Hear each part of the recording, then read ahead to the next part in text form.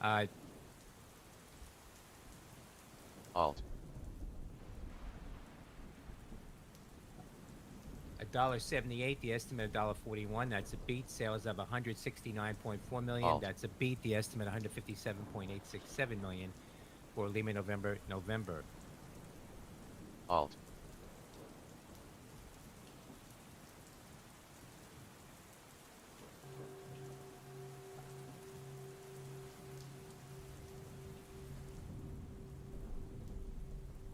SONM.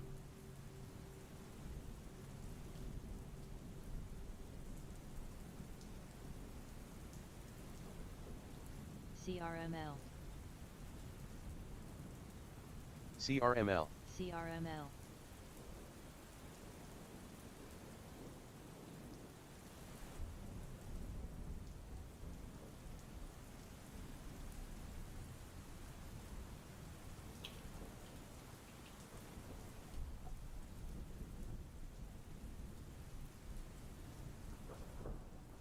OKLO.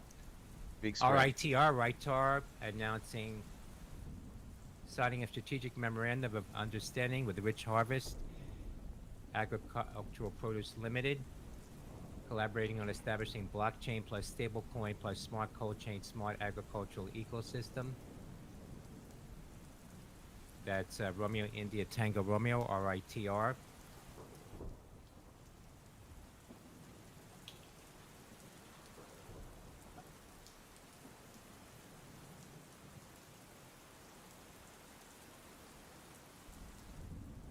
Alt.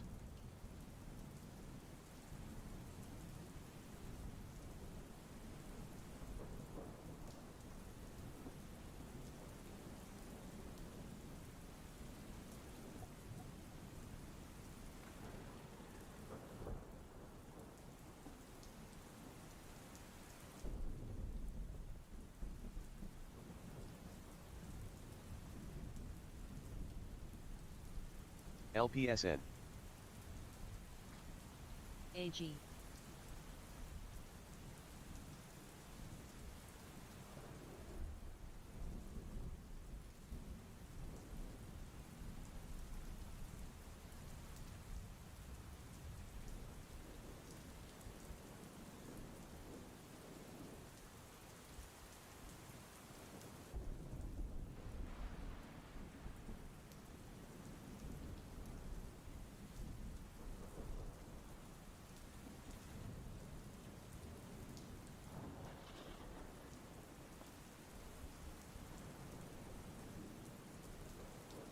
DAAQ.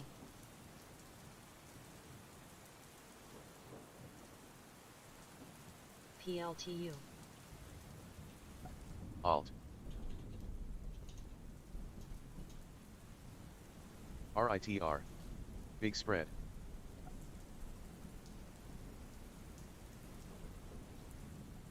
PLTR.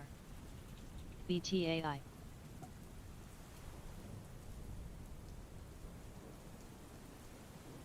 Alt.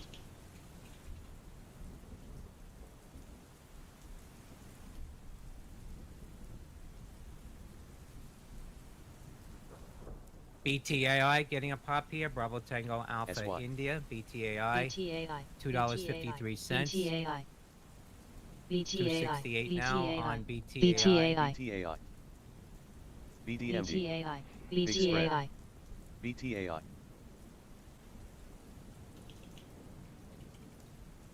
RITR. Big spread.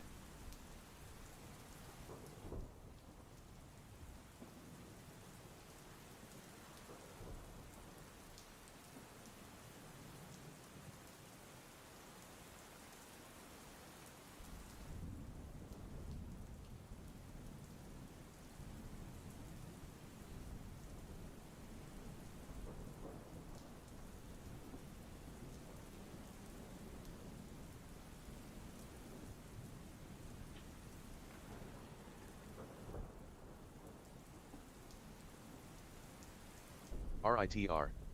Big spread.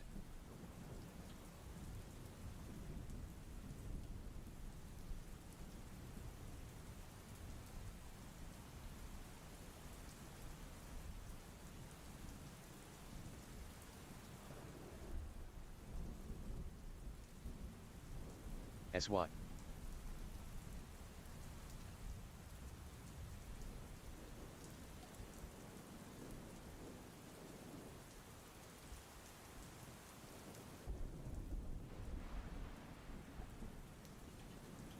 SLDP.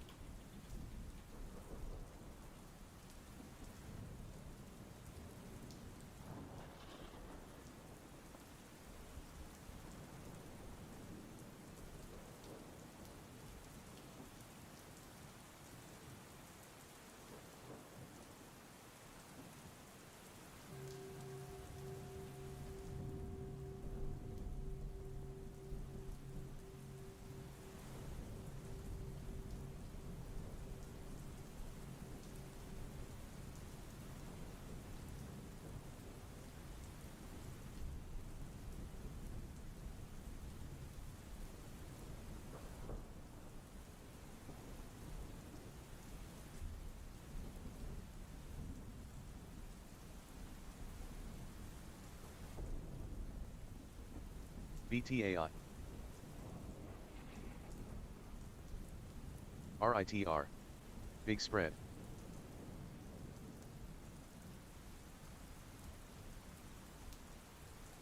RITR. Big spread. Alt. OKLO. Big spread. RITR. Coney. IRD.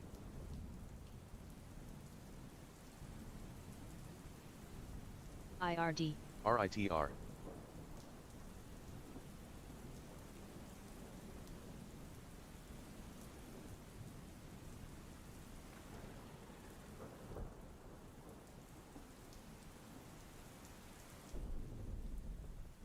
IRD.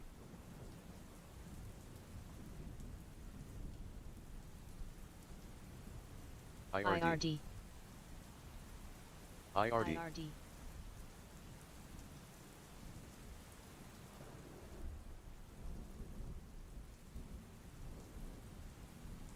Tamal is a chef-crafted meal service paired with an incredibly smart oven. You choose your meals each week from a menu of 30. Alt. Here to unpack all of this is Todd Blanche, U.S. Deputy Attorney General. IRD. IRD. Todd, the Pentagon's IRD. working with the FBI to IRD. investigate this leak. Is the DOJ prepared to charge Alt. whoever IRD. is responsible, and what could those charges look like? I mean, absolutely. Of course we're ready. I mean, just think for a Alt. moment. During the last administration, the Attorney General issued a memorandum that didn't allow the Department of Justice to investigate leakers without some insane level of high level of finding that you would have to do RITR. first. We reversed that. The Attorney General Bondi reversed that over a month ago, and it's precisely for this kind of conduct, where you have some deep state intelligence personnel, not based on the facts, not based on the truth, but based on something that they want an agenda BDMD. that they have Watch the spread. to thwart President Trump. They issue something like this and then leak it to CNN and the New York Times, where the New York Times article has 5 reporters on the case, and that's to mask RITR. how they got that information. So we are now going to investigate that RITR. completely and Big fully. spread. The leaks are not done to give under the First Amendment. BDMD. They're not done to give the RITR. American people some sort of insight that's been hidden from them. They're done to damage President Trump. They're done to damage our military, the men that did the mission on Saturday. RITR. That's the reason why this happened, RITR. not because of the truth. And so you better believe, and the American people better know for sure, that this is exactly the type of conduct that we will investigate fully. Primary and secondary endpoints Steve in Witkoff Vegas last night retrial. on The Angle said, from his perspective, he's a pretty smart guy, this is treasonous. IRD. At a time where we could BTAI. potentially be targeted by adversaries, whether Iran has capabilities here in the United RITR. States, we don't know. But he said it's treasonous and should be treated as such. Your reaction to that? Listen, I couldn't agree more with what he said as far as the damage that this could do. Look at what happened today.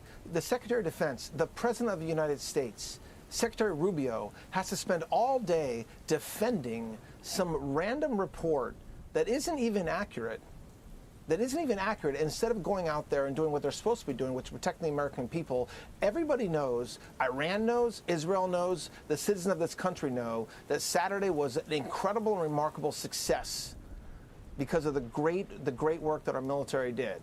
And so what happens today? No.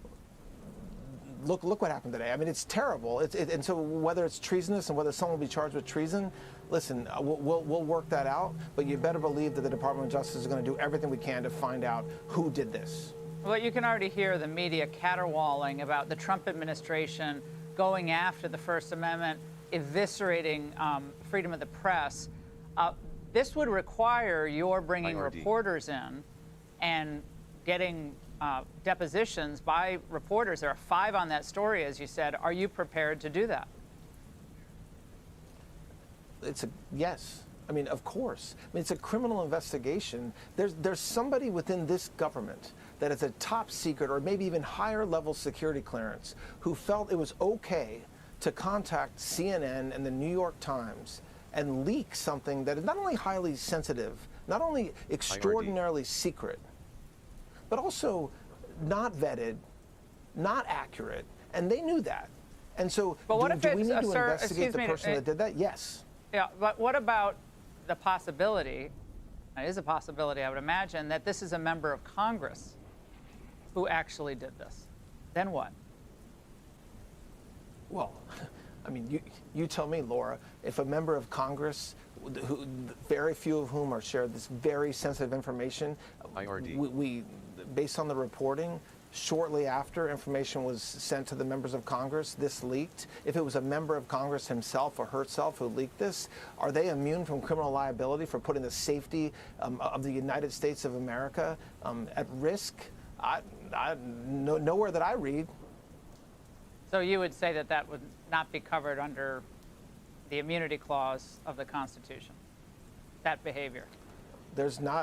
I'm not aware of an immunity clause that protects anybody in this country from disclosing classified, top secret, or even higher information to the New York Times. If such a statute exists, it has not been presented to me. Todd, as always, thank you very much for joining us tonight. We really appreciate it. Hey, Sean Hannity here. Hey, click here to subscribe to Fox News YouTube page and catch our hottest interviews and most compelling analysis. You will not get it anywhere else.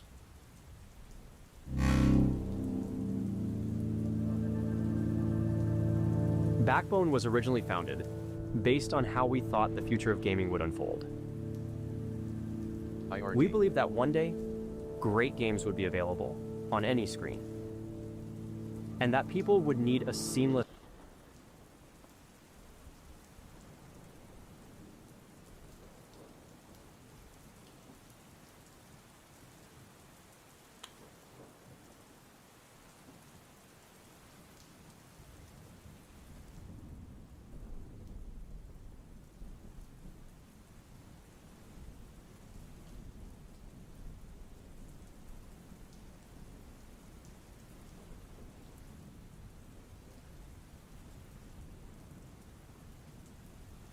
ESPR.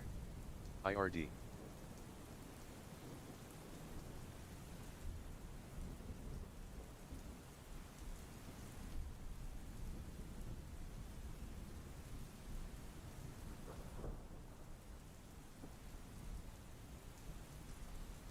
RITR.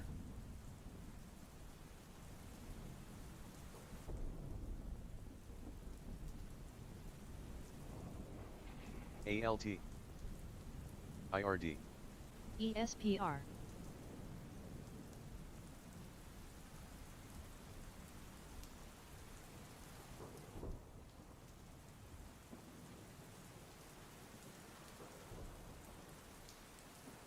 SAFX. RITR.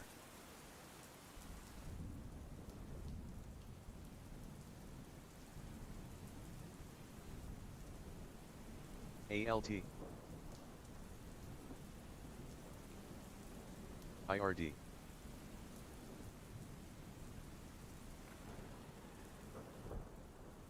VOR.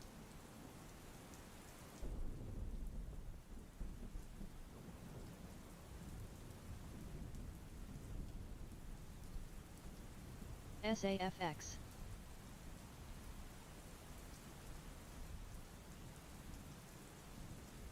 ALT.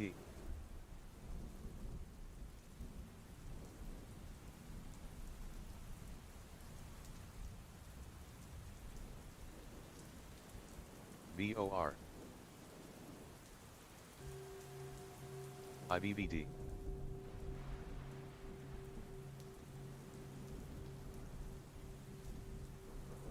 IRD.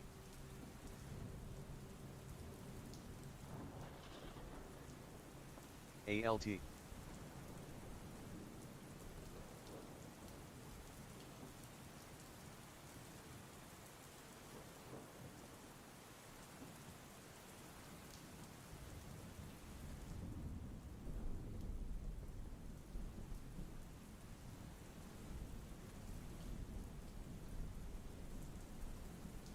IRD.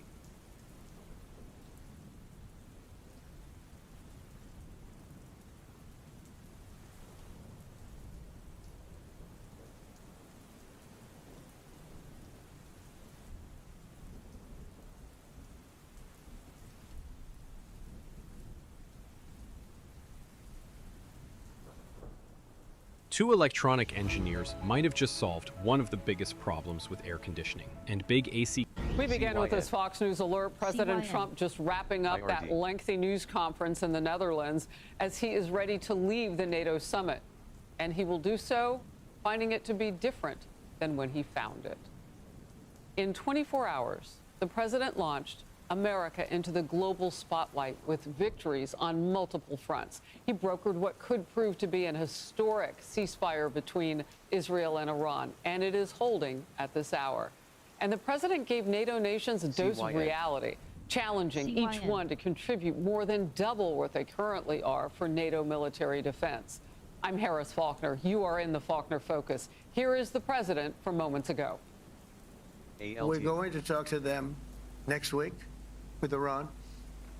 We may sign an agreement. I don't know. To me, I don't think it's that necessary. I mean, they had a war, they fought. Now they're going back to their world. We want no nuclear, but we destroyed the nuclear.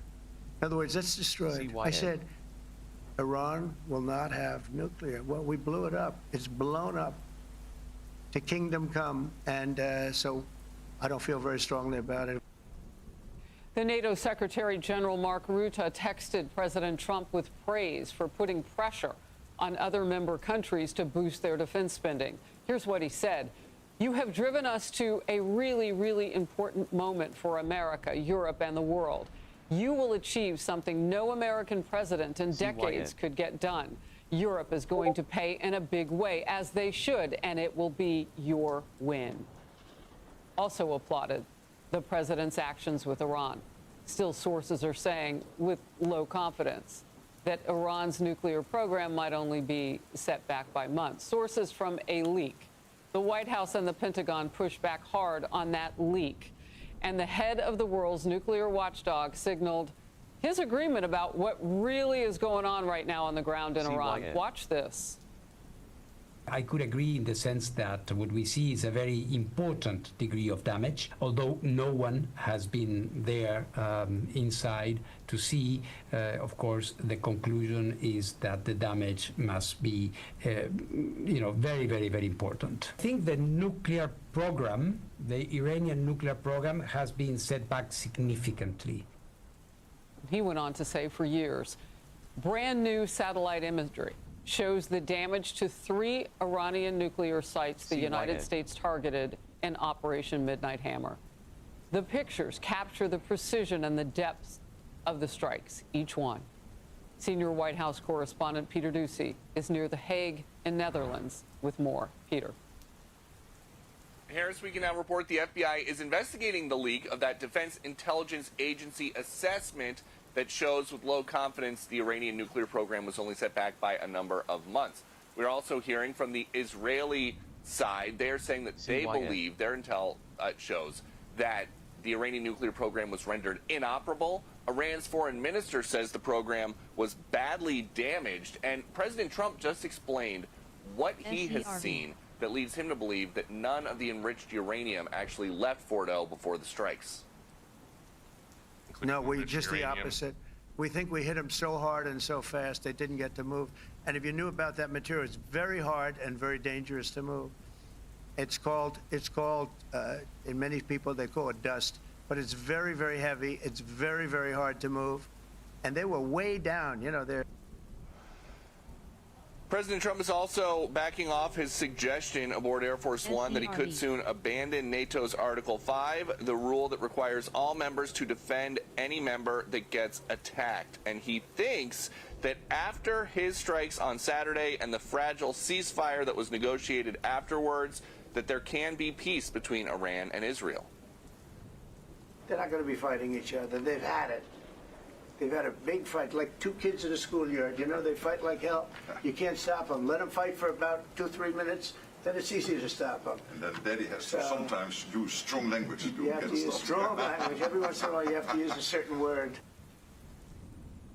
And President Trump is now comparing the strikes that he ordered on Saturday in Iran to the strikes the U.S. carried out in World War II over Hiroshima and Nagasaki, because he sees all three of them as ending a war in different ways. Harris? Peter Doocy, thank you very much. Republican Senator Ted Cruz of the great state of Texas, member of the Foreign Relations Committee, great to see you today on an important day for the country, for the president, with a lot of victories. First of all, let's start with the NATO summit and what pops to you as a huge moment. Well, listen, I think the president has provided strong leadership for America and for the world. The last 4 years under Joe Biden, the world was in real jeopardy because we had a weak commander-in-chief. And when you have a president who our friends don't trust and our enemies don't fear, it makes the world much more dangerous. We've now returned to a world with a strong commander-in-chief in President Trump.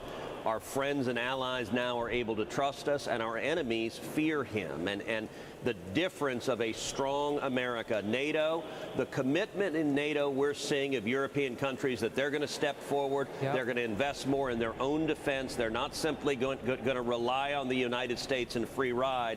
That doesn't happen without Donald J. Trump and his leadership. And that's really impactful. And I will tell you, President Trump went into that NATO meeting in a very strong position because the Saturday military strike on Iran, taking out their nuclear weapons facility, was a spectacular success. It was brilliantly executed, and it was tremendously effective in protecting not just our friend and ally Israel, but critically protecting America and keeping Americans safe. That is exactly the job of the commander-in-chief. And I think President Trump had an incredible, decisive moment of leadership this weekend with great success for America. And the ceasefire is holding still. Just real quickly, because I want to dig into this a little bit. So Iran has come out and said it was heavily damaged. So you've got that. You've got the leader of the United Nations coming out and saying, you know, and he's not always a fan, obviously, but he's coming out and saying significant damage could take them years to rebound, that sort of thing. When you look at all of that and you hear about this leak, and that's where we started, what does that tell you behind the scenes in this country, what's going on? Looking for a fast, customized garage build? Prefab is the answer. Look, the leak itself, I don't know the motivations behind that leak. I find the leak highly dubious. At the end of the day, we dropped a total of 14 bunker buster bombs. Each one of those is 30,000 pounds of explosives. They do devastating damage. They're the biggest non-nuclear bombs we have. And that effect, on the face of it, is going to be devastating. They were precise. They hit their targets. And not only that, we had about 25 Tomahawk missiles as well. That combination, by almost any measure, would do devastating damage. Now, I'll tell you, in the Senate, we were supposed to have a classified briefing yesterday on the precise readout of the attack. That briefing got moved to later this week. So I have not yet attended the classified briefing, but I will this week. I'm sure we're going to ask in the classified setting, what do we know specifically about what was hit, what happened to the enriched uranium, what the state of the centrifuges is. I don't know the answers to those questions yet, but we will presumably find them all out as soon as we have the classified briefing. That's great information, because there was so much confusion yesterday about what was going on, and the left was decidedly playing politics with the moment. None of it was helpful, but we do know now there's a target for Thursday in terms of resuming that. So real quickly, Talk to me about what's, foreign relations. Talk to me about what's possible as next steps in all of this. Well, listen, I think eliminating Iran's nuclear weapon capability is massively important. In my view, the single most acute national security threat America faced is the threat of a nuclear Iran. I think China is the greatest long-term geopolitical threat, but in terms of an acute threat, the Ayatollah, when he chants death to America, I believe him. When he calls America the great Satan, I believe him. And one of the things really important for folks at home to understand, this attack was about protecting America. There is a reason the Ayatollah was working on an ICBM program. ICBM, as you know, Harris, stands for Intercontinental Ballistic Missile. You do not need an ICBM for Iran to attack Israel.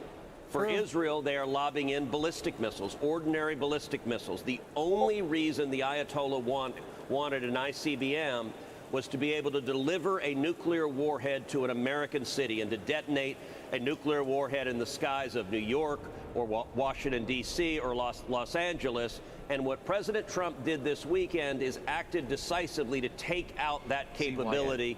Americans are significantly safer because of the president's leadership, stopping Iran from getting nuclear weapons that could kill Americans.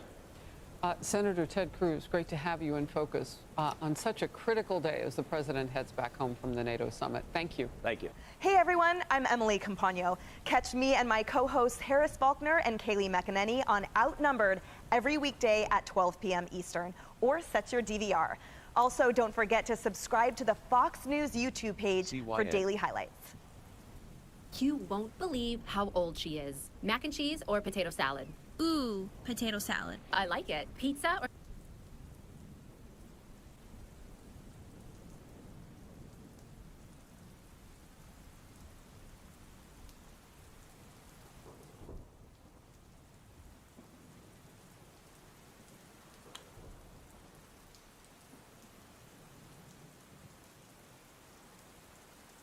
CYN.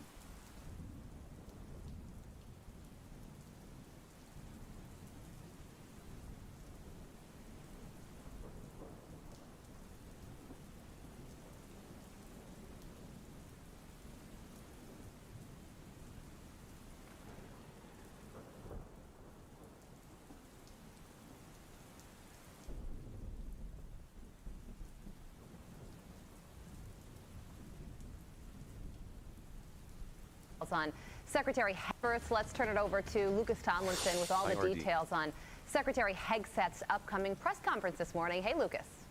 Good early morning, Carly and Todd. President Trump returned to the White House late last night from the NATO summit in The Hague after ordering the Pentagon to share intelligence with the world about that B-2 strike on Iran's nuclear sites. And the CIA director now weighing in with a statement of his own saying, quote, CIA can confirm that a body of credible intelligence indicates Iran's nuclear program has been severely damaged by the recent targeted strikes. During a lengthy press conference following the summit, President Trump and his defense secretary, Pete Hegseth, insist the mission those bombers were sent on was completed. There are numerous of those reports, and they're coming out fast and furious. But the most respected ones we've already seen. The site was obliterated, just like I said it was. And just like the pilots should be given credit for. So if you want to make an assessment of what happened at Fordo, you better get a big shovel and go really deep, because Iran's nuclear program is obliterated. As the ceasefire between Iran and Israel appears to be holding, Trump says he's looking at talking to Iran next week and perhaps working on a pledge by the Islamic Republic to give up its nuclear program. Look, we're going to talk to them next week with Iran. We may sign an agreement. I don't know. To me, I don't think it's that necessary. I mean, they had a war, they fought. Now they're going back to their world. I don't care if I have an agreement or not. The only thing we'd be asking for is what we were asking for before about we want no nuclear, but we destroyed the nuclear. And Carly, that Pentagon briefing scheduled for 8 a.m. Eastern. We'll be carrying it right here live. Stay tuned. Right here on the Fox News channel. We certainly will be watching. How's that for tease? Thank you. That's an amazing tease. We will do it more. So I say keep your station locked to Fox News. How about that? Ooh, very nice. Yeah. Doubling down. Lucas, thank Locked you. and loaded. Let's bring in former NSC Chief of Staff under President Trump, Alex Gray. Alex, let's start there. What are you expecting to hear from Secretary of Defense Pete Hegseth in just a few hours?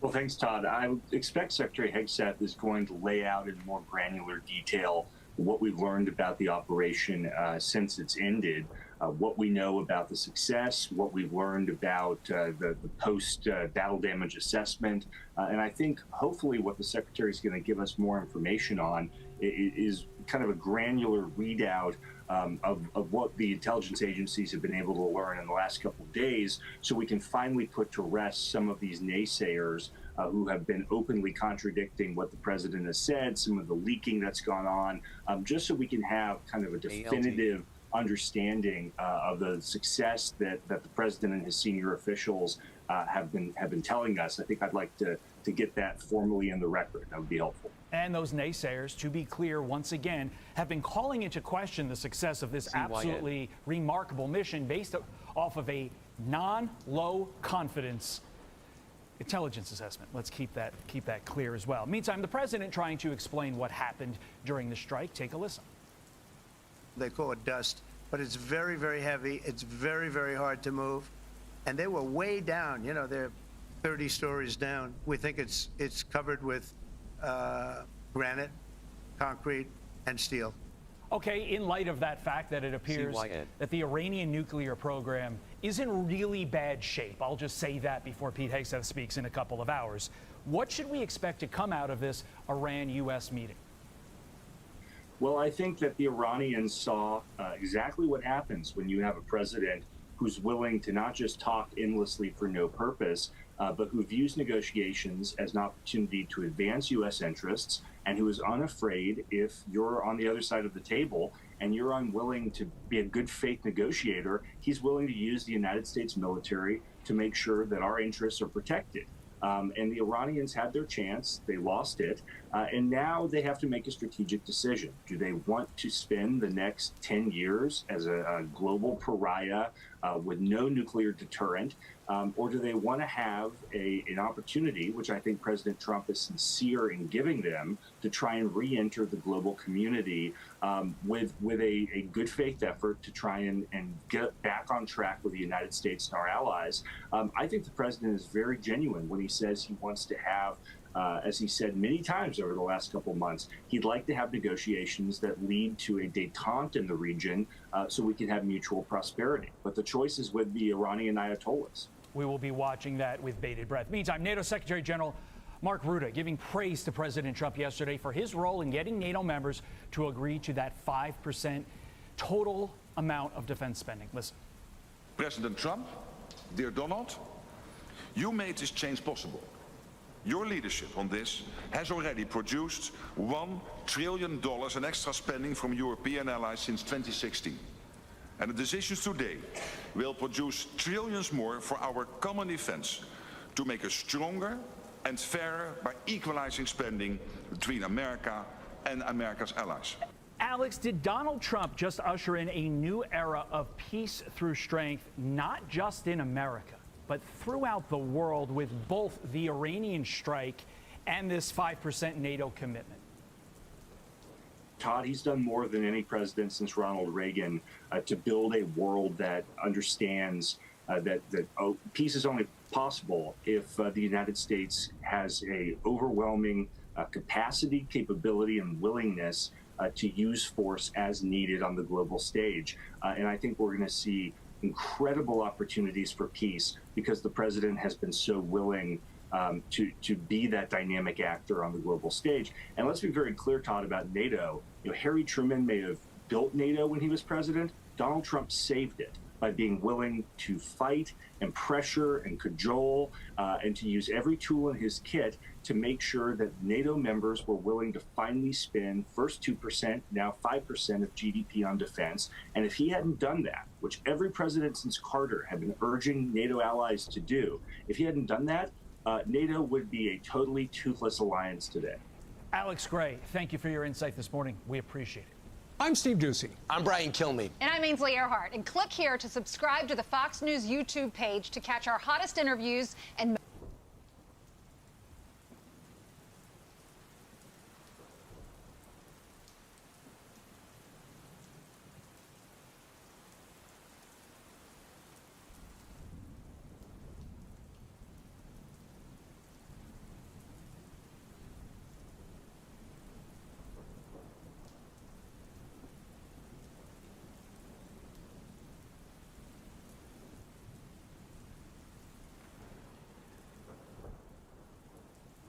ALT.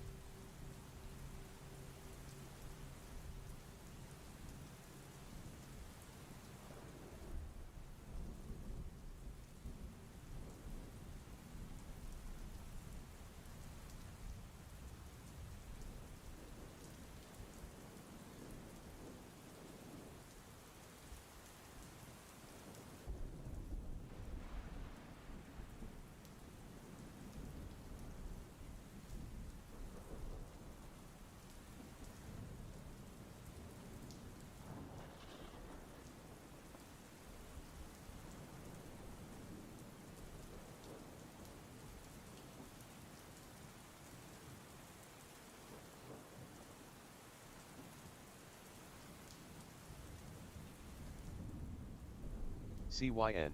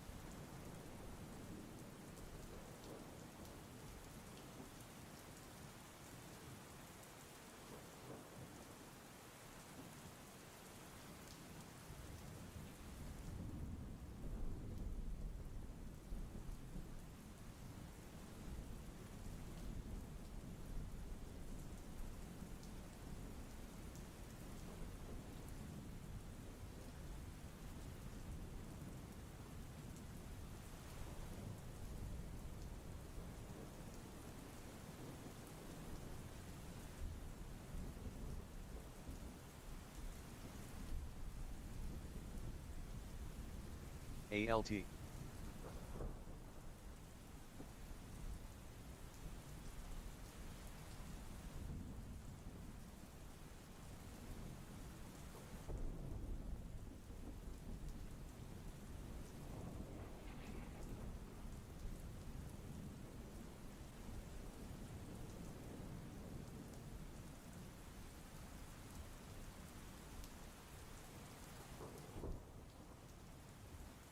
running for president funded by the current president.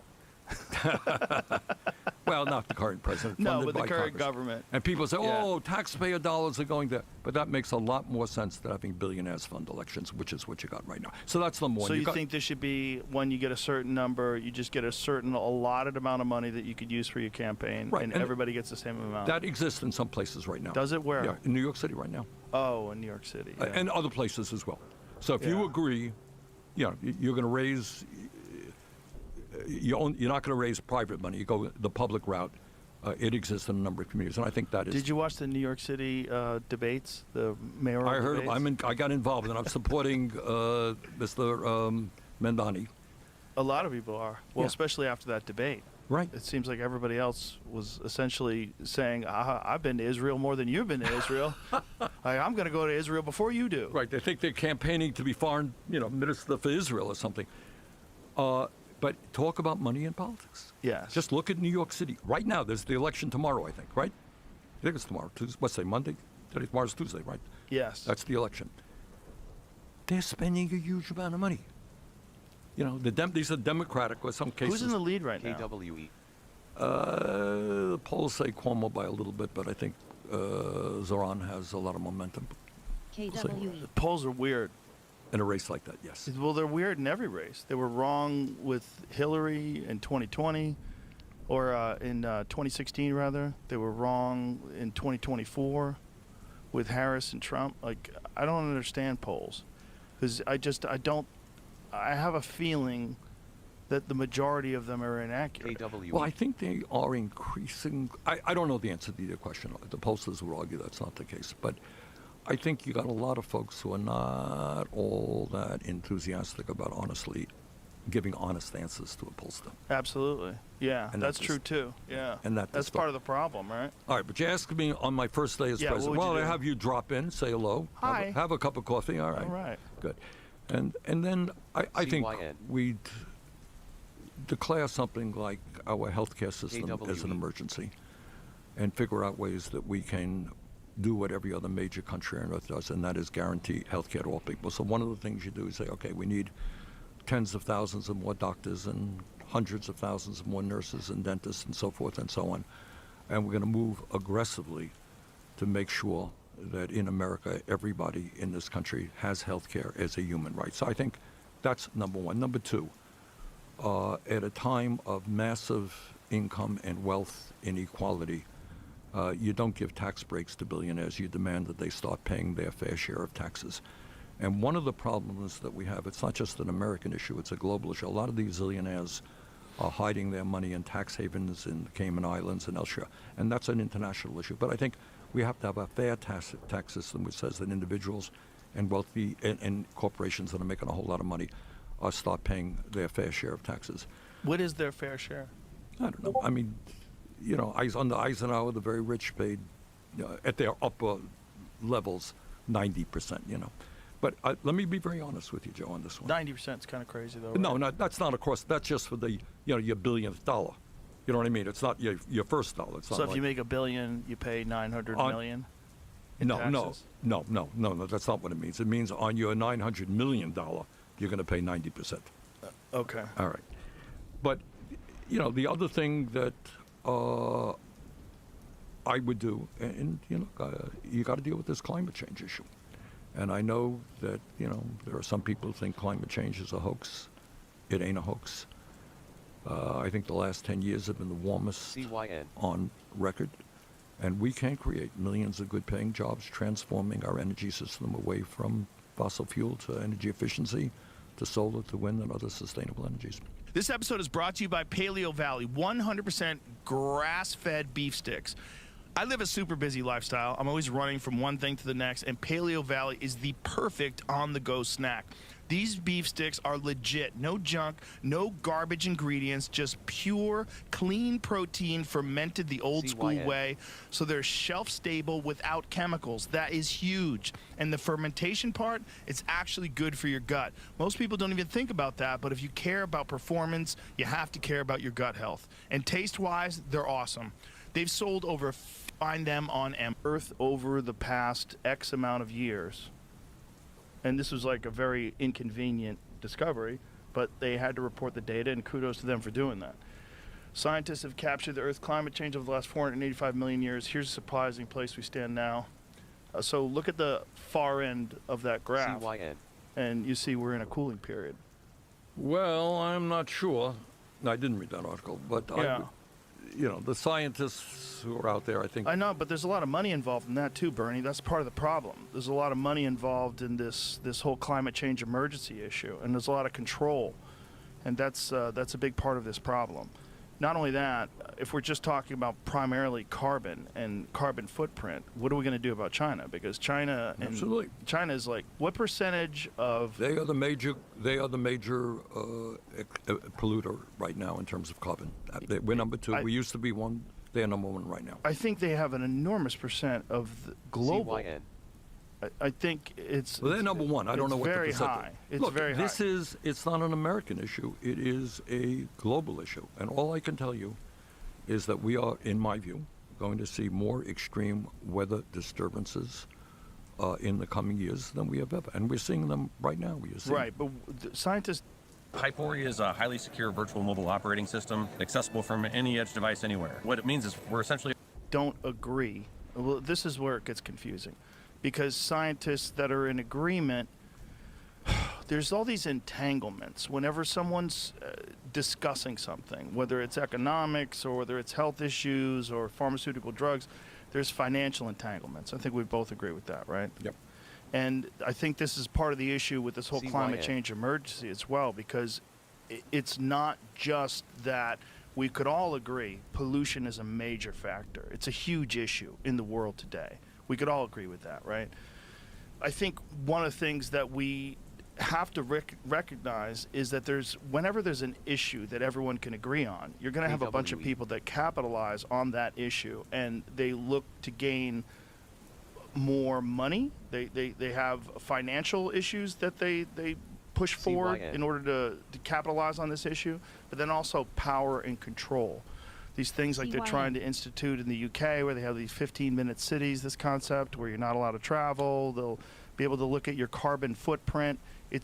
See, that's the problem. The problem is giving people that are in power, KWE. these people that we've all discussed that have so much money and so much control over our societies, multinational corporations, giving them more control over citizens. And this is a vehicle for that. And this is what's dangerous about this whole climate change emergency, because it allows these fucking creeps that have been controlling people and controlling what you do and what you say and how you spend your money with people that already live in check to check, and you put additional constraints on them and you make them even more scared. And then you put additional measures where you can look at their carbon footprint, you can look at the amount they travel. What do put a carbon tax on these people? Let's figure out how to extract more money from them. That's what bothers me about this climate change emergency. Not that we can all agree pollution is a terrible thing. Everyone should agree to that. The beautiful earth that sustains us and all life on this planet is being poisoned as we speak. We're killing all the fish in the ocean and sucking them out in giant numbers. 94% of all the big fish that are in the ocean are gone over the last whatever it is. When you go to war against nature, you lose. Yeah, because you're a part of nature. Loses. Exactly but right. We're worshiping the almighty dollar. You got it. Above the mother. You asked me when I ran for president, one of the interests, it's something else to run for president, because you get around, you meet all kinds of people, and you learn all kinds of things. And one of the things that I did, we went to met with a lot of Native Americans. And one of the reasons is, their tradition was, going from way back, respect for nature. That they understood way back when, that you kill off all of the buffalo, you ain't going to have nothing to eat, right? Right. They understood that. And you understand that you live in harmony with nature, which is, I think, what you're talking about. Absolutely. And if you lose that harmony, I worry about the future of humanity in general. Which is the problem with financial competitiveness. When you put that almighty dollar above all else. That's right. Then all you think about, and you're only alive for 100 years, so it's just hit the gas. Hit the gas for 100 years, and who gives a shit what happens after I'm gone? I'm going to die with the most toys. Yay, I win in the dirt. That's exactly right. Yeah. And that is, which takes us to another issue. Okay. And that is artificial intelligence and robotics. Automation. Automation. Yeah. Okay. So, giant issue. Huge issue. All right, so let's back it up. Americans are angry, and one of the reasons they are angry is that over the last, just give you one fact here, last 52 years, you and I understand, everybody in the world understands, there's been a huge explosion in technology, correct? Mm-hmm. What we're doing today never could have happened 50 years ago. Factories far more automated, offices far more automated. I became mayor of Burlington, Vermont in 1981. There was not a computer in the building, okay? So By the way, great town. It is a great town. In any case, an explosion of technology, significant increase in worker productivity, right? We're talking to millions of people now, never could have happened before, right? That's true. Workers are producing a lot more. Tell me, how are real inflation accounted for wages been over the last 52 years with all of that increase in worker productivity? Workers doing a lot better? Not so good. Not so good. No. In fact, there are studies out there that suggest in real inflation accounted for dollars, wages are actually lower now than they were 52 years ago, okay? And during that same period is a massive transfer of wealth from the bottom 90% to the top 1%. So that's what technology has done over the last 50 years. And it's not, there was a study, I don't know if you saw this, it blew me away. I can't remember who did it, Kaiser, some reputable guy, people did it. This is what they said. They do a poll to the American people and they say, Americans, do you think you are better off today than somebody in your situation, you know, middle class, whatever you may be, was 40 years ago, okay? Are you better off today than somebody in your circumstance would have been 40 years ago? What was the answer? CYN. What do you No. think? CYN. Yeah. And what the answer was, and we got to deal with this one. This is big. The answer was, you know, there were a number of people who say, hey, look, I got a cell phone. It's great. I got a big screen TV. Right. It's great. I can fly all over the world. It's great. I get sick. I get treatment now that I never could have had 40 years ago, right? Those are facts. All really positive developments. But on average. Hi, Mr. Wonderful here. You know, I don't waste time, and I definitely don't waste money. I joined Start Engine as a strategic advisor CYN. and a shareholder and a paid spokesperson years ago because I liked where this company was headed. And now, the numbers speak for themselves. Most people said, I think the situation is worse today than it was 40 years ago. And that is what we got to deal with. So you can have all the technology in the world. Right. What the hell does it mean if your life is not improving? In fact, in many ways, getting worse. Yeah. All right. Well, again, we'll go back to polls again because I don't necessarily believe CYN. that polls are totally accurate, but I do think that the issue with it being virtually impossible for one person to sustain the entire family these days, one worker, the father or the mother, whoever it is, to sustain the entire, that's a giant issue. All these issues when it comes to labor, when it comes to minimum wage, I think you and I are in agreement on all these. I think the minimum wage in this country is ridiculous. I mean, to $7. CYN. What? It's insane. It's insane. How do you live off $7? You go to Jimmy John's, you get a sub. CYN. How much is a sub? How much is a sub, like a big sub at Jimmy John's? Some guy was just did a TikTok video where he's like, they're trying to say that minimum wage $15 is too much. I think he had a sub that he bought for $25. So imagine that's your lunch. So imagine you have to work 3.5 hours just to pay for a sandwich. Imagine how insane that is. It's insane. That's insane. Like, Yeah. how do you eat? And how do you eat dinner? How do you eat lunch? Joe, how do I you eat have, breakfast? I have talked to people who make $10-12 an hour trying to raise a kid. Jesus. That's right. Yeah. Well, the argument against that is, hey, these are entry-level jobs that are supposed to be for kids. No, and that's factually incorrect. Yeah, of course, that's true to some degree.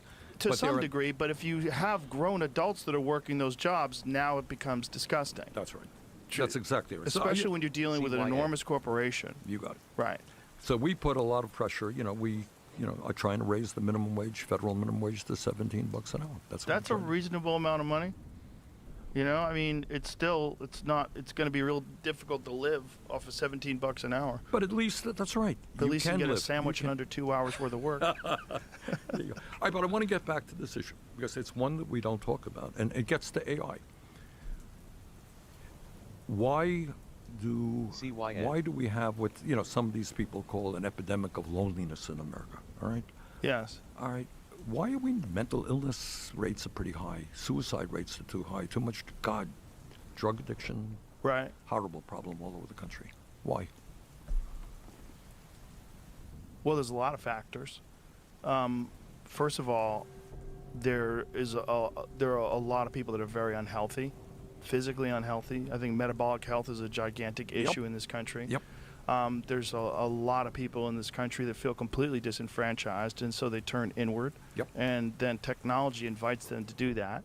You get online and you spend your time staring at a screen, having communications with people, arguing on Twitter all day, changing the flag in your bio from Ukraine to Palestine, and now you got an Iranian flag. You're just like in a constant state of anxiety and chaos. You're dealing with the entire problem, the problems of the entire world. You're dealing with 8 billion people's worth of problems every day. I think that's unsustainable. And then that's also a function of technology, because this interaction that we have is unprecedented. Right. The interaction with the news, with each other, all this stuff we're not designed to handle. And it gives you massive anxiety, particularly for young people. Particularly, Jonathan Haidt's written about this with young girls who have the biggest problem with social media, comparing themselves to other people, massive increase in self-harm, suicidal ideology, depression, anxiety, all this stuff accentuated by technology and our unchecked use of it. I think you hit the nail on the head. And so I think we got to take a deep breath and understand that we got to figure out how we make technology work to improve human life. Right. Not to hurt human Don't you life. think this is the 11th hour? I think it is. Yeah, this is the problem with it is like it's already the genie's out of the genie's bottle. out of the box. There's no question about Yeah. it. But, we can't sit around and just do nothing. But when this is the real issue, when it becomes a problem where you have massive automation of almost all jobs, which is something that, especially when you deal with a corporation that is entirely based around making the most amount of money possible. Well, what better way when you don't have to pay them anything? You got it. There are signs. I don't know if you've seen them. Signs advertising from AI companies. What was they saying? Don't hire humans. Something like that. Did you see I posted it? That's adorable. Don't hire humans. That's demonic. It is. All right. Yeah, but also from the perspective of a corporation where you deal with human issues, problems, mistakes, people showing up late. Why not do I doing their need you job when I can correctly. get a robot? Exactly. All right, you're not going to get sick. Right. I can fix you a lot easier than paying for your health care and so forth and so on. Right. So what do you do? What do you do about that? So if you're the president and President Sanders, we have this issue. The whole country is going to go automation. Okay. What do we do? All right. First of all, we make the determination that we are not going to let a handful of CEOs make these decisions, that they're going to be made by the American people. What does that mean?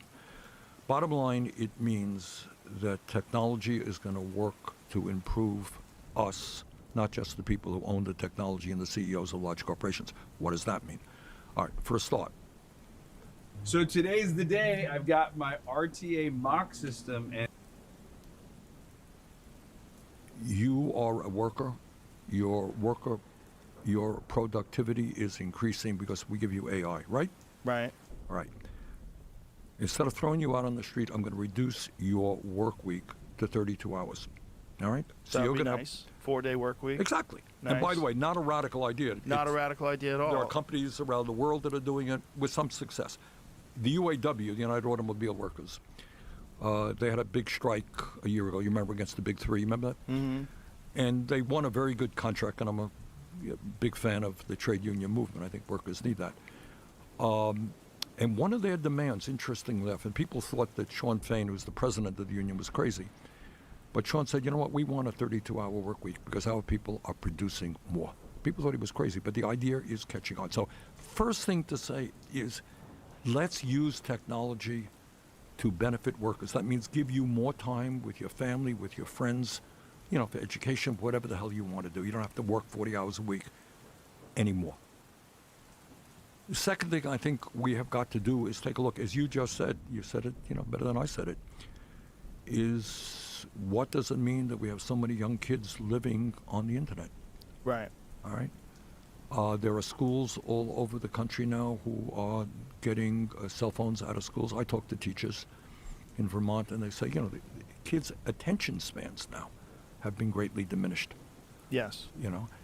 How do we deal with that?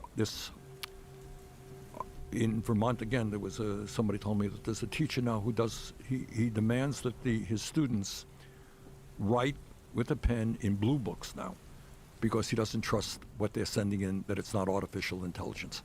All right? So if I say to you, all right, Joe, tell me what happened in the American Revolution, you go to the chat box, you give me a wonderful essay that you know nothing about, right? Right.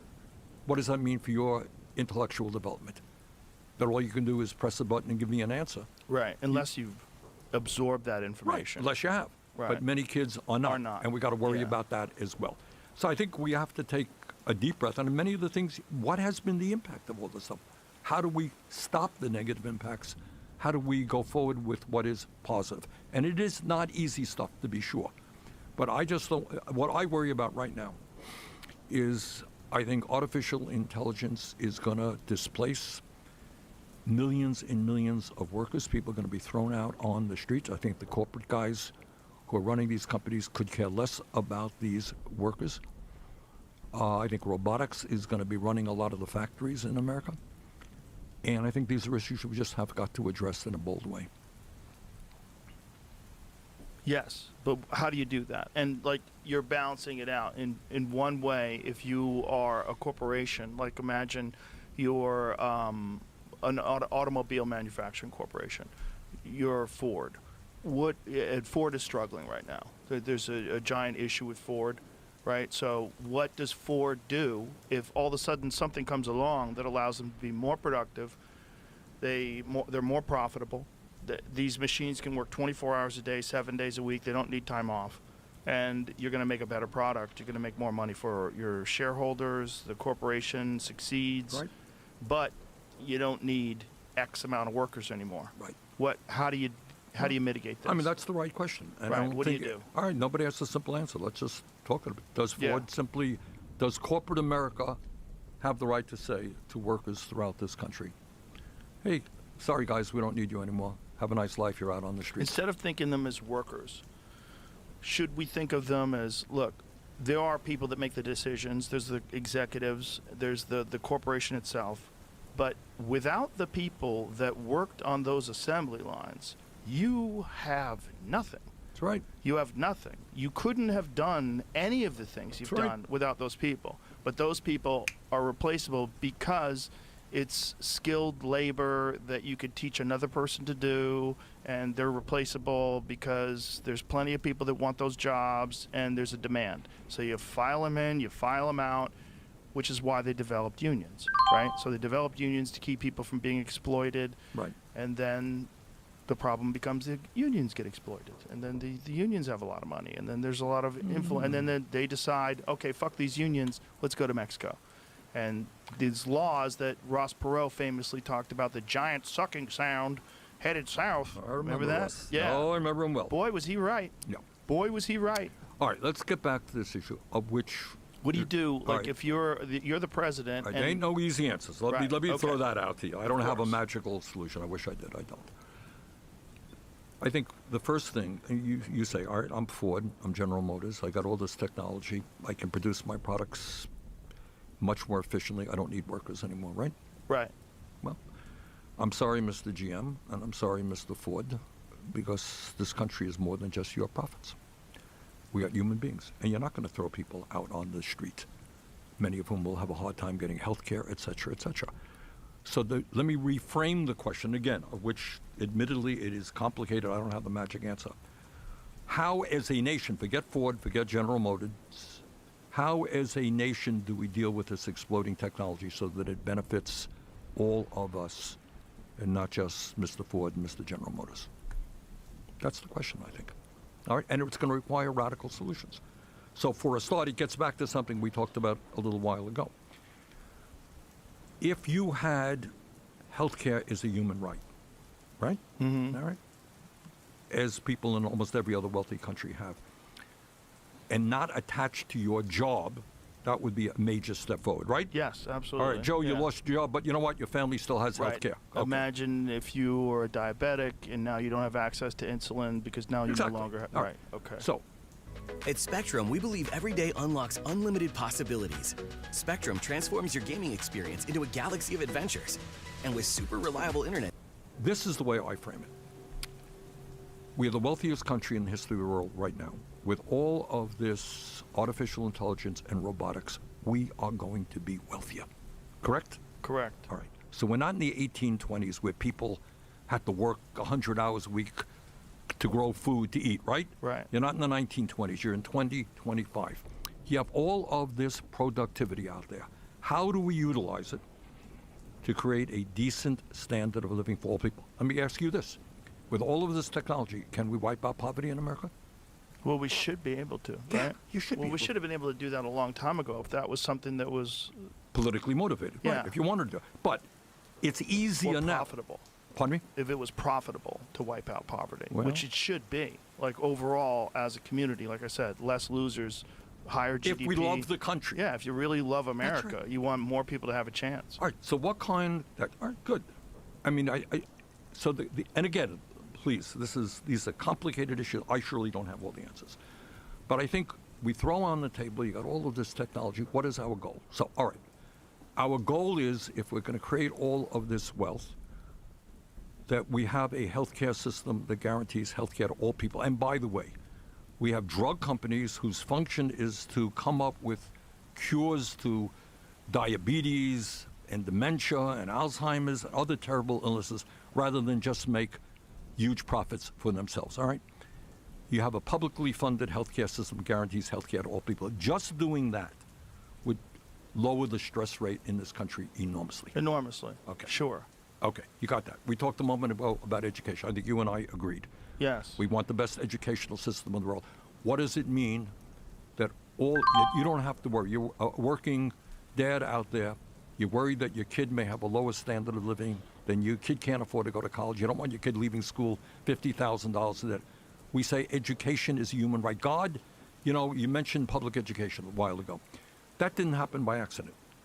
Back in the early 20th century, a lot of people, working class people, fought and said, you know what, we don't only want, the rich kids to get a decent education, we want our kids. And that's how public education began, right? Right. So it said, okay, everybody in America, state by state, started in Wisconsin actually, is going to have public education from first grade, or kindergarten, to 12th grade. God didn't create 12th grade as the limit, right? Right. All right. You go to Scandinavia. You go to Germany right now. You know how much it costs to get a higher education? How much? 0. That's great. Of course it's great. Because Maybe that's why they make want... such good cars. Well, it could be.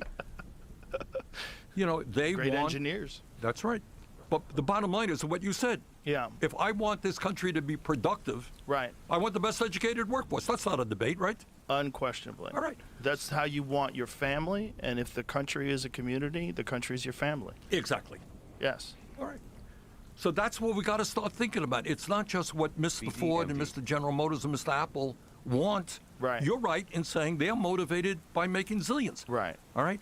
Their motivation is throw the workers out on the street, bring in the technology, and screw the workers. That is not what we should be doing as a nation. You got to tell them that. All right? All right. So we got to sit there and say, all right, all this technology. All right, we talk about healthcare as a human right. I think we're talking about education as a human right. Right. I think we should be saying, with all of this technology, we got to be thinking seriously about lowering the number of hours that people work. Yes. You know how many people, zillions of people in this country don't work 40 hours a week. They're working 50, 60 hours a week. Yes. That's insane. So we can say all of this increased worker productivity, guess what? I don't know what the number is. We got to work on a 4-day work week with no loss of pay. I introduced a bill to do that. And I got to tell you, I go to airports, I go around, people came up to me. People are stressed out by the amount of hours they have to work. Absolutely. All right. So what I'm saying here is let's take a hard look about how we utilize this technology to improve life for all people. Our goal should be, instead of bombing Iran, our goal should be right now, Joe, our life expectancy in America is lower than it is in other major countries. You know that? Yes. It's 4 years younger than 4 years shorter lifespans than other wealthy countries. If you're working class in America, you live 7 years shorter life than the 1%, which is, to me, just outrageous. All right, so here's the thing. Instead of bombing Iran, how do we increase life expectancy so that we're living the longest lives of many people on Earth? How's that for a goal? Well, that's a great goal. And how do you go about achieving that goal? Well, healthcare is one, reducing the work week is another, education, all the things that we've talked All the about. things you talked about. All right. Right. Will increase life expectancy, but have a goal out there. Also taking toxic food out Exactly. Exactly. Yeah. You know, I've known Bobby Kennedy for a long time, and he and I have gone in different directions politically. But the point about health, food. We spend the most, and we're the sickest. Absolutely, absolutely. CYN. And food is one of the. When I was chairman of the committee, we worked very hard to get serious labeling. You know, some kid drinks mom buys a bottle of Coca-Cola for the kid. There's like, 10 teaspoons of sugar in that product? Yeah. You know, I don't think people know that. And we try to get labeling. Maybe that will happen now. But people also weren't aware until the last 20 years what the consequences of that sugar is. That's right. Absolutely. Yeah, also because of money. You got it. Yeah. I mean, yeah. Don't get me going on that one. I Let's mean, go. I'll get you going. Come on. You would think, how hard is it to say if you have a bottle of soda or you have a food product, tell people in English what is in the damn product, right? Right. Do you think anyone right now they have any grams? Do you think anybody in America knows what the hell a gram is? I mean, that's how ridiculous it is. So. You're wearing the new shirt, even though you said you didn't need a new shirt. Never said. I want parents to know that if the food that they're serving their kid could lead to obesity, which is an epidemic in America, could lead to diabetes, which is an epidemic, a terrible illness, costing us hundreds of billions of dollars. So you're absolutely right. Right. All right. And then that ties into rebuilding family-based agriculture in America. Wouldn't it be nice? Yes. In my state of Vermont, all over this country, family farmers are, they're just being driven off of the land. And that to me is a real tragedy. Because, and again, Vermont is one of the most rural states in America. Growing up, if you talk to people who grew up on farms, they say, Bernie, that was a pretty good way of life. GSRT. And we're losing that.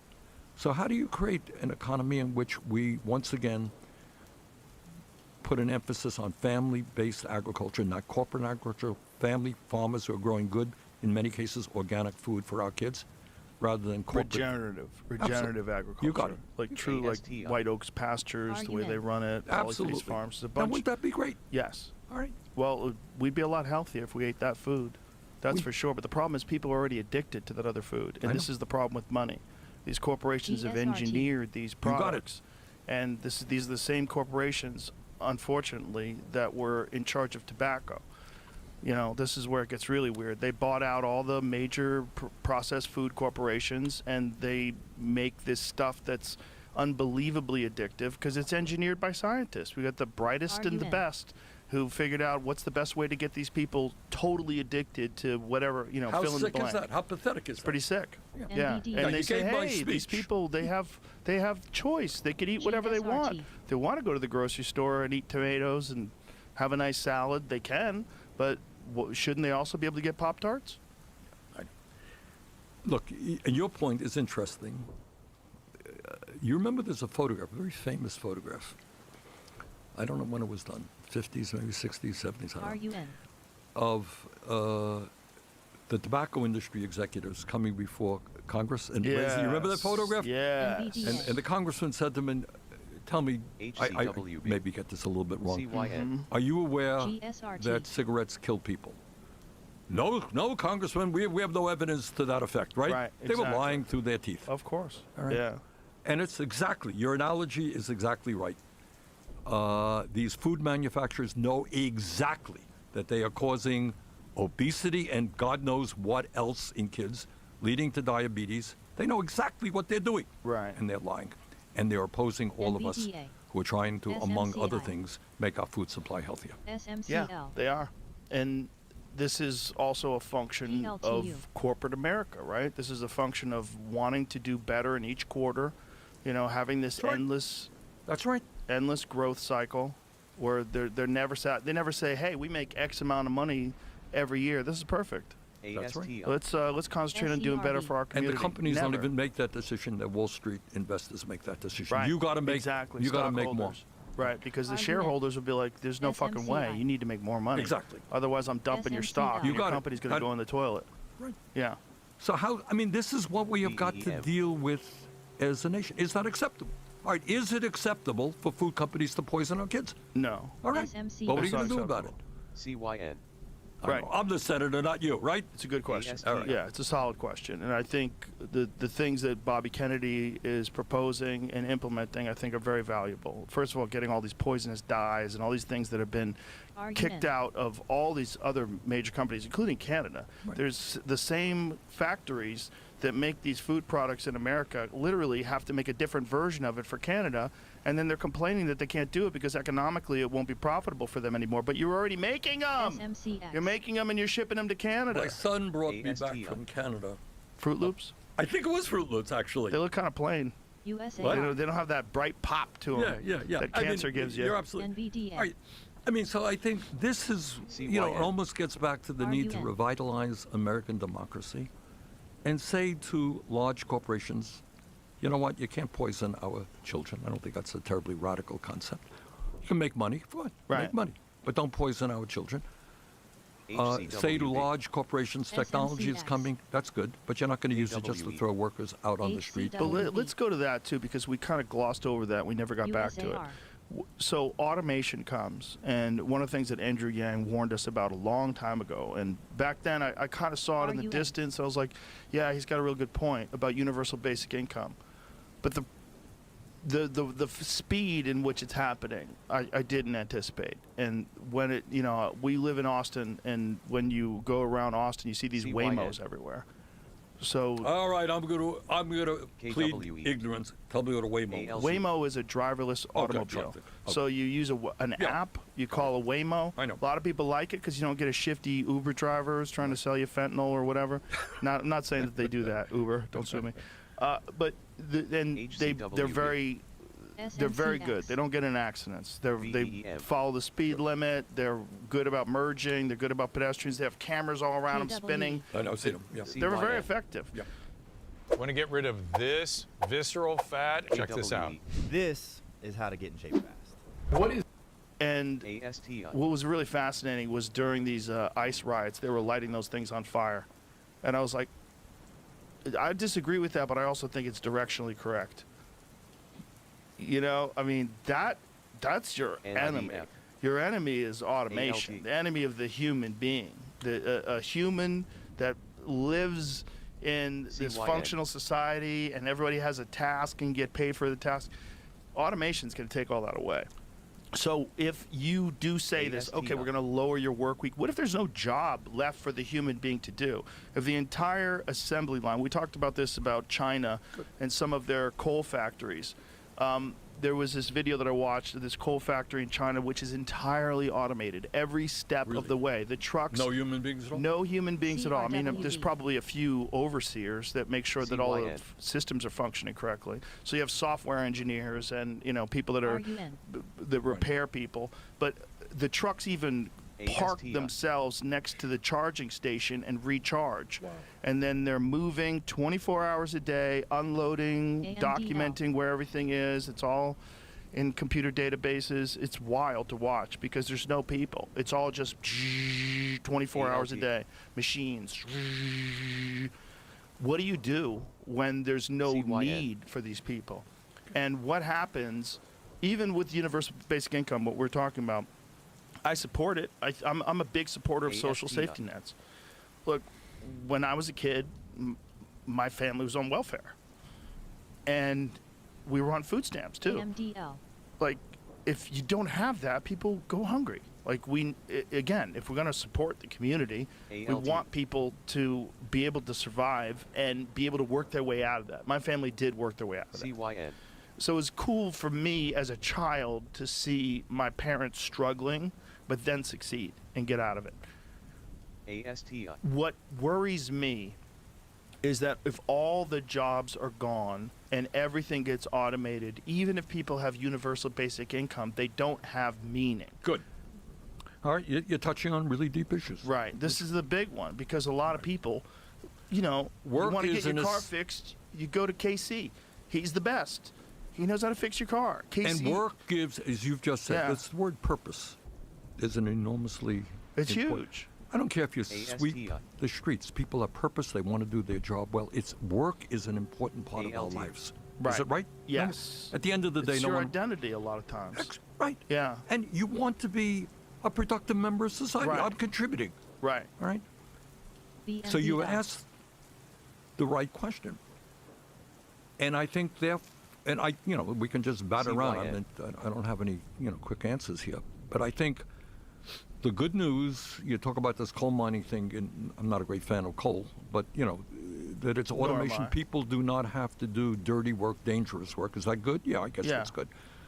But always we have to be thinking how it benefits not just the bottom line of a corporation, but the happiness and well-being of BMBL. human beings. So if what you're saying is that in years to come, a significant part of work is going to be done by machinery or by Yes. computers, whatever. I think that's inevitable. Okay. Then we have to rethink our own purpose in life. All right? And it's not sitting around watching TV 24 hours a day. So I think you raised I would say the simple answer, and then you got to go a lot further than that, BMBL. is to say that under CRCL. those circumstances of that kind of technology, everybody has at least a decent standard of living. AMDL. All right? That people don't have to worry about, survival. They don't have to worry about food. They don't have to worry Increase about profitability of this corporation, provide a fund that's a universal basic income fund. If you're going to replace all these people with robots and you're going to be even more profitable, share some of that profit. Then you'll be more profitable than if these people just stayed working doing nothing, right? Well, I mean, whether you will be or not be, I think once the machines are running everything, they're going to be running 24 hours a day, and you're not going to have to pay the machines. It's going to be more profitable. Right, of course it will be. And we want to, right now, where is it? I think, don't quote me on this, maybe in Norway, they have a huge wealth fund which came from oil. They had publicly owned oil companies. They made a fortune. CRCL. And they have like $1 trillion in their wealth fund for a small country. And they have free healthcare, free college education, Right. affordable housing, all that BMBL. stuff. Here it is. Norway's growing $1.7 trillion oil empire. Norges Bank investment management market value growth since inception. That's great. Yeah, and they AMDL. use that. Government Pension Fund of Norway. This game, you're not ready for it. CRCL.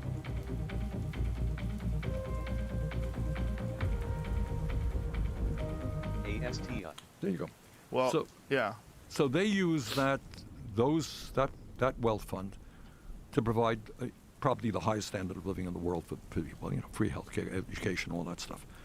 But that's what we got to be talking about here. Use the profits that come, the wealth that's created by this technology to improve life for all people. But it doesn't answer the question that you raised. Of meaning. That's right. Yeah. So what do you do about that? Well, somebody who's a workaholic, it would be hard for me. Because Are you a workaholic? Yeah. Well, it's the nature of the job. Do you have hobbies? Yeah, I got 7 grandchildren. That's a hobby. I used to play ball as a kid. I was a good basketball player. Well, I think people can find other things to do with their time. Like if I never worked again, I'd probably play pool 8 hours a day because I really love playing pool. Yeah. All right. I'd find a thing. I'd do jujitsu. I'd find a thing that I find value in. I think somebody once wrote, you think about what are the deepest things? What's the goal in life? So somebody says work, and I believe that. I think people, one of the sad things that's happened, we talked a little while ago about the decline of, we mentioned Detroit and in other communities where people worked hard, they were proud of what they produced, right? Yes. They earned a decent living, maybe they Yes. had a union and so forth and so on. A lot of that is gone. But, all right, so work, love, there's the thing called Sure. love, right? Yeah.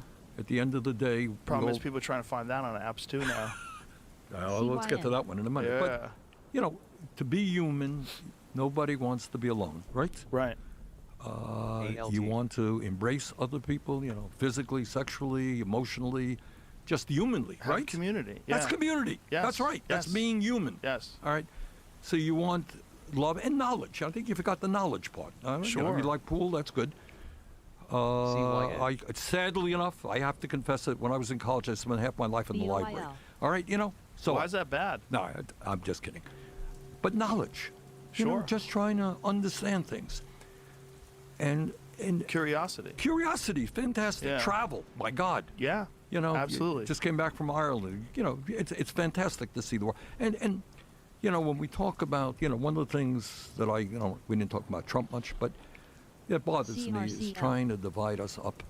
You know, we got to bring, for so many reasons, whether it's all of these issues that we're talking about and everything else, pandemics, you know what? We got to bring the world together. Yes. Okay? And not hate people because they're in Canada or they're in Right. China or Iran. Ridiculous. All right. And that ain't easy. But we have to, when I was mayor way back, I did this, that was when the Soviet Union still existed. Never forget this. We brought kids from a city in Russia, Yaroslavl, an old city in Russia. CYN. And we brought them to Vermont, and they were kids, the boys and girls from Russia would play kid around with boys and girls from America. And you look at these kids, they had a great time. You know, people do not have to hate each other. It's stupid. It's you don't even know them. Exactly. That's why you hate them. It's the dumbest part about it. Yeah. All right, you know why hate is based on ignorance, right? Yeah, and fear, and you know, there's a lot of stupidity attached to it that people exploit. They exploit that stupidity, you know, and the guy under the guise of nationalism. Exactly. Yeah. Exactly. And I hate that. Foolish. I hate it. Yeah. And by the way, I don't know that the planet survives if we continue in that way. So the goal, you know, we talk about what's the greatest fear? The greatest fear is thermonuclear war. Right. Yeah. Well, pandemics as well. Let me tell you, COVID was not the last one, but you know. Well, the pandemic. The problem with that is it's engineered. Like people actually made that virus, and Obama tried to stop that gain of function shit back in 2014. No, that's a long. That's a long conversation, but you know, should we be funding that kind of shit? No, we should not. No, we should not. No, and yet we were. But you're going to have to bring the entire world together. You know, it is. But I think, you know, we have to bring the country together first. That's right. And by the way, and you know, I've been kind of negative, but take a deep breath, and we have made some progress in this country in recent years. If you think about racial relations, all right, you know, it wasn't that many decades ago that some black kid couldn't go to a movie theater in Mississippi, right? By the way, I want to tell you that when people say, like, why were you a fan of Bernie Sanders? I point to a photo of you getting arrested at a civil rights protest in, I think it was 63? Sounds right, Chicago. Yeah. I remember. Yeah. You've always been at the forefront. You haven't changed. You know, and people always try to accuse you of that, especially because you've made some money off your books. But you haven't changed your positions through the entirety of your career. Yeah, I think that's very admirable, because there's not a lot of people that serve in Congress for as long as you have and become, you know, a very prominent public figure that don't just cash in. No. You know, when you have people that are public servants that are making $170,000 a year, and yet they're worth hundreds of millions of dollars through some magical way that no one can explain, and you haven't done that. And I think you should be applauded for that. Thank you very much. Now, I remember, I mean, it just, you know, you talk about education and so forth. I grew up in a white neighborhood in Brooklyn. NKTR. And, you know, you go to Chicago and you see things that you didn't understand. There you are. Look at that. God, look, I had hair in my head at that point, huh? Look how handsome. There you go. I'll tell you that funny story about that one. Please. All right. What as I recall. Look at the guy with the cigarette. Nah, fucking hippie. CRCL. Look at his hand in his pocket. Here is the story. This is the truth. Now, back then,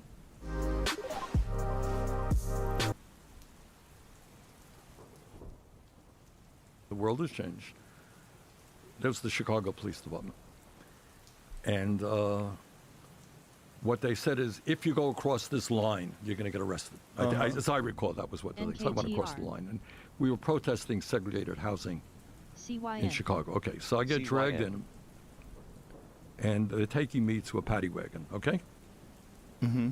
So they picked me up, and other people in it, threw me into the paddy wagon. My glasses went flying someplace. Okay. All right.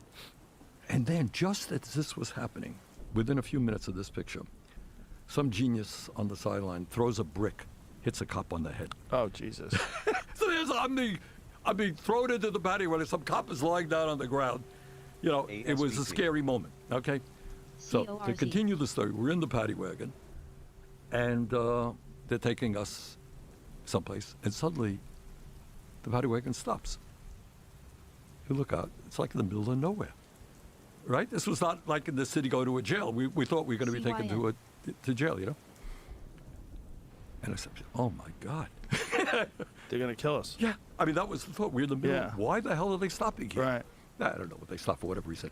Anyway, so we spent, my big thing was I spent the night in jail, which was a weird experience too. You get street cred for that.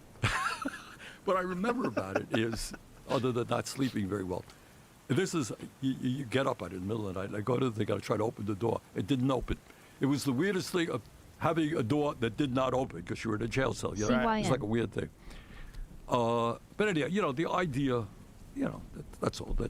And we've made progress since that time, and in racial relations, we have a long way to go. We've made progress. Women's rights, we've made progress. Gay rights, we've made progress. So there's a lot that as a nation we should be proud of in progress that we've made. You know, when I was a kid growing up, I am sure there were many kids who were gay.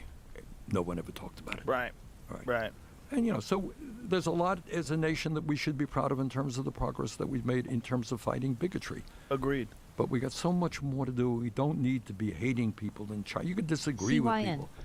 Christ, I mean, there's so many issues out there. Right. Hatred should not be evaluated. So it's also the political exploitation of division. The fact that you can use the division that people already have to galvanize your side instead of unite the country. I'm older than you, and I can remember. Remember, you had white politicians in the South saying, see those black people, they want your job. Vote for me, and that's why we're going to keep segregation or all this other stuff, all right? Oof. Yeah, I mean, that's true. I mean, people ran for office. It's no great secret. That's what happened. But we're making, gays are taking over the school system, blah, blah, blah, blah. So it's... LTRY. You know, we've made progress. But, what we've been talking about is if you create a society where you have massive technology that can produce all of this wealth, how do we live, right? That's the question you posed. And I think one of the goals has got to be to bring this world together. We should not be having wars right now where countries have disagreements. There are bad news guys out there, no question about it. But bring them to the table, arguing it out. Right. We don't have to go around killing people. Right now, what's going on in Gaza breaks my heart. Children are starving to death. You know, so we can do better as a planet. Unquestionably. Yeah, no, we all agree. I think this is something the entire country could agree to.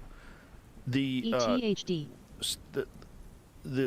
question of meaning, like giving meaning to people, and then my fear is also the same fear that I had when I'm talking about climate change, that it's going to be exploited. Once people are entirely dependent upon the state for universal basic income, then it becomes a question of now your entire life, all the money that you get being from the government. The problem is if you step outside the lines, if you do anything that the government doesn't like, if there's they pull the plug on you. Yeah, they pull the plug on you. Or if a new administration comes in and says, you know what, this is unprofitable, these people have to figure it out for themselves. The United States is really $37 trillion in debt. We can't sustain this. People have to do you have to adjust, learn to code. Right. Remember that? Right. Yeah, that kind of shit. Well, how do you give these people a meaning? What do you do with all the drivers? Like, think about how many truck drivers in this country. This is going to be the first thing that goes away. You're right. Taxi cab drivers, Uber drivers, truck drivers, gone. And the question about like factory workers, a lot of people ALT. say, yeah, well, those jobs are terrible anyway. It'd be great if those jobs went away and people, you know, they're free to pursue their interests. Like, what interest? You got it. You're a 60-year-old man. You've been working for this factory. You're looking towards your retirement, and now all of a sudden the plug is pulled. All the money's gone. Your 401k has been erased. Your company's been bought out by another company. Now everything's automated. There's no jobs. What do you do? ETHD. Well, I think URG. that is the question. JTAI. Right. So if you have what Andrew Yang was talking about, this giant epidemic of automation in this country, and the solution being universal basic income, but that's not the solution for meaning. And today we're asking the real question. What if cookies and cream had a caffeine problem?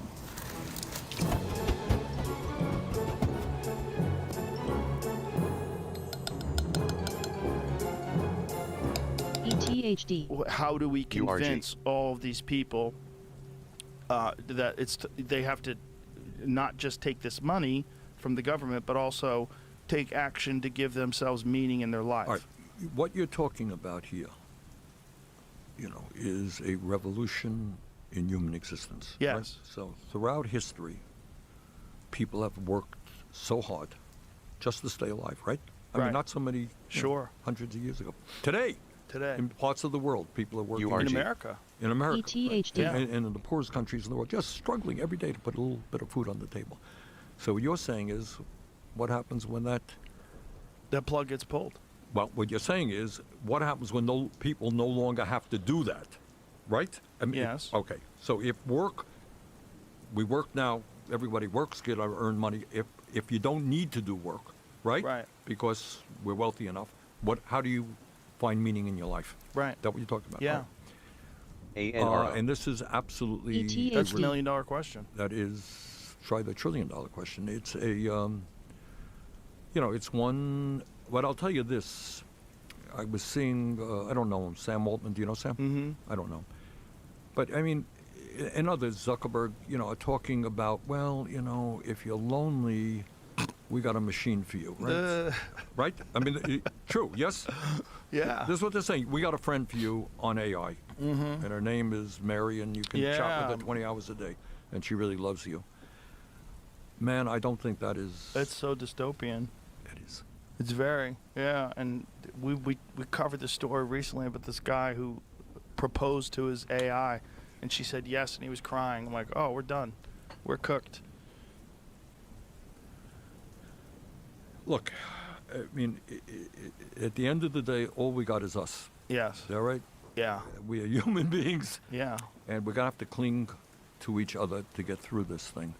And you're raising, again, I'm trying to think here, and I wish I had better answers for you. You're asking, correct me if I'm wrong, I mean, the question that you're posing is if, in years to come, in the near future, technology is going to replace work, right? Human labor, correct? Yes. What do human beings do? Right, Is that your what question? do they do now? Yeah.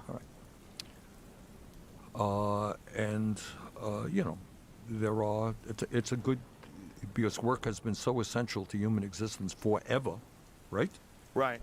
And you're suddenly taking that away. What do people do? How do they relate to each other? All I would say at this moment is the answer is not to fall in love with your AI creature out there. Yeah, don't do that. But also, how do you find meaning? How do you, if all you're doing is just getting a check and you can just stay at home and stare at the TV and the money keeps coming and then you eat processed food all day and it's all subsidized. Well, what is life? Like, how do you re-educate a giant percentage of our population to find meaning, external meaning? Find something else. Find a thing that you can do that not maybe even that's profitable that these computers can't do. Look, the human brain evolves, and I think we again, I mean, it's a great question. I don't have the easy answer to it. And it's the question, right? It's not going to happen. Well, what's going to happen tomorrow? You just talked about these automated cars and trucks. Yeah. That is going to happen in the very near future. Yeah, that'll be step one. And to me, I have some answers for that one, and that is that you ain't going to throw millions of truck drivers and taxi cab drivers and Uber drivers just out on the street. They need protection. Right. All right, that's an easy one. What you're talking about is years later. But it's not even an easy one. No, that's because not they're easy. just step one. You know, the real wave is going to be white-collar workers. That's right. I know that. There's Microsoft a lot is- of people that do Right. things that they think are very valuable that are going to be worthless to have a human being do it. ASVP. I mean, that's the immediate. I think the deeper one that you're talking about is what is when virtually all workers replaced. Yes. All right, but right now, I mean, for a start, I think getting back to I think you tell those workers you're going to have health care as a human right, you're going to have education as a human right, you're going to have a decent income as a human right, and we're going to substantially lower the work week. So we'll have, in this process, we're going to have everybody working. If you're working 20 hours a ASVP. week, you're working 20 hours a week. What happens later, when even more work is eliminated, and what the purpose of human life becomes, that is a very profound question. That's the question.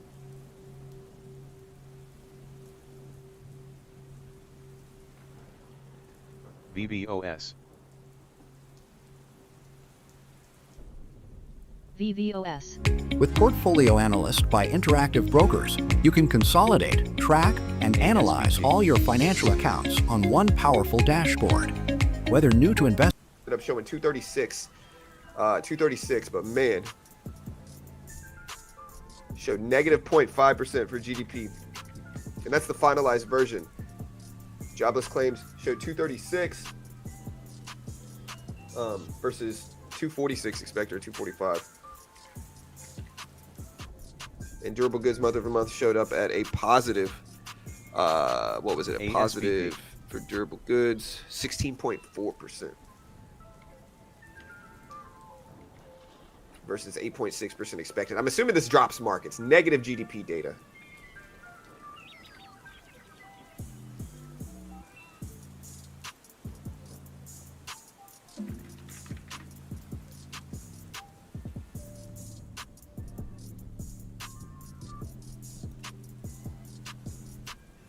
Again, GDP data, negative 0.5%. Jobless claims was better. I'm assuming this makes markets go ASTI. down. This is not a good report. Negative GDP at negative 0.5% for quarter one 2025. We'll put this data up on screen, but this is not good. Not good. Jobless claims were good. Jobless claims showed stronger than expected, but GDP was negative 0.5%. Durable goods were pretty good as well, but again, negative GDP data here, chat. We'll put this up on screen, but negative 0.5%. ASTI. We'll put a banner up here so you can see it, but man, look at the NASDAQ dump. I'm expecting we're getting drops right now. RSLS. I'm expecting we're getting drops. Again, durable goods showed up at 15.5% for core. Regular durable goods showed up pretty high too, so that's good. Jobless claims showed 236. We're gonna put all this up on screen so you can see it. You're welcome. But man, definitely not good. ASTI. There's all the data right here. Negative 0.5%. Negative 0.5% GDP data. Look at the NASDAQ VVOS. tumble here. Guys, tumbling down for GDP data. RSLS. I don't know. You can say negative is good, but, you know, if you want rate cuts, sure. But it still means a much weaker U.S. economy in quarter one than expected. Much weaker economy in quarter one relative to the last revision. Yeah, I mean, look, I'm going to clarify one thing here. I've seen a couple people today be like, oh, we're in a recession. The last GDP was negative. VVOS. You don't understand GDP data, guys. Listen, I'm not insulting you, but RSLS. please. Question. What do you think happens? I kind of like how it curves, actually. I mean, it's hard to imagine, you know, because it's so far away Revolutionary. from what we have ever lived. Right. I mean, for thousands of years, people have struggled to put food on the table. And you're saying, what happens when they don't have to do that, right? Yeah. It's inevitable. RSLS. All right. Then the answer will be that we are going to have to find different meaning in life. We have to find it in ourselves in ways that you don't know and I don't ASVP. know, because we're not there yet. We're not living 50 years from now. I don't even think it's 50. No, I don't know. I don't know. Yeah, who knows?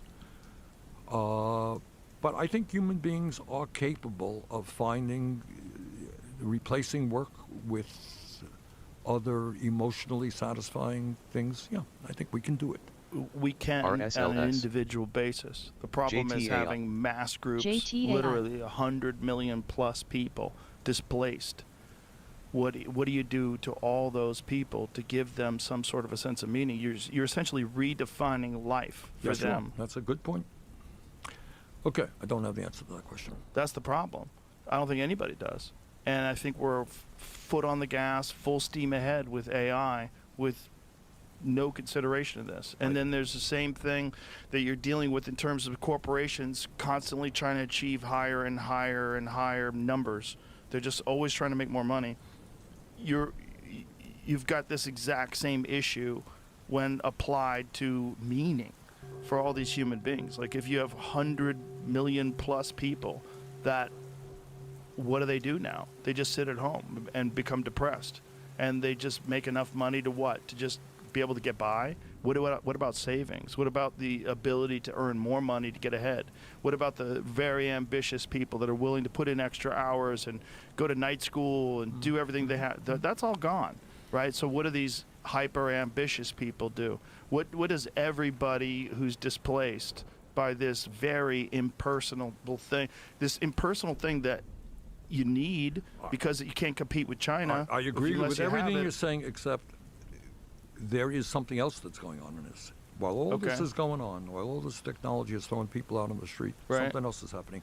The people who own that technology and the corporations who utilize that technology are becoming phenomenally richer, right? Exactly. All right. And that is the issue. Which gets back to things like tax reform, like making sure that in America we do not have the massive levels of income and wealth inequality that we currently have. But the problem with that is the taxes go to what? An incompetent, corrupt government? This is the issue that people have. It's like, fair enough. All right. Willing to pay our fair. Look, I'd be more than willing to pay more taxes if we lived in a better country. I'd be like, this would be great. If I felt like if I pay more then taxes, your job is, everybody's surviving, everybody's doing well. That's great. All right. Then that is the issue of how you revitalize American democracy. I'm not going to argue with you that the system today is pretty bad. All right, I live it. I'm going there today. And ironically, it's bad because there's no competition, right? It's corrupt, but it's not a free market. Like the government itself has a monopoly on governing. And when they're completely corrupt and when they're making insane amounts of money through taxes and they're not accountable. No, all right, no, I don't. No, this is the way I see it. I'm not. By the way, I'm not advocating for making it privatized, making all of government privatized. I'm just talking about the realities of corruption in our current government system. Let's talk about what we mean by corruption. I do not believe, by the way, because I know these guys. Some of them are corrupt. Let's say incompetent and waste. Okay. All right. Let's take. We can take fraud out of the equation and just talk about incompetency and waste. Is there waste? You got it. All right, but let me back it up again. Okay. Because I think it ties into everything else that we're talking about. You know why I believe in democracy, and why I believe, among what we didn't talk about, is we brought in some money to Vermont and elsewhere, I think, for helping workers own their own companies. RSLS. Right. Are you familiar with that concept? Yes. Yes. And I meet every year with in Vermont. We're doing pretty well. When workers own their own companies, you talk about a sense of purpose. They are more than just a cog in the machine. Yes. They make decisions and they feel good about it. Absenteeism is less, productivity is higher because they have a real stake in the thing. Yes. Okay. So I think as a nation, we should be talking about moving toward allowing workers more power. But getting back to government itself, the corruption is, in my view,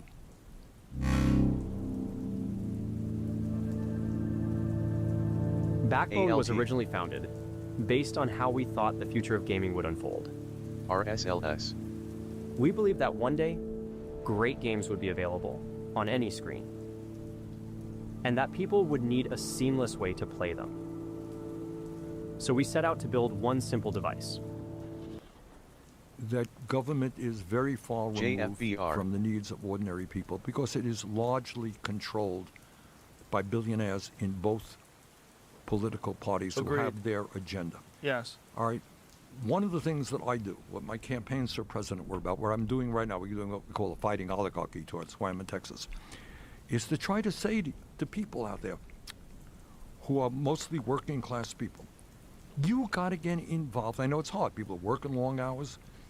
You got to get involved in the political process. You got to make demands on government that it serves you, not just the very wealthy.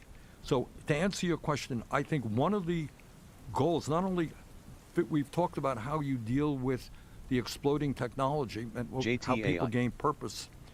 The other thing is I want people to be able to take control over their own government. We can argue what the government should or should not do, but I don't think we can allow a handful of people with incredible wealth to control both parties. Well, it's dangerous. It is. It's very dangerous, and I mean, no one who the founding fathers of this country never saw that coming.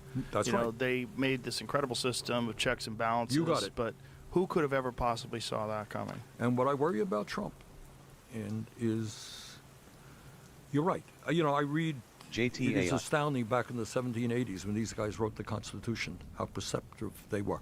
Amazing. Yeah, I mean, they Their said... understanding of human desires and the power and all the corruption. Exactly. Pretty amazing. And they wrote that having just fought a war and won a war against the most powerful despot on earth, the King of England, right? Right. And I think in the back of their minds were saying, all right, we just beat the King of England, absolute power. How do you create a new country which has checks and balance so that nobody ever has that power Right. again? And I got to say, I mean, one of the things, and there was a lot of arguments about Trump, that worries me very, very much is this movement toward authoritarianism and going after media, suing media, taking away the authority that Congress has. When you say suing media, are you talking about the CBS lawsuit? Among other things. He has, right, but don't you think there's a real issue with what they did? No. In this You don't, sense, you don't think that there's a real issue It in may- editing conversations to give Right. someone an answer Joe, that's I've been different on- than what they really answered? Joe, I've been on 8 zillion shows, right? In my life. Okay. Okay. Now, should I sue you if you ask me some stupid question JFBR. that I don't like, right? You cut, or that you do something. Do I have a right? Should I sue you? Yeah, but that's not what he's getting. He's Well, he suing has them sued. for. He has sued ABC. Mm-hmm. He has sued Meta. He is suing the Des Moines Register because of a poll that came out during the campaign that he didn't like. All right. He is suing CBS for this Kamala Harris interview. So do I think, how many, I cannot tell you the number of stories done about me that were not good stories, JFBR. that were dishonest stories. That's what a free press is about. You don't like it, you got to live with it. All right? You do something, I'm not going to sue you, Joe. Right, but it's not that simple, right? Like, let's not talk about Trump, but let's talk about another candidate. Let's just imagine there's someone on the right and someone on the left, and there's a concerted effort to promote this person that's on the right. And so the polls are rigged, or these are funded polls that make JFBR. it look like this person on the right is winning by a substantial margin, and what this does is decreases the motivation that people have to come out and vote against them. That's happening. So it's fake. By the way, right? that And happens right now. engineer. It is happening right now, and I think, is that part of what he's suing them about? No, but doesn't look. But isn't that what he's suing them about? Well, he's suing ABC for one thing. But with the Des Moines Register about the poll.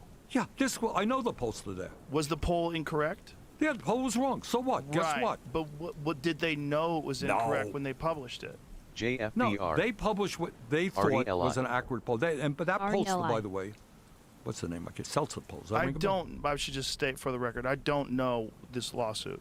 But Right, what it was But about- I am aware that in talking to people that understand polls, that some of these are politically. All right, but the answer is yes and no. There are polls right now doing exactly what you say. Right. I could doctor a poll. I could talk to more conservative, more progressive people, get the results that I kind of want, right? And they do it to motivate people or demotivate people to vote, and that's it's effective. It has an impact. All right. On the other hand, this particular pollster, it's the Des Moines Register, not a huge newspaper. I bumped into them because when you run in Democratic primaries, Iowa is a big deal. They are a very, very respected pollster, okay? They don't doctor polls. So they made a mistake on a poll. It turns out they had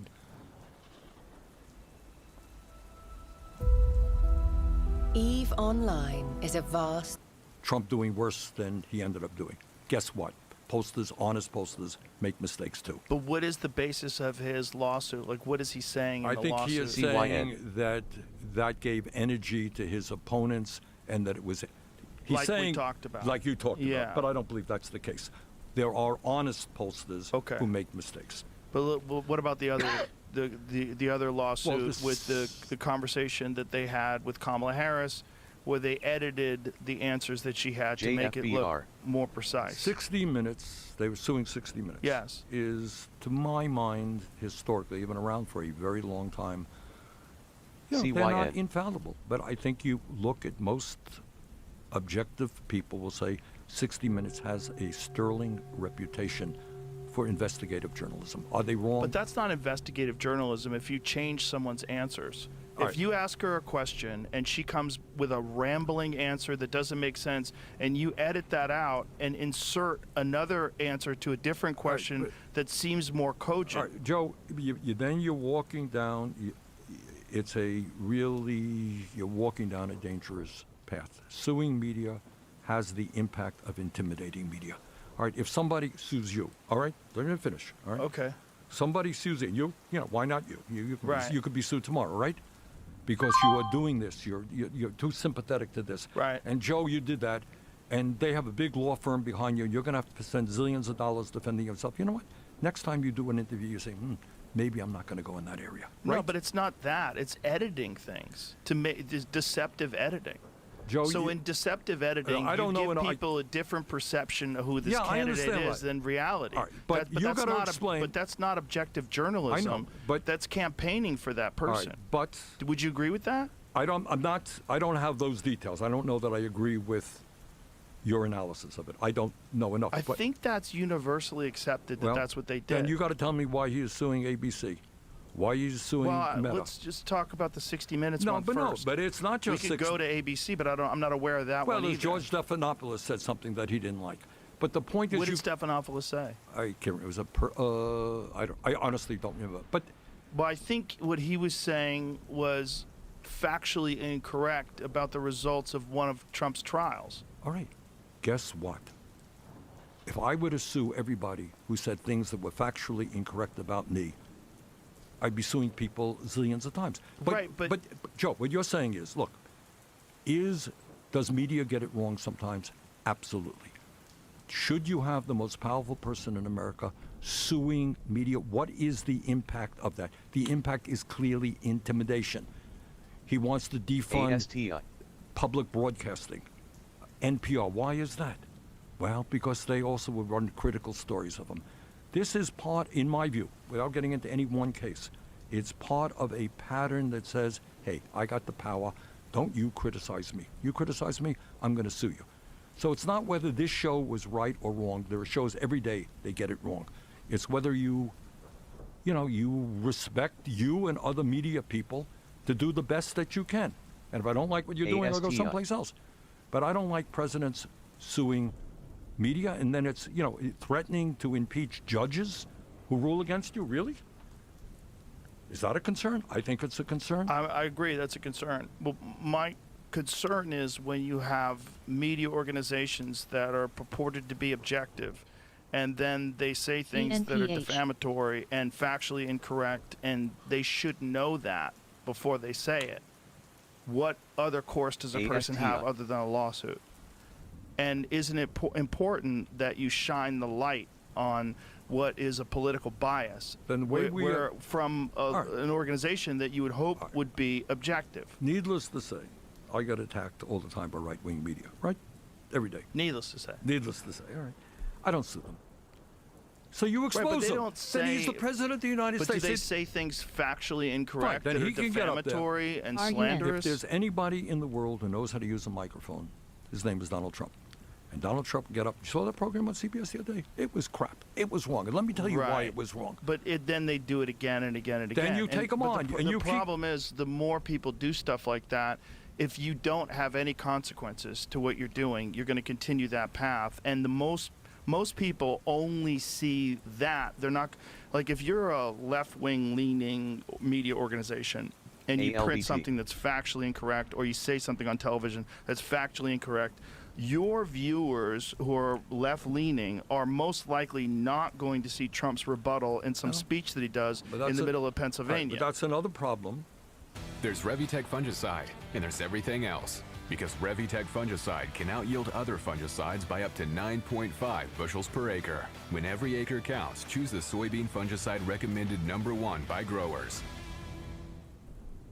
Here's how you can end any fight in seconds with this nearly indefensible move that I'm going to show you right now. Picture this. You just finished dinner in an unfamiliar part of town.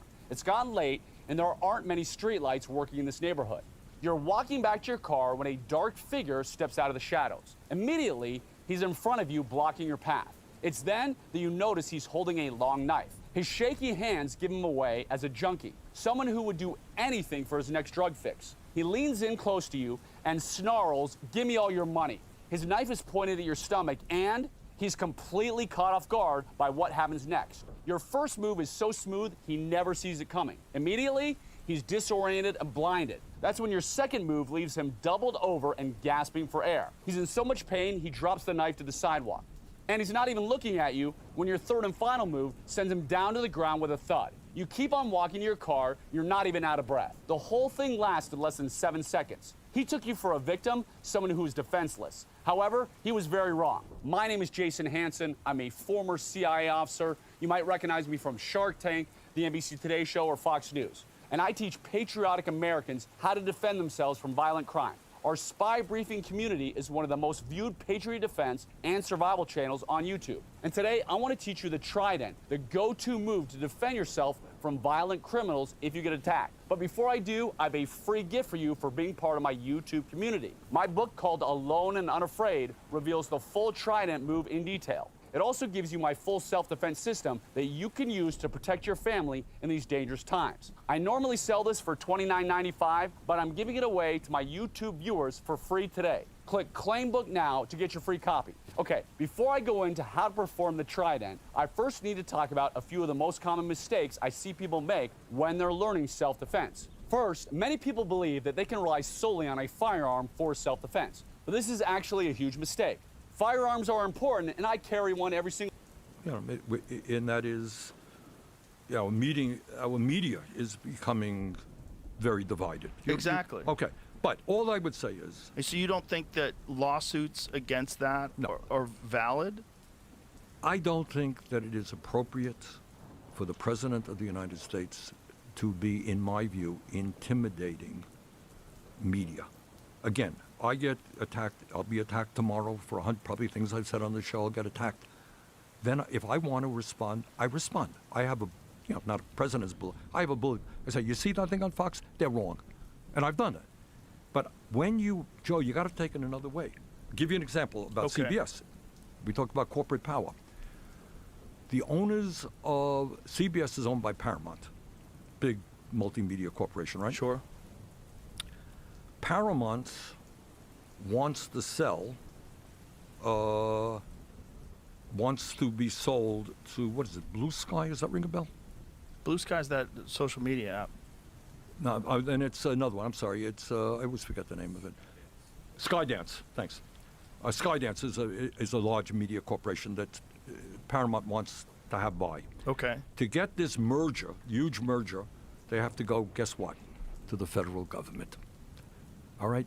So, you are the head of CBS. You want to sell the company to Skydance for many, many billions. Do you remember how much, what was the sale? It's billions of dollars, to be sure. And you got to go to the federal government. And the president sues you. What do you think you're going to do? You're going to settle the lawsuit, give him millions of dollars, and get your merger approved. All right.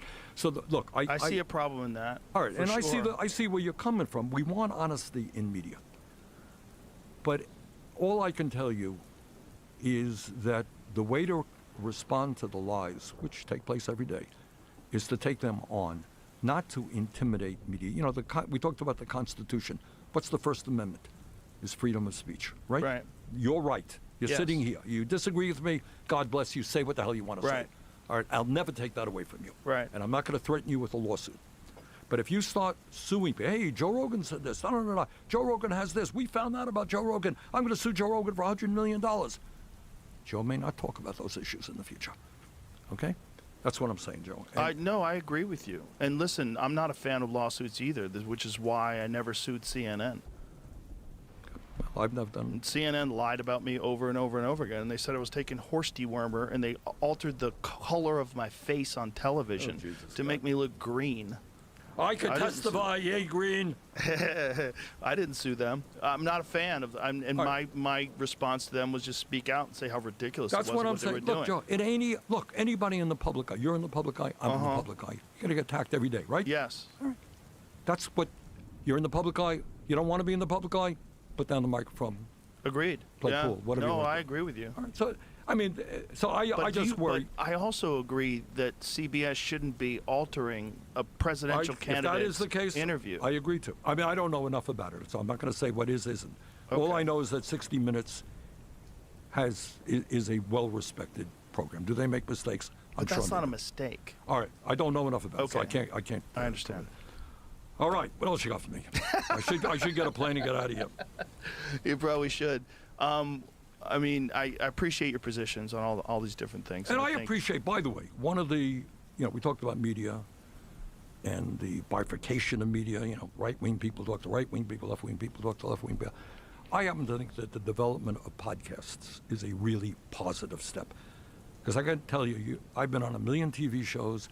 All right, Bernie, literally you got 7 seconds to explain the issue. Well, I can't explain It's it. impossible. Nobody can. Yeah. And the fact that you give people a couple of hours to sit here and have a good discussion and be a good host and trade ideas, I think that improves life in America and helps people think about things. So thank you for what you're doing. My pleasure. And I think that one of the things this conversation highlights is that there's a lot of issues that all Americans agree on. And this ridiculous position that we find ourselves in, where you have to be ideologically opposed to one thing because your side supports the other thing, it's just terrible for all of us. And if we looked at the issues that really face our country and our citizens and our human beings that live here as a community, we agree on almost all of them. We agree that you should have a better life, that you should have healthier people, we should have health care and education, we should have safer streets, we should have a community that lets people do what they want to do as long as they're not harming other people. Exactly. And I think the divide that we have in this country accentuates the farthest ends of each end of the political spectrum, not recognize that most of us exist in the middle. I think we share a common humanity, and I think, look, why am I just been in this fighting oligarchy tour. You know where I was? I was to Oklahoma, one of the more conservative states in the country. I was to Louisiana. Right. I'm here in Texas, precisely because, Right. I mean, I think we have so much more in common, and let's focus on how we can create a better life for all of us. So, Absolutely. all right, Joe, you're Agreed. doing a Well great said. job. Thank you, sir. Thanks very much. Great Take to see care. you again. You too. All Take care. right. Bye-bye. Bye-bye. Bye, everybody.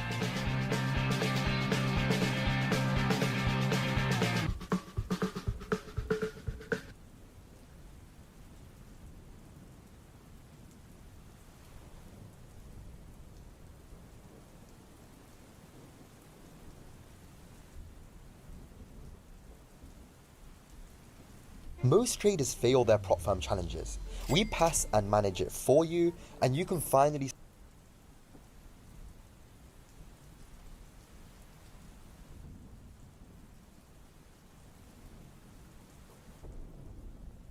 DDD. Asti.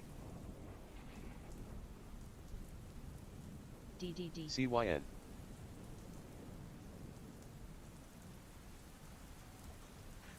Fed's barking, said still lots of uncertainty how tariffs will settle out. It's hard for businesses to know where tariffs stand. As it's just as it's making its next leg breaking out, okay, fair enough. This one, if they want to do that, not that I care about the Golden Cross, but I think that's a Golden Cross. Yeah, I guess it did that yesterday. Who knew? Made a Golden Cross yesterday, gets downgraded today. That pulls back into the 5,200. That's a good buy. on ASML. No one trades. You probably don't trade this thing unless you have. I mean, some people might. Maybe you can play options as well on ASML. If you are trading this, and I always throw this out there, just remember that it's an Amsterdam stock. So weird things can sometimes happen at 11:30 when European markets close. But that, come on, like that actually doesn't seem. That seems like a good opportunity if it pulls back into the major moving average on a downgrade to be able to buy that one. Unity was almost on the list for me today. It was really close, but then there was no volume on it on that downgrade because this is, like, we talk about relative strength and weakness. This hasn't been good or bad. It's just been sideways. And when I saw the downgrade, I'm like, oh, this could lose. If that loses under here, like 22, that would seem like a pretty significant breakdown. But it's not really moving a ton. So kind of a disappointment. Didn't make the list for me, but that ASML, come on, like that's a buy if it gets back to that 50 and 200 period moving average, right about that same spot. Here goes that CYN again. Just wow, just gapping basically right now. Oh goodness. $13 to $14 right there as 9 o'clock is on, and boom goes the dynamite straight to the upside, man. This name is absolutely insane. We talked about their deal with NVIDIA here, $5 breaking higher, and there goes CYN. So wow, big movement there. This could be a FOMO play heading into the open there. So, you know, you get that reverse split from 6 cents to $10 and back in. So just to get another look at what CYN is doing here, so, to give you guys a look, this was about $12 trillion. And now it's all the way down here minus. Okay, I don't even know what's going on, but this name just continues to get, you know, whoopsies, a lot of love today, but if you zoom in, you get different look at it. But anyways, as you look, a name that's been absolutely beat up, finally starting to go right there. The short float is probably ridiculous on this name, but there goes CYN. Just for now, just want to give everybody a little bit of a look at, you know, what it looks like on the daily is a little different than what it looks like on our charts because of the reverse splits and all that kind of stuff. So huge move, trying to break out right now. Now we just looked at this at $14. Now it's at $14.50. It actually dipped into 13 there as we were looking at it. So this name is insane right now, up 200%, doing 32 million shares. So watch out for CYN. Just real quick, I wanted to see what the short float. It's only 4.5. Okay, so it must not. But be, the float's only a mil. So that must not be that well updated. Okay, so oops, I put CYNK, but there's CYN right here. We'll go into the details. We'll go into the overview there. And as Neil said, yeah, 4.5 short there, but 1 million float seems wrong too, especially considering the split there. But okay. Oh, I guess it went the other way on the split. So yeah, I guess that makes sense. All right, that's what CYN is doing. Congratulations, man. It's $15 right now. Like I just called this up, it was 14, now it's 15. So welcome to the multiple dollar club this morning is CYN as it just continues to move higher. I don't know, I was looking for some shorts today. It's not gonna be CYN. It might be a Tesla, it might be an Apple, something like that. Like I was saying, I'm not overly in love with the board here today. This is not, I am gonna take Chris's advice and probably lower shares today and not hit something as hard as we've been doing with Tesla, AMD, and NVIDIA the last couple of days. I'm probably going to slow it down a little bit. All right, we can go back over to the desk. We'll figure it out. Good job, Mr. Westermeyer, and everybody that's long this CYN, man. If you're long from $11, 15 might be an area where you played Tisha as well. May want it. Yeah, to Tisha. Yeah, she was the one that was sort of popping it off there. I think that really. I think Chef Joe and I are really connected with some of the trades that we have on, and you know, he's also wondering about what kind of a day it is. So shout out to you, Chef Joe. We had filet mignon yesterday, little small ones, on the barbecue last night. Filet mignon and Caesar salad. So that was it. And then tonight we were sitting around yesterday. It was like 8 o'clock. We're like, man, we're tired. Tonight our game starts at 8 o'clock. I have 6 baseball games in the next 3 days. So we'll be wrapping up practice at 8 o'clock, thankfully. Yeah. We're supposed to get a tiny bit of rain, but thankfully it's going to end early, so I think we're good to go tonight. Weather should be fine. But let's see how the weather is on the futures. I wanted to mention this real quick, guys. This Tesla note we were talking about from Benchmark raising their price target to 475. It's like 45% upside potentially for Tesla. So their argument on the autonomous side, on the robotaxi side, was a simple fact that the camera setup that Tesla is using is much more cost-effective than the GPS-based system and the radar-based system that Waymo is using specifically. That on top of Tesla obviously has the manufacturing side of things already set up, and the scalability of this, therefore, absolutely infinite, compared to a Waymo. But the cost effectiveness and the manufacturing were the two big points. So that's the pro side. Yeah. The con side is all-weather availability. Like we've seen these cameras, especially in where we live here, salt, sand, snow, everything covers these cameras. So there has to be a physical device to make sure that the cameras are clean at all times. Otherwise, you can't see, Brendo. So we'll see how it plays out. But I thought that was kind of interesting. Very, very positive from Benchmark today. On Tesla, let's look at the market. 61.45, guys, basically closing at exact same level yesterday on the ES September contract. We have a new overnight high, though, 61.71. So here's a deal. We're at 61.62 right now. Let's see. Number one, can we defend that 50-point area, 61.50? If we can't, we're looking obviously at that 100-point area, 6100. If we do defend that 61.50 area, we're going to look 6,200, baby, as resistance. As always, if you have not done so yet, make sure you jump down to the description of this video, grab the watch list, top link in the description will get you to that page, and then you just need your email address, and we'll send it to you every single morning for absolutely nothing. It's free. We're still up 1% here for Micron, but we are coming back in a bit of a hurry after that huge move after the close yesterday. We give it all back on the conference call, I guess.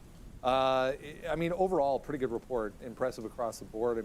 Lots and lots of positive moves from analysts this morning, specifically on the price side of things here for EMEA. And very volatile name, we know that. But they did really, really well on the report, so let's talk about it. Adjusted EPS, guys, came in at $1.91. The street was looking for $1.60, so a very strong beat there on profitability. Revenue, $9.3 billion. The street was looking for $8.87, reflecting that robust top-line growth. And total revenue, guys, aside from the beat, it grew 37% year over year, driven by strength in high-performance memory chips. The guide also really good here, that Q4 guide. They're guiding about $10.7 billion, Brendo. That would be a 38% bump year over year, and again, ahead of analyst expectations of $9.9 billion, so a good look there. It's really been driven by data center revenue, and that's a euphemism for AI, which is doubled year over year. High bandwidth memory, HBM, is their product, which is obviously tied to generative AI. CEO Sanjay Mehrotra is saying he's highlighting the ongoing disciplined investments in the technology and manufacturing to stay ahead of some competitions. This was just one of many here. JP Morgan going to overweight, and $35 higher from where we are today on their price target, up at 165. Look, I think Micron's got room to go. You're not going to complain about anything in that quarter, as we were saying in the aftermarket show was a good one. It was all glowing, and we were excited about it. But it just seems like maybe you run into a little resistance at that 137 last night, pretty much, and it went there to the penny. And this was the biggest drop zone on the stock. The good news, and I was saying this before, like the good news is, well, support down there was at a 127, $10 lower back. You're going all the way back into July of last year, so almost a full year ago. And on top of that, a healthy pullback, you can hold like 125. Like that's so far away that it's not really, like it's not going to make the list for trade for me today on the chip names. Like when we talk NVIDIA, we'll talk about maybe the ones I'd feel more bullish on today on dip buys, because that's a target zone of 125 to 127 that I'm looking for it to settle down.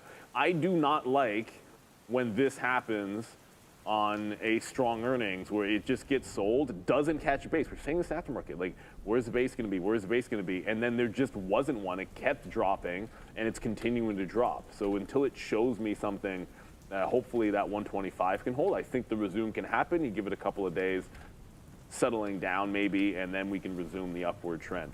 You just don't want to see. Sometimes you go up so far, there's profit taking to be had, man. Like all these chip stocks look like this, and if you look at it, Micron is actually more than a double. Like a bunch of the names I was watching, like ARM's not a double from here.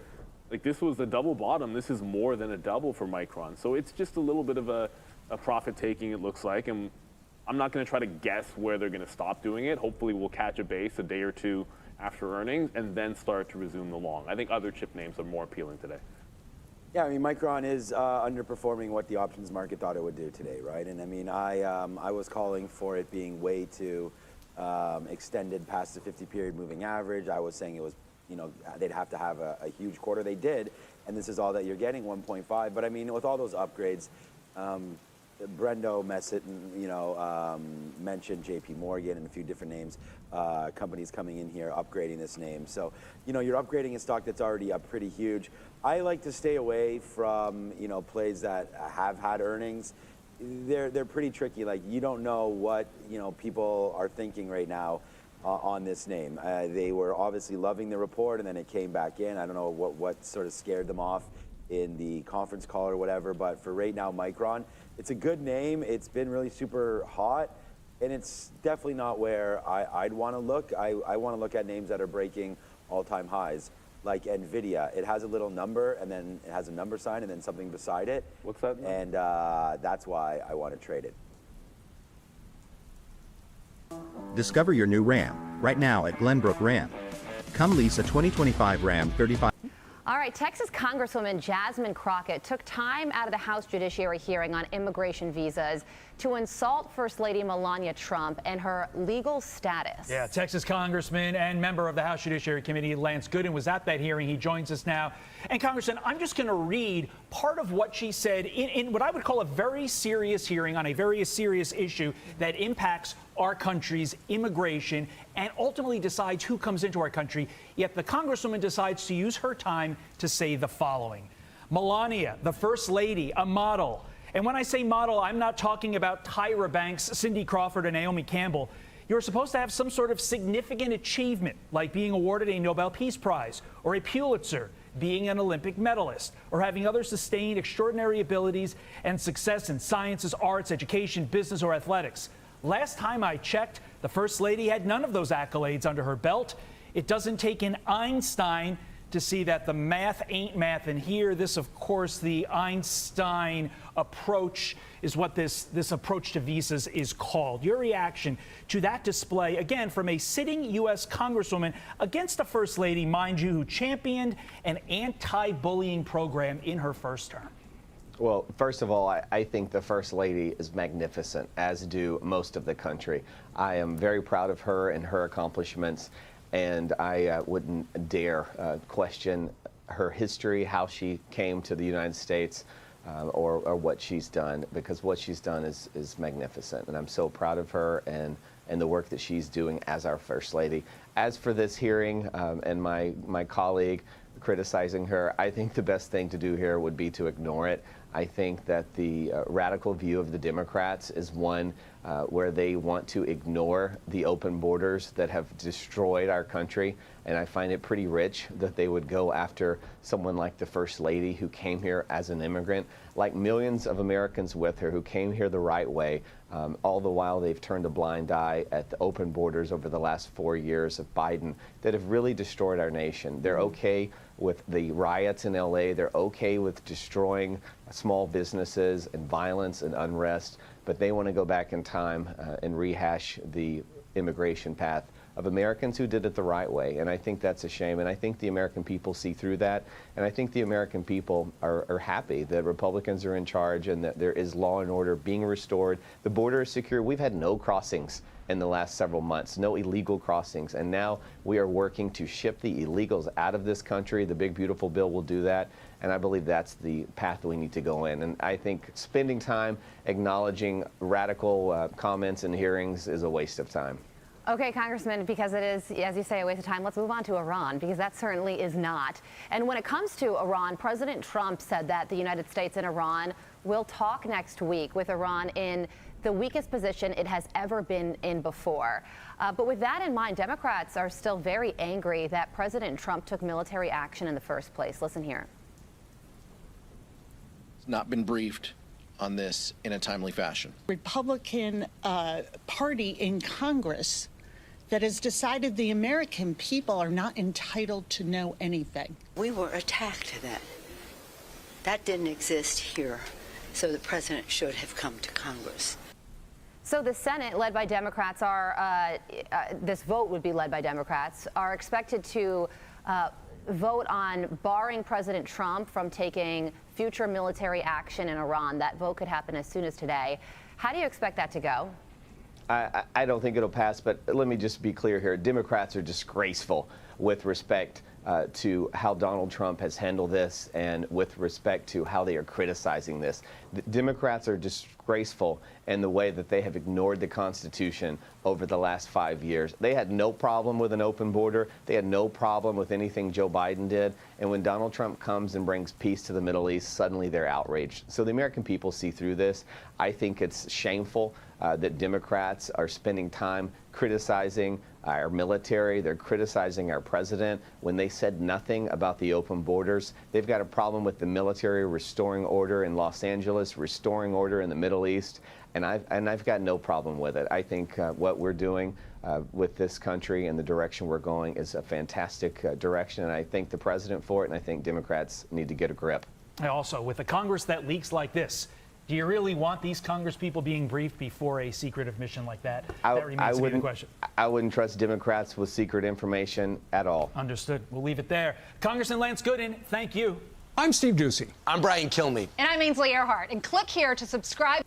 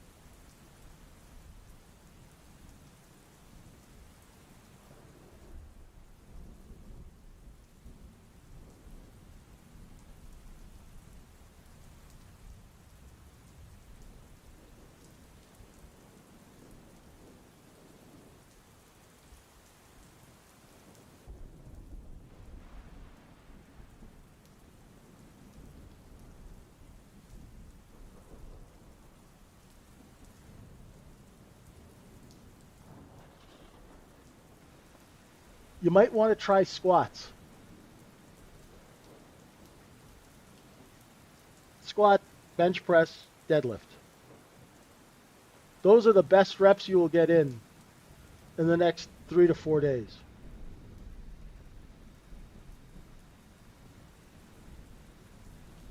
It's good. It's okay to watch, right? But it's brutal to trade.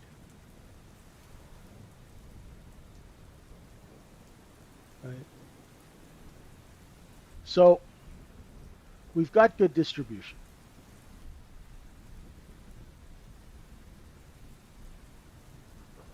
Big green candle. They all came into cover at the same time. They saw what we saw. They saw a seller. So they came in to try and buy some size, and they drove the price up from 61.5 to 67.25 in 1 minute. That's why you don't fart around on the short side when there's no supply. I got 6,200 and something, almost 6,300 S-Bill. Right now, it doesn't really matter. This thing's like a runaway train, right? What is the benefit at looking at market profile? There are 3 benefits. One is that you see single prints where shorts are trapped. Number 2 is you see the rotation of inventory lower and then upper very quickly. Like within 30 seconds, I can tell you where the inventory is and how it's priced. The other thing are poor highs and poor lows. So it tells you where shorts are trapped and where longs are competing. Those are really the only 3 benefits of market profile. Other than that, you really don't need it. It's kind of like, it's not necessary to trade. You know, it's like having heated and cooled seats in a car, right? Welcome back. Well, we've got breaking news. Moments ago, the supreme leader of Iran, Khomeini, posted on X saying, quote, "My congratulations on our dear Iran's victory over the U.S. regime. The U.S. regime entered the war directly because it felt that if it didn't, the Zionist regime would be completely destroyed. It entered the war in an effort to save that regime, but achieved nothing." Khomeini apparently posting that the U.S. entered because of Israel and was afraid Israel would get destroyed. All right, we will parse that out later from Khomeini. Meanwhile, President Trump says that the U.S. will be meeting with Iran next week as the ceasefire between Israel and Iran is holding. CIA Director John Ratcliffe confirming the destruction of the 3 Iranian nuclear sites, saying they were, quote, destroyed and would have to be rebuilt over the course of years. The Trump administration blasting the mainstream media this week for doubting the effectiveness of the strikes on the nuclear facilities, basing their assessment off of a leaked report consisting of only 1 day of intelligence. It was called a low confidence report. The Trump administration will now limit how much classified information it shares with Congress as the FBI investigates a department leak of the preliminary intel report. Joining me now is Missouri Senator Eric Schmitt, member of the Senate Armed Services and Judiciary Committees. Senator, it's good to see you as always. Thanks for being here. What is your assessment of all of this? I think it's an incredible week for President Trump. And we talked about this before, Maria. It's a new era of foreign policy, one that's defined by American realism. President Trump identified a core national interest of the United States of America, had those B-2s that came from Missouri, dropped those bunker busters on a target the size of a desk to wipe out and obliterate Iran's nuclear ambitions, and then immediately pivots, and I think this is what's kind of unique about President Trump, immediately pivots to peace. Now we have a ceasefire.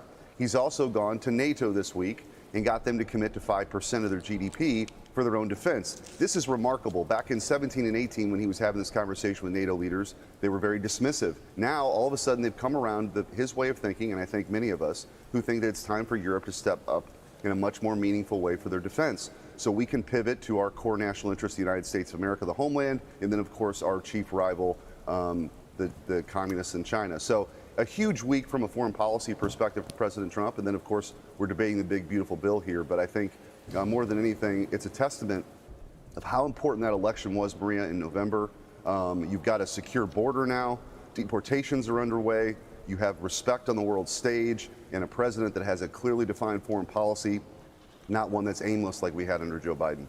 Yeah, all really well said. And Senator, as the representative from Missouri and, a military man yourself, a member of the Armed Services Committee, you've got to have such pride seeing those B-2 bombers originating in Missouri and going and doing the work that they did this past weekend, last weekend. It's pretty incredible. I've been there. Those men and women, they serve our country admirably. And just to think about that feat of being in the air for 30 hours, to have the decoys, some of them going to Guam, some of them flying to the east, to refuel in the air, to get, to be up there for 30 hours and execute something that precise. And I think, again, President Trump made it very clear the very limited scope of our engagement, which is another difference than what we've seen in the last 30 years. We did it We made that, you sort of accomplished that particular goal and then immediately moved towards peace and a ceasefire. It's pretty remarkable.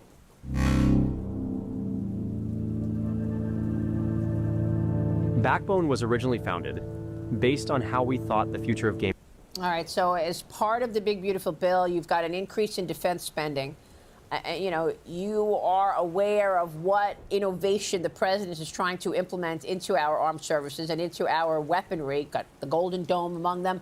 But the president is going to be hosting everyday Americans at the White House today to try to show the GOP who exactly is going to benefit from this big, beautiful bill, get it over the finish line, you know, pass it next week. The Senate ready to work on finalizing it through the weekend as the House tees up for a vote on Tuesday next week. I know Treasury Secretary Scott Bessent met with, or is meeting with SALT caucus members. He did so again last night as the GOP tries to clinch a state and local tax deal in the bill. Senator, how would you characterize where we are right now in terms of what you're doing in the Senate and when it actually travels over to the House again and gets to the president's desk? Yeah, we're working through it. I mean, that's the best way to put it. We are prepared to be here this weekend and try to get this thing done. There's still some moving parts. You mentioned SALT. The idea that we're quadrupling SALT to subsidize bad decisions from the Pritzkers, the Newsoms, and the Mamdanis is kind of ridiculous. So we're negotiating that. That's about $600 billion worth of subsidy there. So that is certainly something that we're currently negotiating. We want to, deal with that. I think that's a big part of what's happening behind the scenes. But then you also have other provisions that we're going to work through. Everybody's committed to delivering on behalf of the American people, realizing the promises that President Trump made on the campaign trail: no tax on tips, no tax on overtime, making sure we don't have a $4 trillion tax increase. That's about $2,000 per household, making sure we have money to secure the border, making sure we have money for the deportations, making sure we have money for our national defense. All of that stuff's in here. And by the way, school choice provisions that we're fighting for as well. So there's a lot in here for the American people, for families, for working families, and I think that's our sort of North Star and why we're ultimately going to get there. But this is part of the process to work through some of those challenges so we can have that bill on that big beautiful bill on that big beautiful desk of President Trump. So I mean, $600 billion is a big number in terms of removing that from the cost if you took out SALT, but then you alienate certain New Yorkers and Californians in the House. You know, Mike Lawler was really digging in on this, saying that he's not going to vote for anything less than $40,000 on the cap there. But what else is costly, that kind of cost in terms of that neighborhood that needs to come out? Or are you looking at sort of taking a little from lots of different categories? Yeah, both. But I think the SALT provision, there aren't many places where you get big chunks that you have full alignment really from most Republicans, right? And so for 5 people, that's a big price tag. And I just don't philosophically, the Senate, there's no appetite in the Senate conference for any of that. And so we're gonna drive a hard bargain on this because really it's taxpayer dollars. These are the hard-earned dollars. I think about the people who work every day, like my dad who works 7 days a week in the midnight shift in Missouri. You want to be good stewards of taxpayer dollars, which is why we're fighting so hard on that stuff. But there are other things that we're trying to find savings on. I mean, we should not be providing health care benefits for illegal immigrants. There's about 1.5 million illegal immigrants who receive Medicaid. That needs to go. So we're working on those things. We're finding a lot of common ground. There's still a little work to do, but I am confident that we're going to get there because there's so much on the line. There's so much at stake. The American people deserve stability. They deserve permanence with these tax cuts that were implemented in 2017 as well. So do the small businesses, those pass-through companies, the mom and pop stores, the dry cleaners, the small, the restaurant, the neighborhood, dry cleaner, all those folks that rely on those tax cuts that came by in 2017 that they've reinvested in their businesses, hired more people, bought inventory. We want to make those tax cuts permanent too. So are you also referring to things like the pass-through entity or Section 899, which is also something that business is weighing in on? Yesterday I had on the chairman and CEO of Bank of America. He said you got to get those tax extensions done. We're counting on it. It'll be a shock to the system if you don't. But then there are others who say, look, Section 899 needs to come out. It's got a lot of unintended consequences because it's putting a tax on big investors who are investing in America. Are you tweaking those things as well in the Senate? Yeah, that's kind of what's happening right now, Maria. We have our lunches every day. We sort of hash through these things. The committees are still kind of working through. Chairman Crapo's done a great job on the Finance Committee. They're handling a lot of the tax provisions. So all of that stuff's kind of working its way through, and then we hope to have final language here soon, which would allow us to debate over the weekend and hopefully get to final passage. All right, let me get your take real quick on Jill Biden's right-hand man, Anthony Bernal, refusing to testify before the House Oversight Committee today. He initially agreed that he would testify, but now Chairman James Comer is being forced to send him a subpoena. Former Biden aide Neera Tanden did testify. I mean, you know.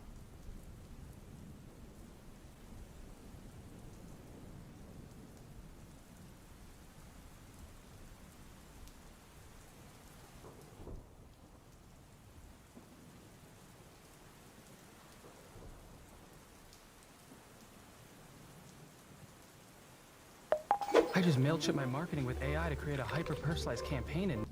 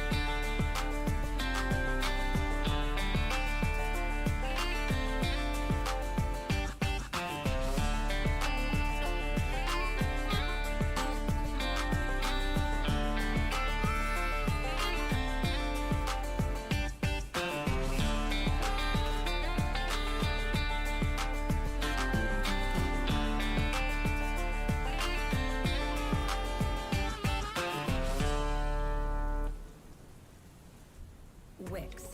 One platform, any website. Unlimited creation. Describe your needs and goals. An AI.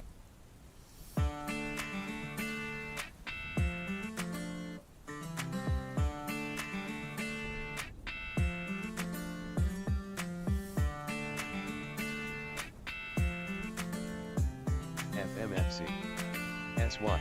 CYN may resume in less than a minute. NA. ABAB. UFPI. PHOE may resume in less than a minute. SKYE. SKYE. VOR. ASTI. JEF. BBAI. FMFC. FMFC. VOR. SRM. NA. ADTX. WULF. VOR. BKSY.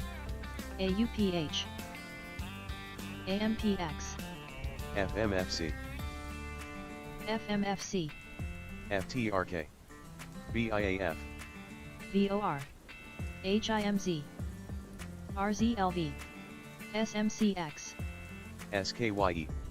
JEF. NKTR.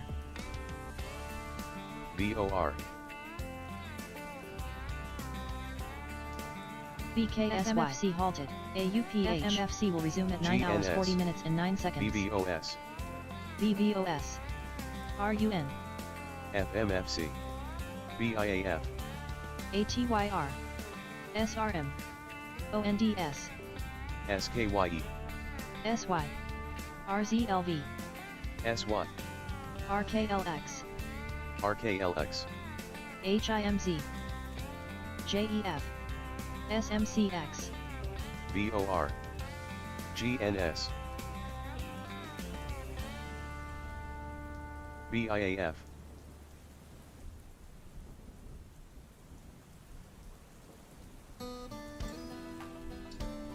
SY. SY. SONM. AMPX. RKLX. RKLX. JEF. GNS. LEU. KNW. BIAF. KWE. OUST. KNW. RKLB. PL. RKLX. NKTR may resume in less than a minute. RKLX. RDAGW.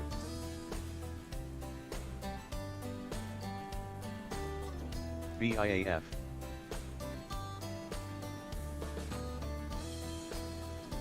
LXEH. ALDX. BBOS. OUST. RKLB. ADTX. OSCR. PL. RKLX. NKTR.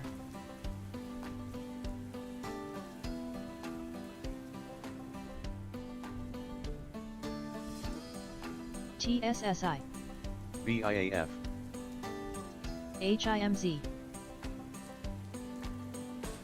ALDX.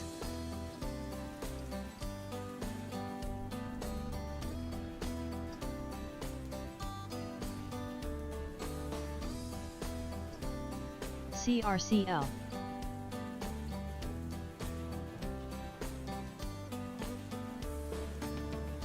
OSCR. BIAF. TSSI.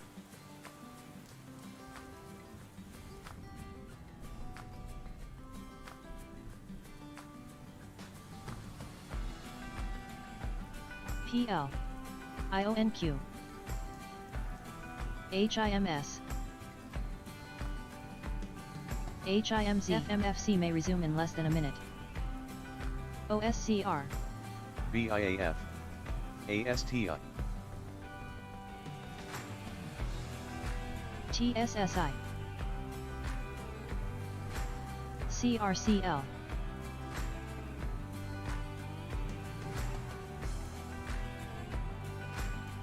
PL. CYN may resume in less than a minute. TSSI. AVAV. BKSY. RKLB. BIAF.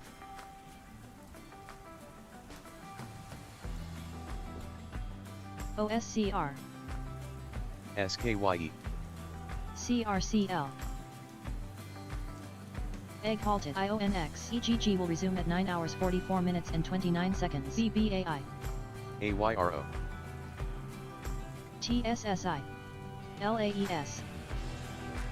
AVAV. SERV. PL. TSSI.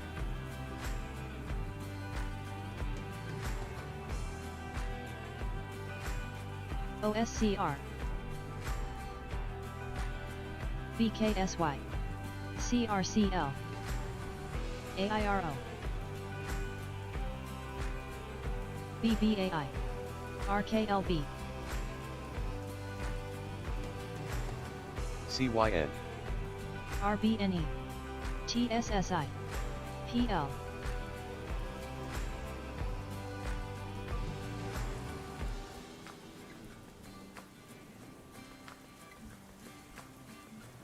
RGC.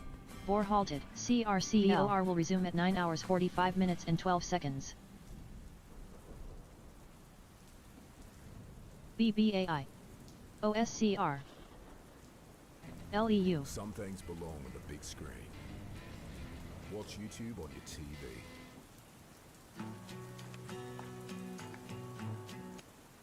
KWE. KWE. AMPX. CYN. RKLB. CYN. BBAI. SERV. FMFC. PL. KWE. KWE. CYN. LEU. POET. AMPX. RKLB. OSCR. CYN. PRME. BIAF. BBAI. SMCZ. FMFC. KWE. KWE. TSSI. CYN. BYNE. LEU. POET. PL. RKLB. BIAF. CYN.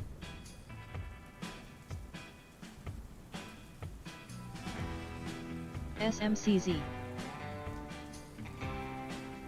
AMPX. KWE. CYN halted. KWE. CYN will resume at 9 hours 47 minutes and 5 CYN. seconds. BYNE. BYNE. POET. SRFM. LEU. TSSI. IONX. RKLB. BBAI. BIAF. ASTI. CYN. OUST. KWE. EGG may resume in less than a minute. CYN. BYNE. SRFM. RZLV. AVAV. FMFC. SRFM. BIAF. IONX. RKLB. ASTI. JFBR. JFBR. LEU. POET. BBAI. BLNE. FMFC. FMFC. SRFM. AVAV. KWE, SRFM, VOR may resume in less than a minute. JFBR, RGC, HCHL, VYNA, JTAI, JTAI, ALT, RGC, BKSY, HIMZ, POET, FMFC, BYNE, FMFC, SRFM, RZLV, NIBF, SRFM, BIAF, ASTI, CONL, RGC, VYNA, LEU, RGC, BKSY,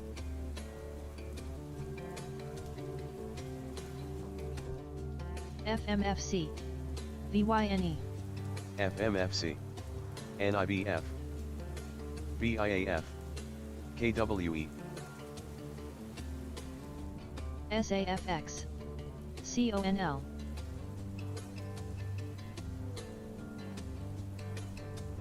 LEU, SRFM,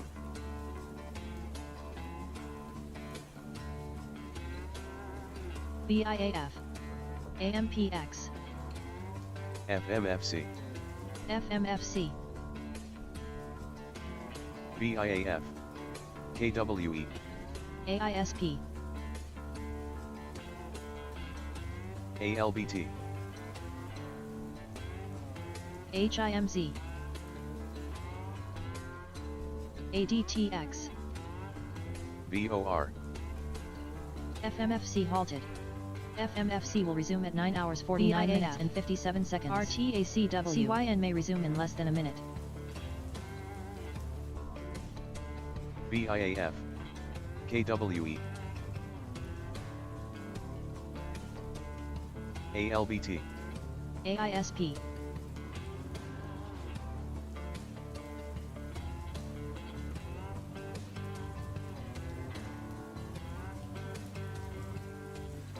BBAI,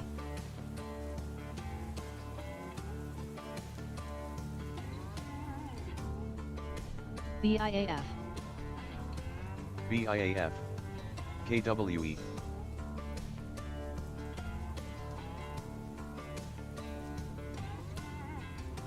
AISP, ASTI,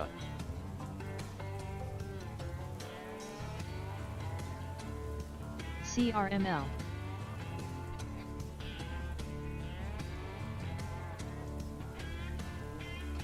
PL,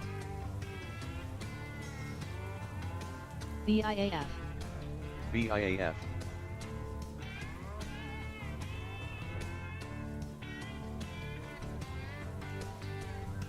KWE, RBNE, KWE,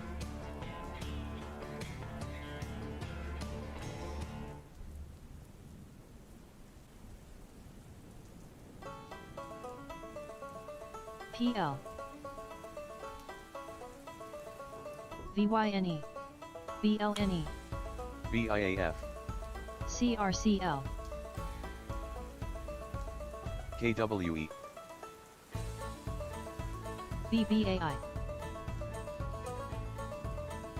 KWE,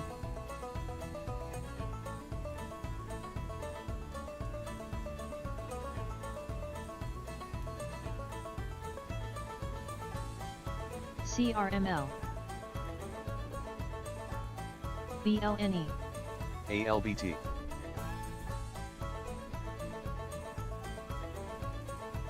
KWE,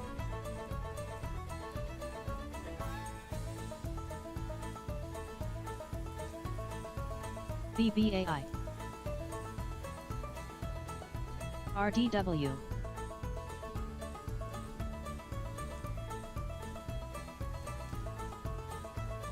RGC,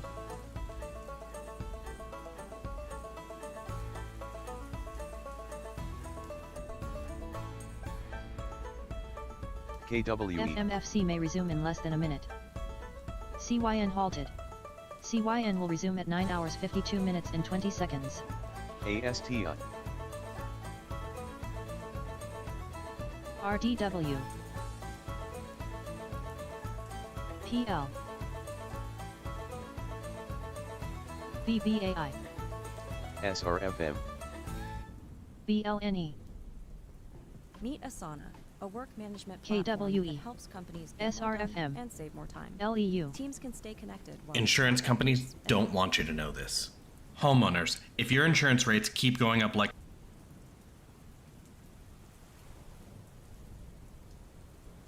RDW. PL. CRCL.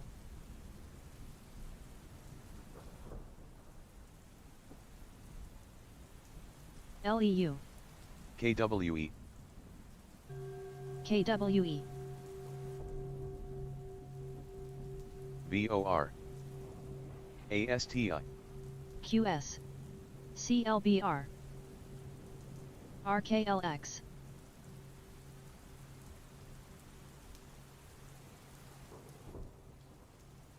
RKLB. FMFC. KWE. LEU. OSCR.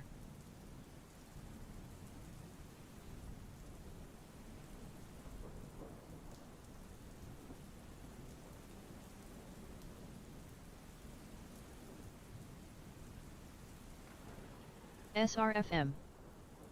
NIBF.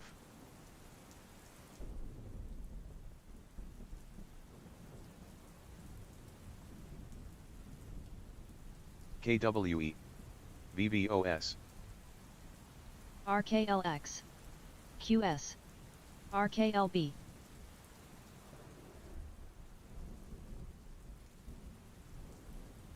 VYNA. CYN may resume in less than a minute. BIAF. NIBF.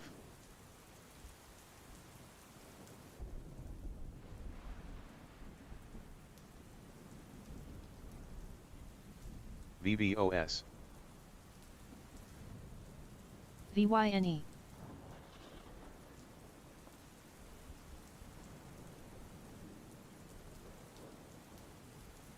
VYNA.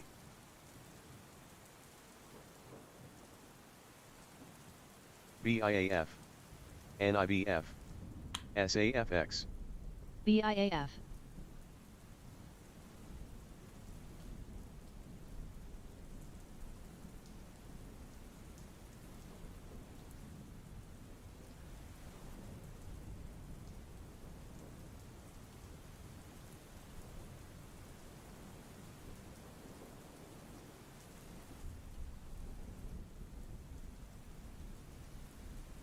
BIAF. NIBF. SAFX.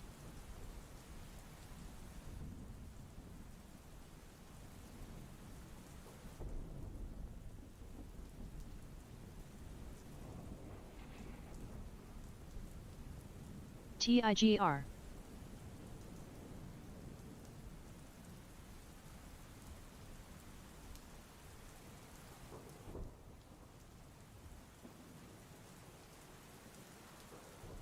BIAF. VYNA.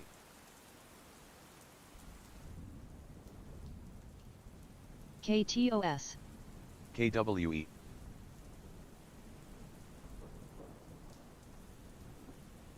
TIGR.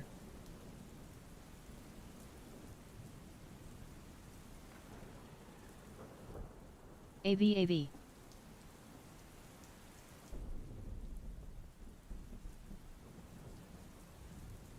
HUSA.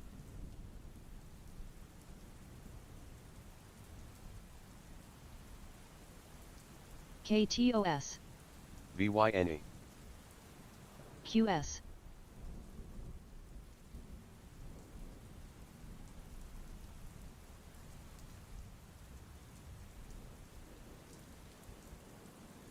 TIGR. FMFC. CRCL. CYN halted.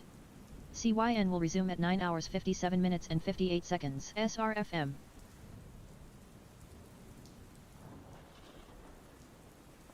HUSA.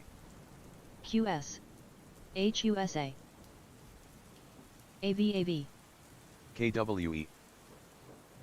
ENVX. PLCE. FMFC. LEU. CRCL.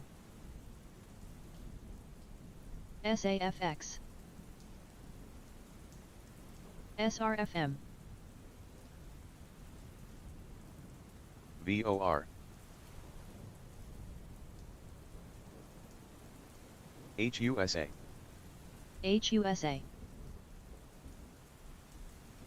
TIGR. FMFC. ISPO halted. CRCL. ISPO will resume at 9 hours 59 minutes and 39 seconds.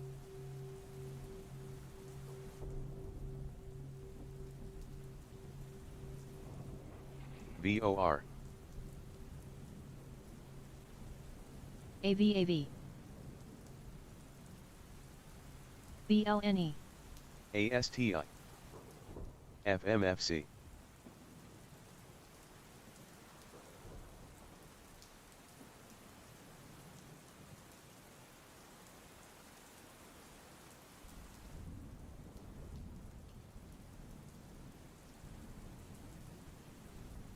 VOR. CRCL.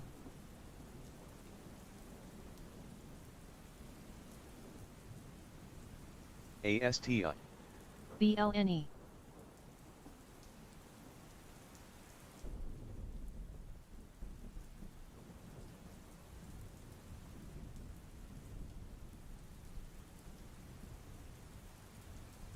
ZETA.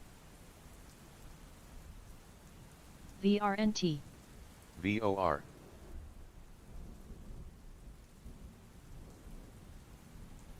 SRFM.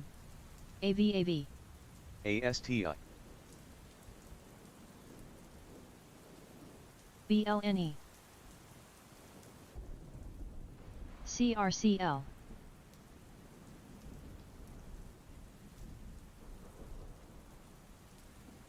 LEU. VOR.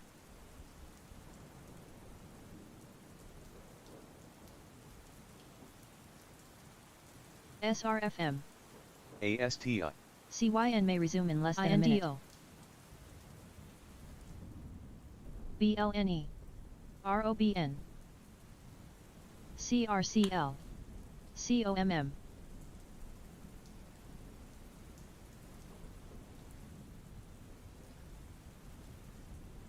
VOR.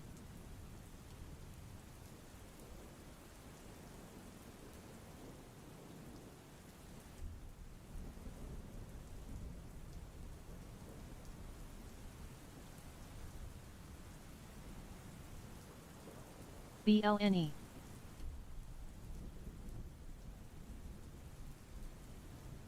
KWE.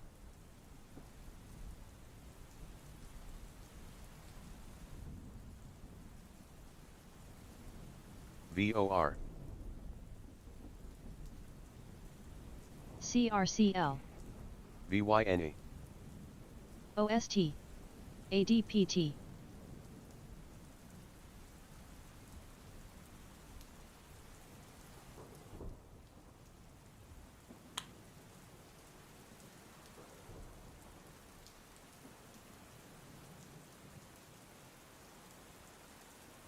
BBAI. BTM.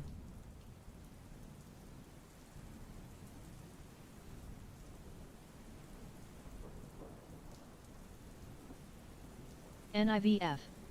OST. CRCL. ENVX.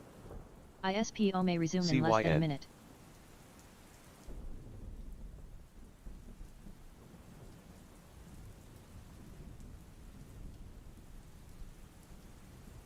BBAI.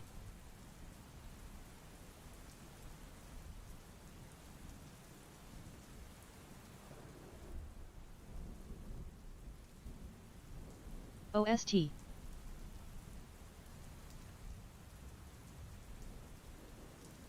CYN.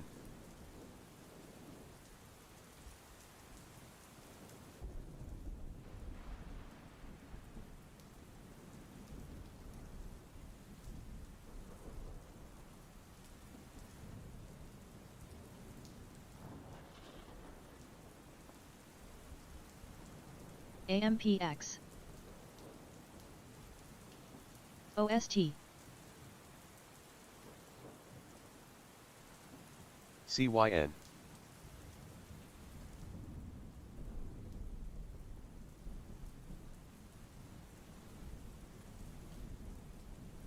NLSP.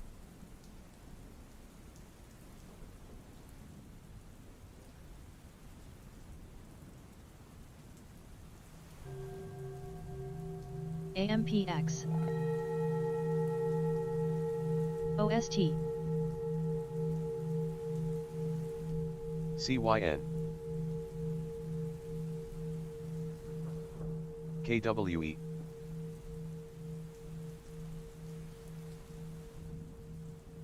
CRML.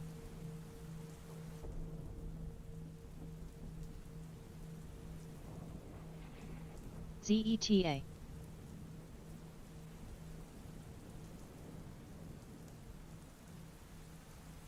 VYNE. OST. CYN. BBAI. AMPX. VYNA.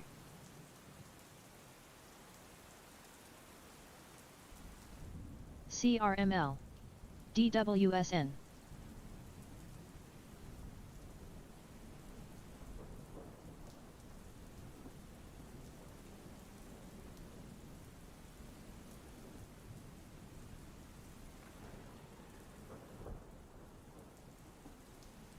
COMM.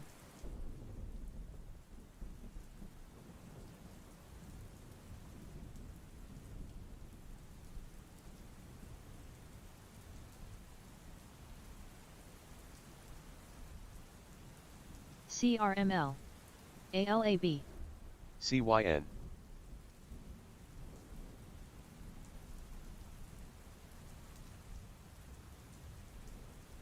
ZETA.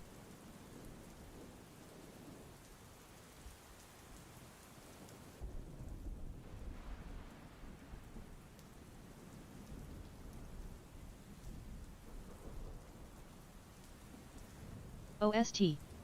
VBOS. CYN.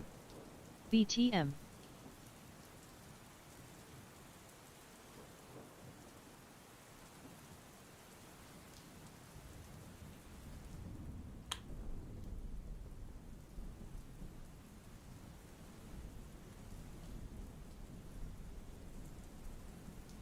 EDHL. OST. HTZ.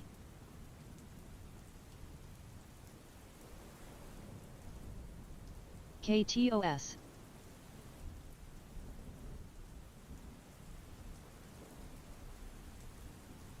OSCR.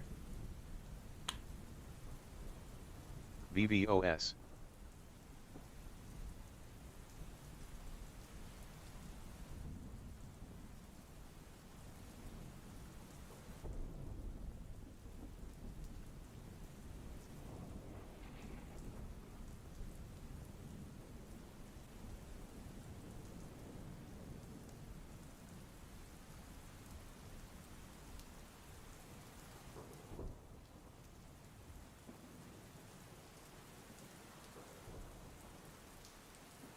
FMFC. CYN. IONX.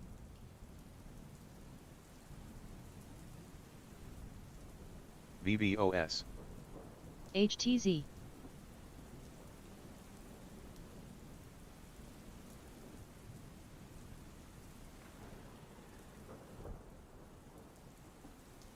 SMCX. SMCL. CYN.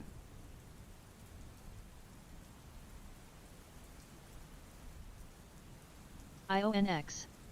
OST. OSCR.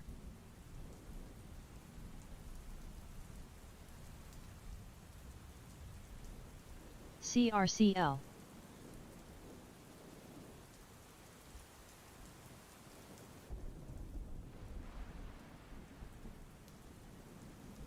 INDI.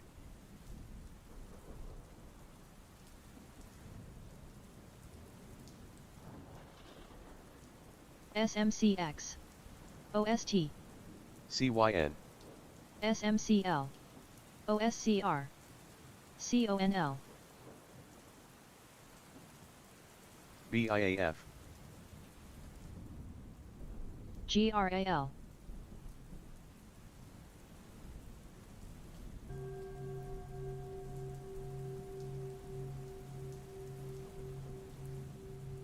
CRCL.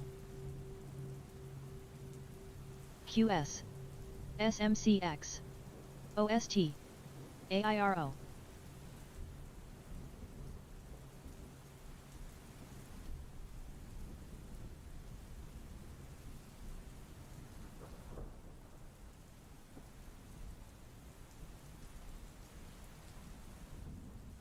VOR.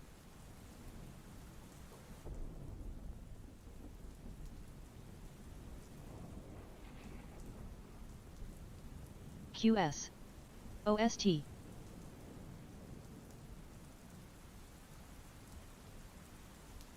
AIRO.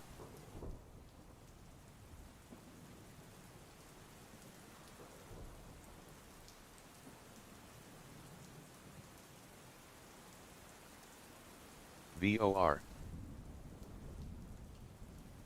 VYNE.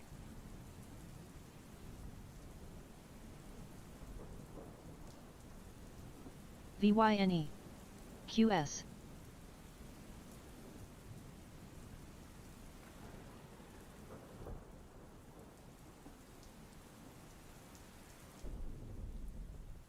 BIAF.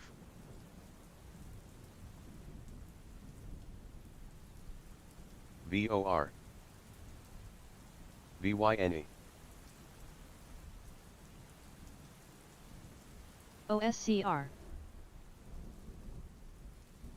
VYNE. QS. AIRO. OST. BIAF.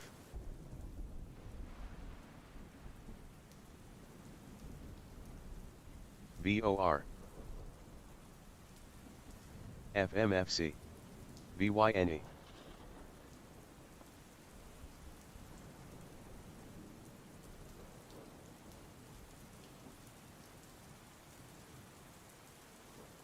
QS.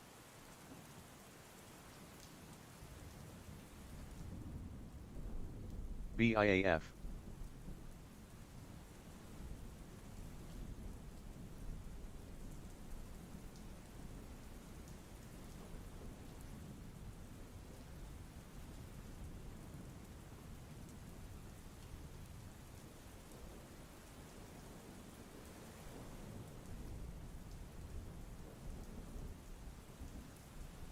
QS.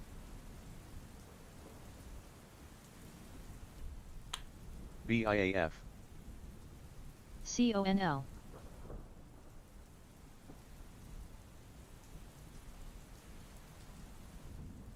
ENVX.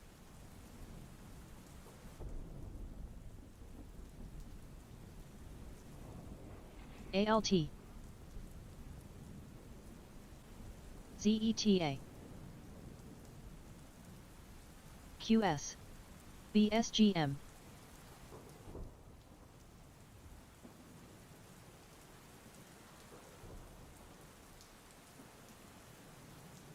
CONL.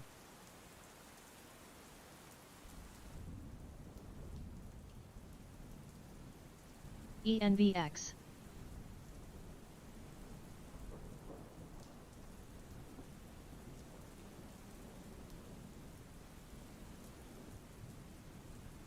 QS.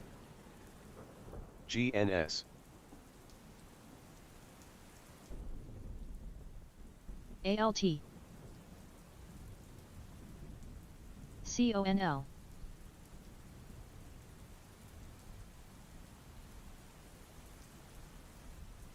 ARRY.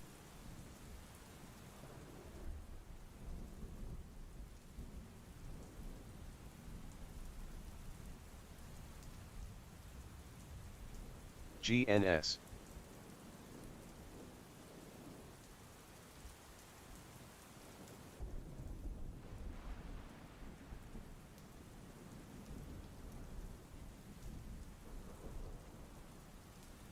CONL.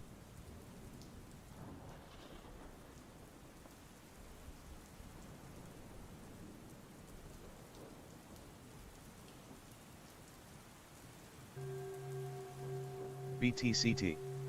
BLNK. VOR. ARRY. VYNE. EOSE. AVAV.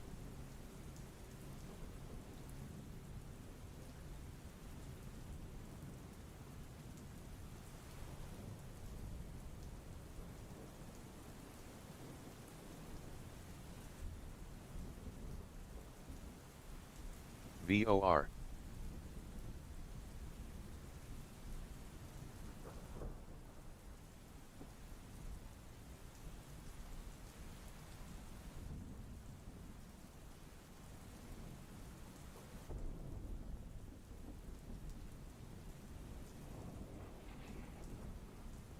AVAV.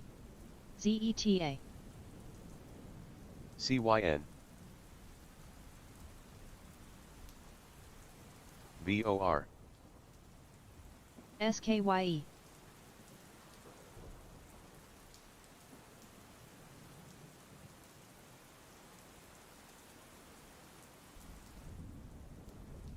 GNS.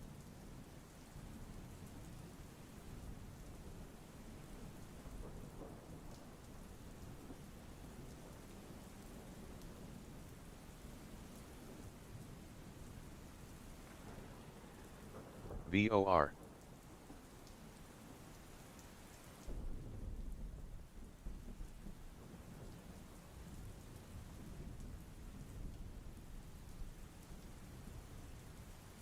LOOP.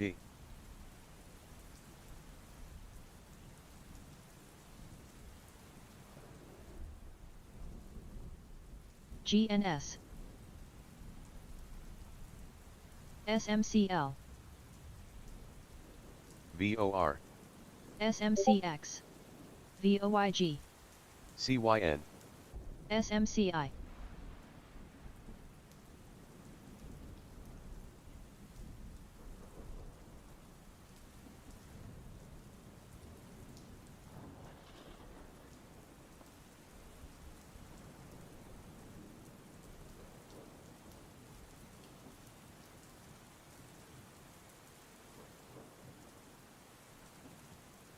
CYN.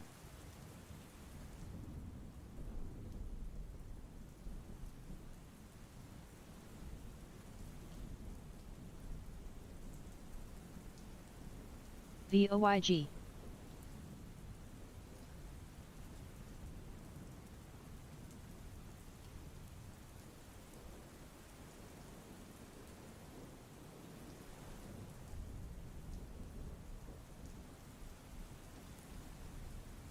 CYN.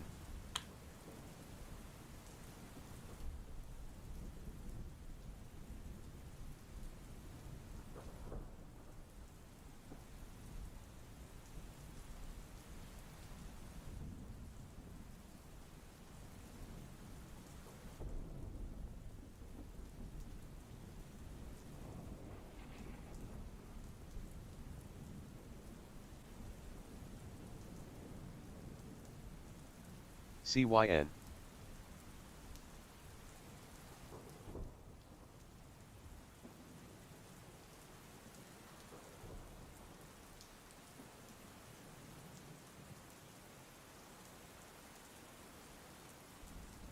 BREA.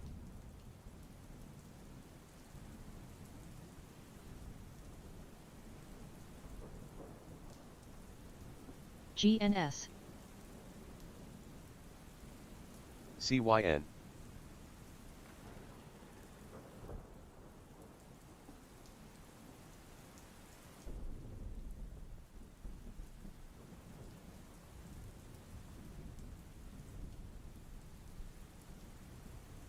BREA. SRFM, SLDP, ASPI, CYN, VOR,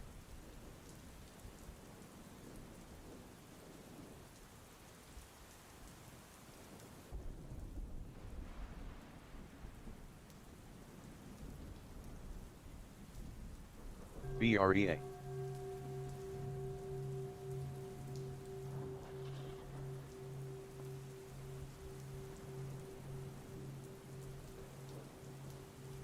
SLDP, CYN,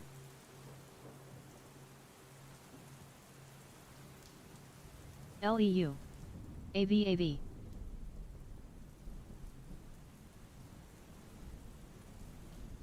CHYM,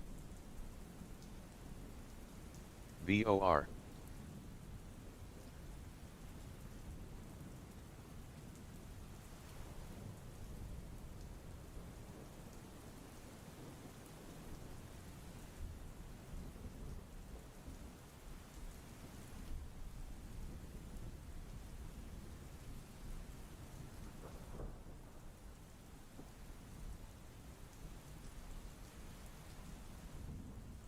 CYN,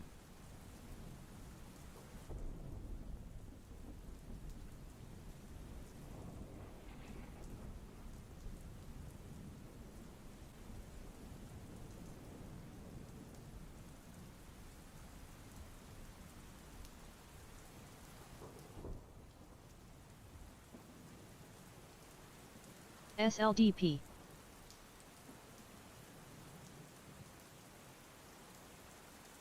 CYN,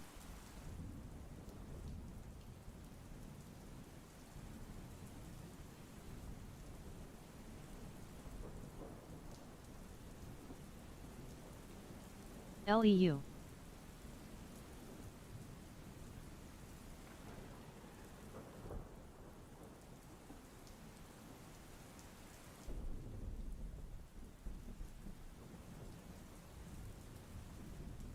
SLDP, AEHR,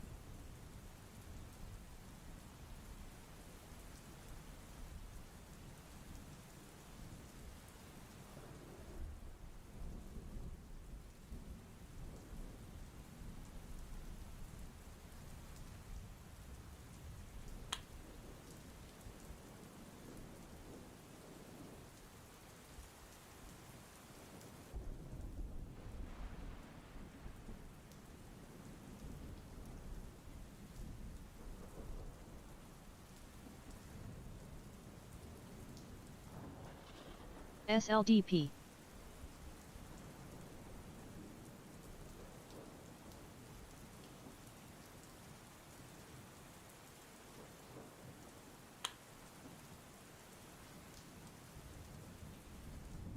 CRML,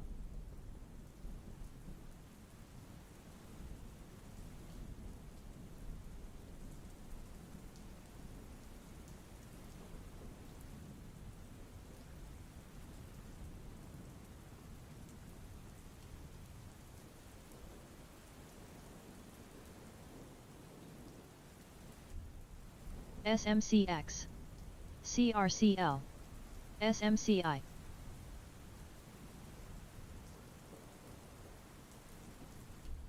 VOR, CRML, CTOR, HTZ,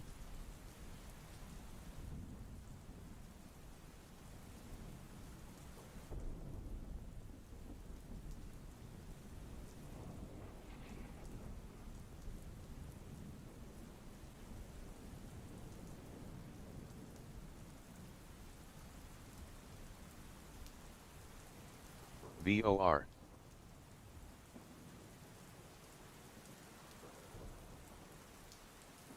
HTZ, AVAV,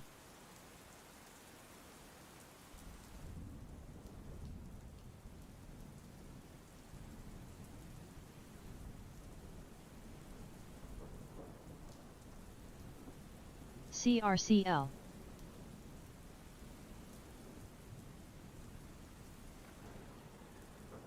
VOR. WULF. Most traders fail their prop firm challenges. We pass and manage it for you, and you can finally start withdrawing profit.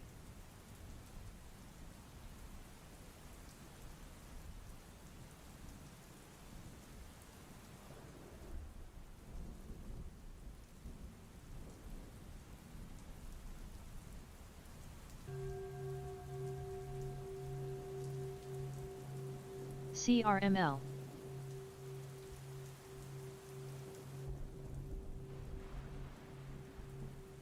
HIMZ.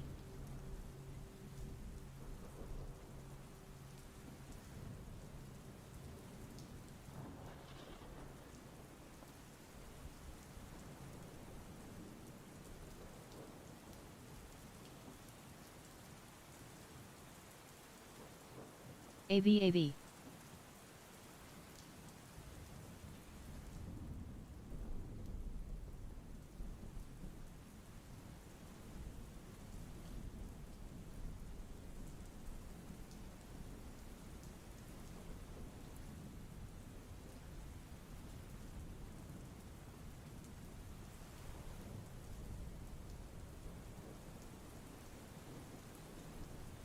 VOYG.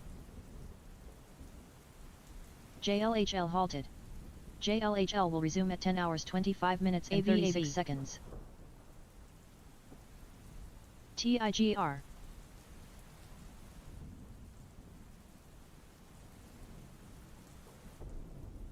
CRCL. QS. RITR. AIRO.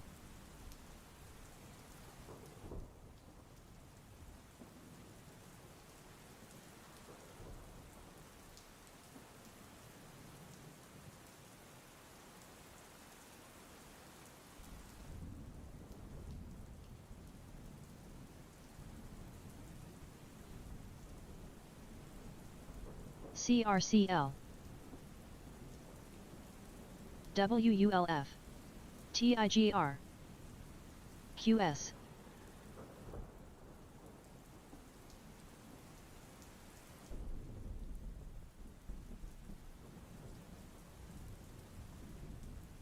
SMCL. AVAV.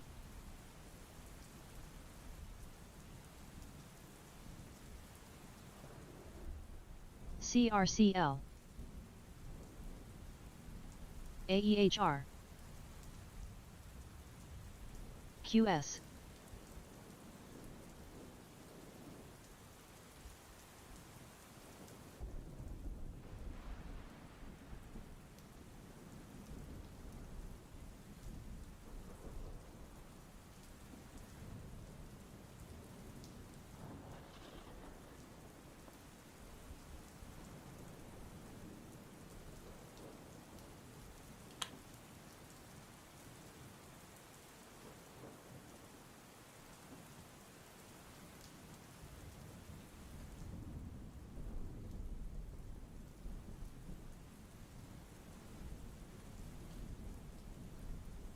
VOR. QS.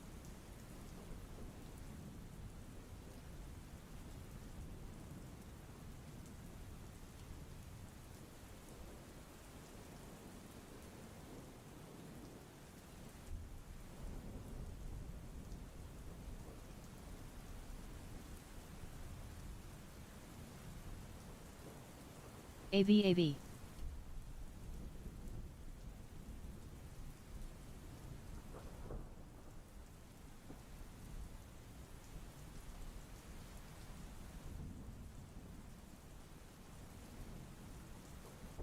VOR.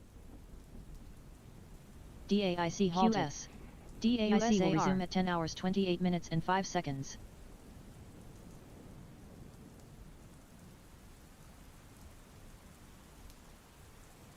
SRFM.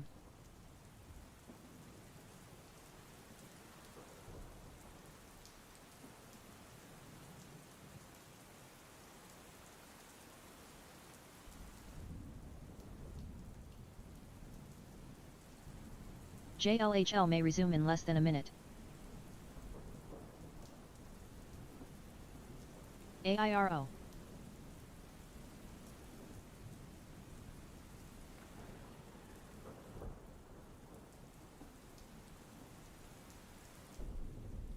QS.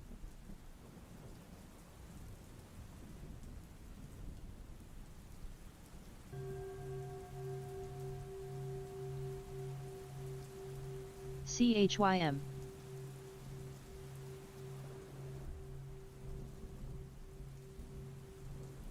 AVAV.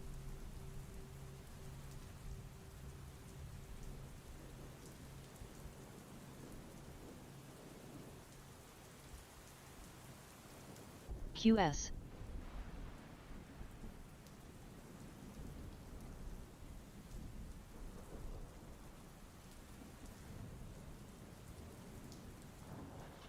CYN. VOR.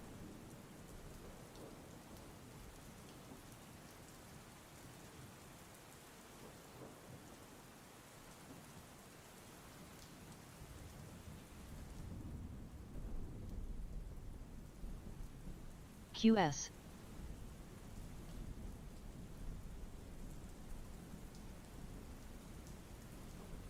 AVAV.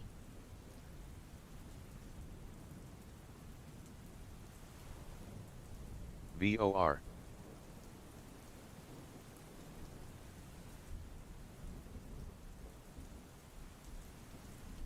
SLDP.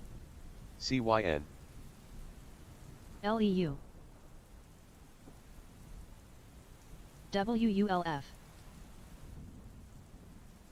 CRML.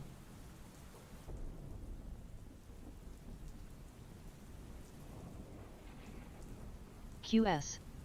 ENVX. VOR.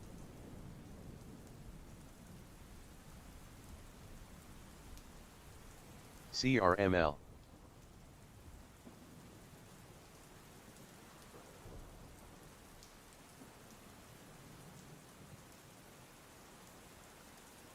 DAIC may resume in less than a minute. CRML.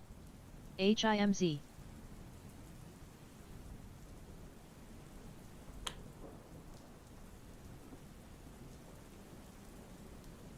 QS. CYN. AVAV. CRML.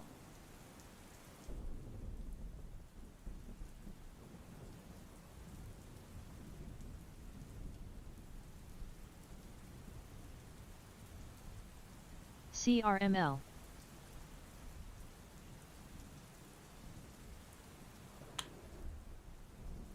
LEU. FMFC. QS. CYN. CRML. SMCX. SMCL. AVAV.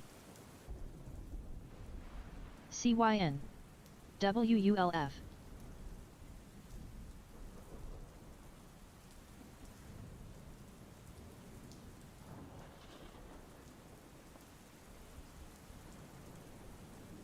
FMFC.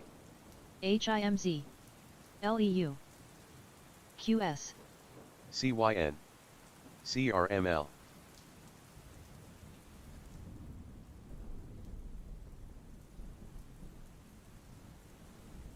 CYN. WULF.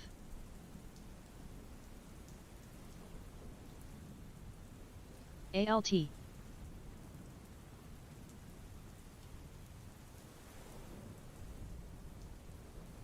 AVAV. CYN. QS.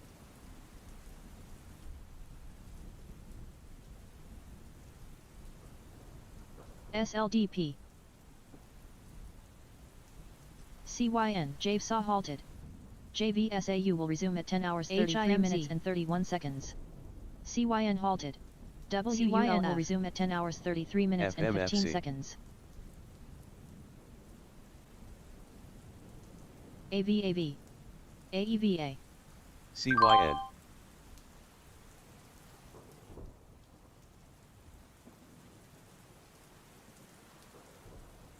ALT, JLHL may resume in less than a minute. ASTI. CYN. CRML.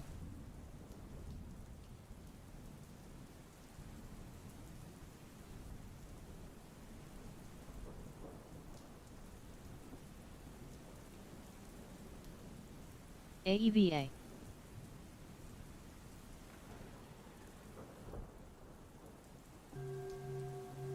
IRBT.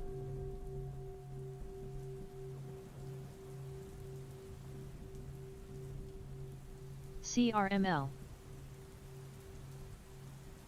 ALT. AVAV. SMCX. SMCL.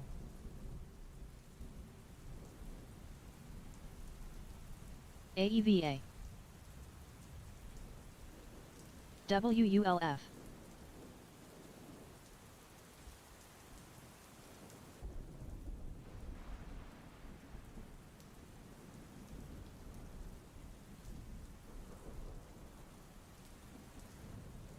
ALT. AVAV.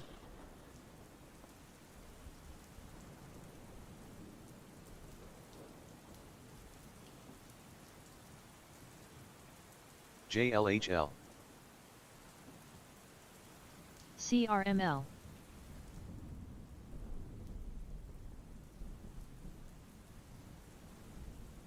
WULF. KOLD.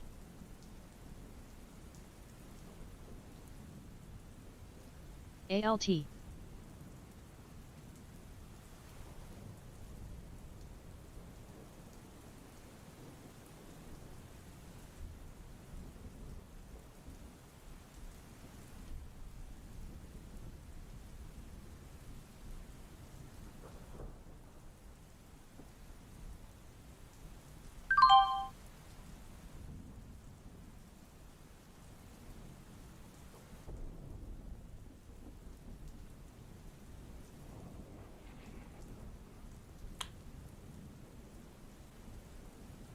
KWE. ALT. SMCL. SMCX. JLHL.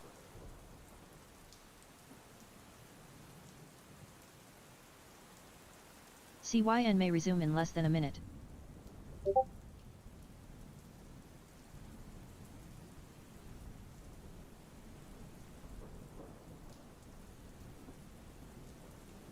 KWE.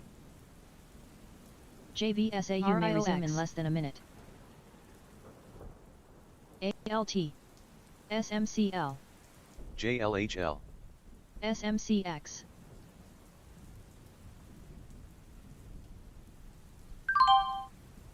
SLDP. HIMZ. IONX.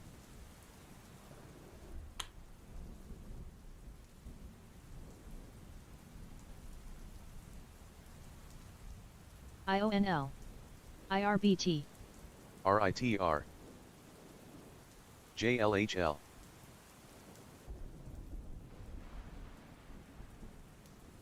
ALT.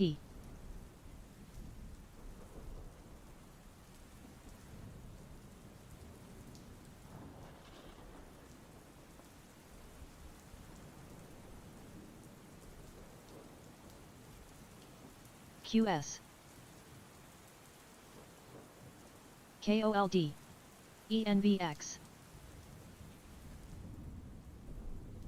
RITR. CYN. ALT. RITR.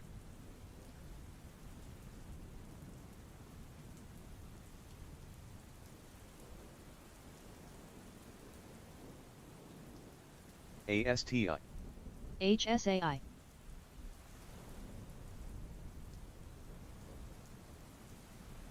KOLD. JLHL. RITR. ALT.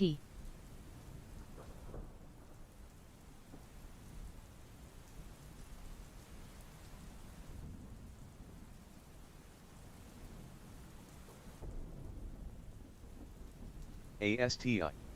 HSAI.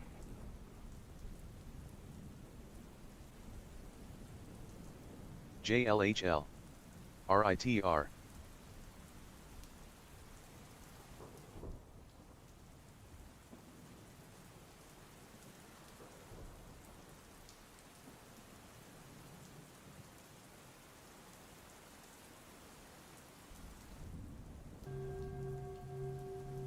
RITR.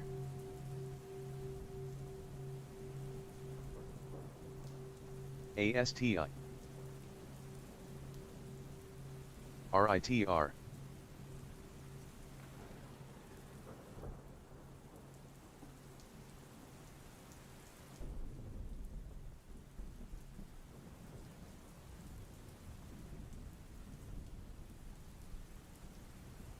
HSAI.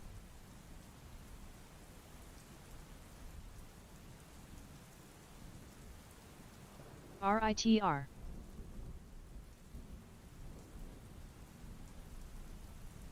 RITR. CTOR. CIFR. QS.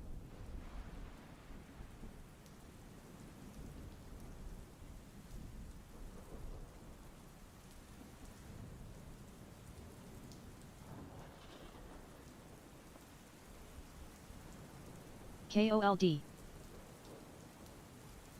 VOR. HSAI. CAEP. RITR. CIFR. QS. RITR.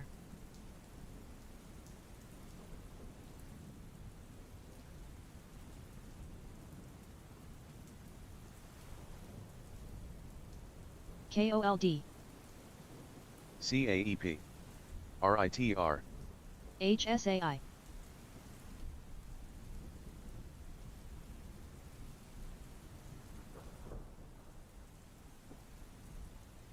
QS. RITR. RITR halted. RITR will resume at 10 hours 41 minutes and 55 seconds. CYN halted. CYN will resume at 10 hours 41 minutes and 27 seconds.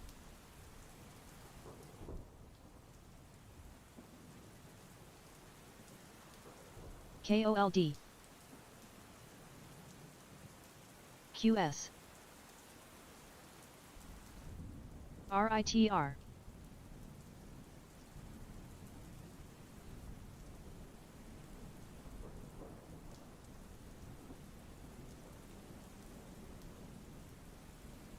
RITR.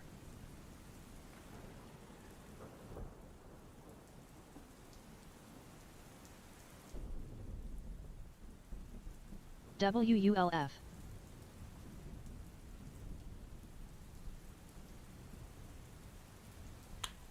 QS.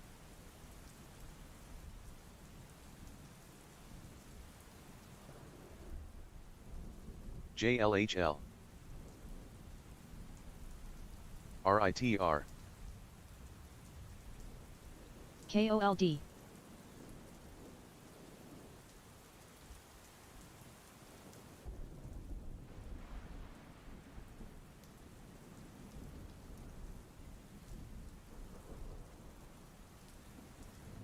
QS.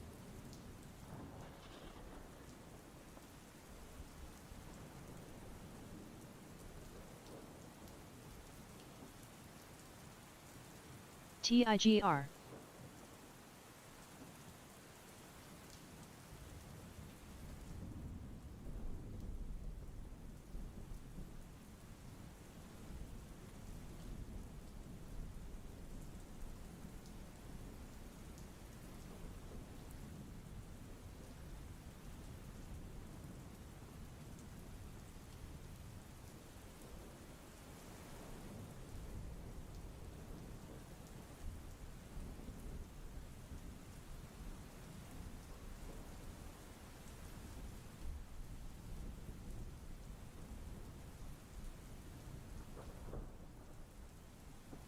QS.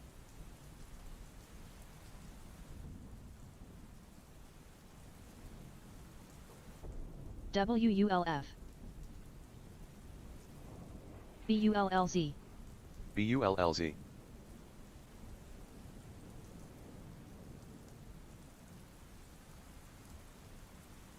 JLHL.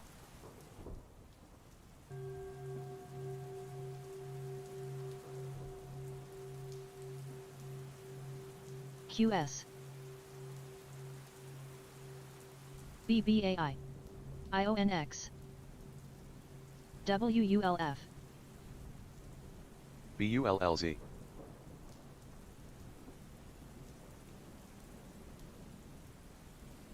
CYN may resume in less than a minute. JLHL.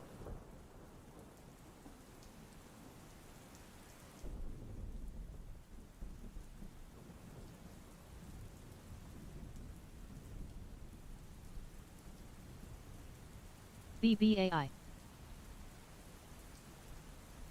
QS.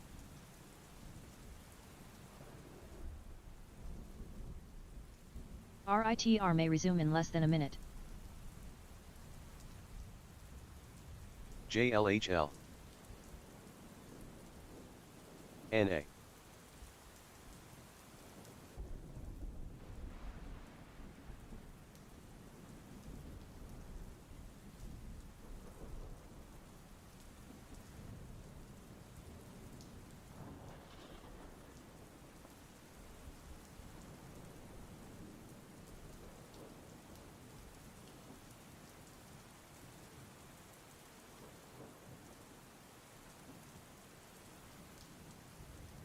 NA. IONX.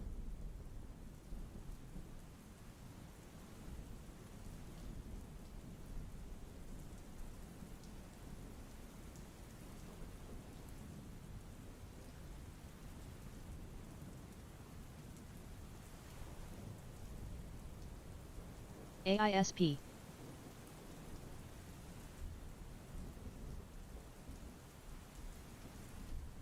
TIGR. NA. RITR. RITR. CYN. SLDP.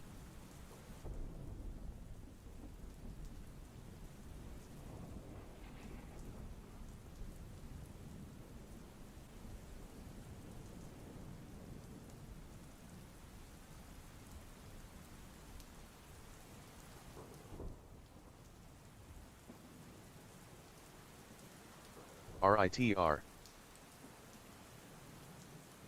CYN.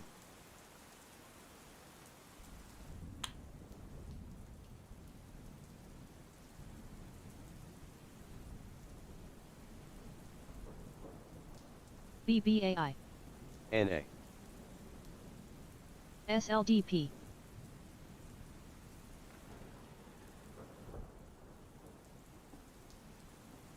VOYG.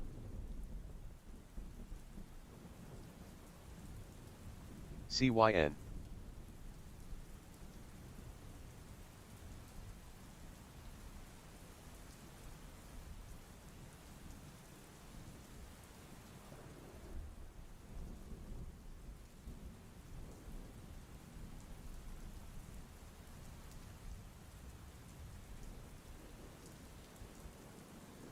NA.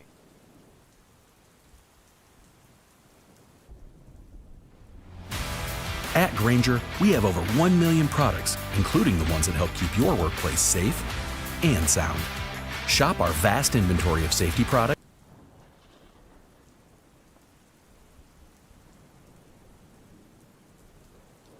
SLDP.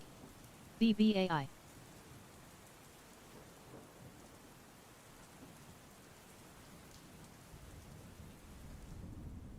RITR halted. RITR will resume at 10 hours 48 minutes and 39 seconds.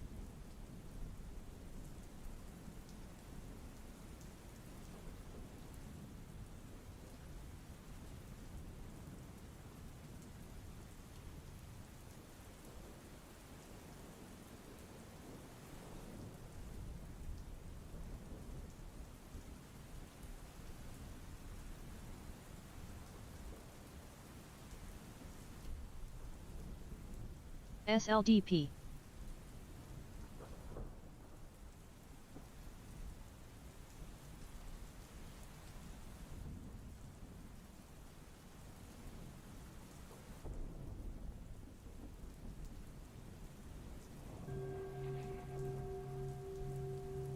EVGO.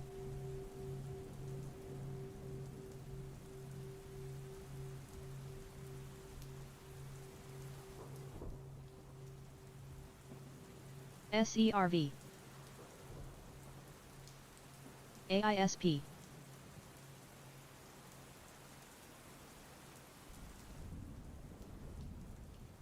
CRML.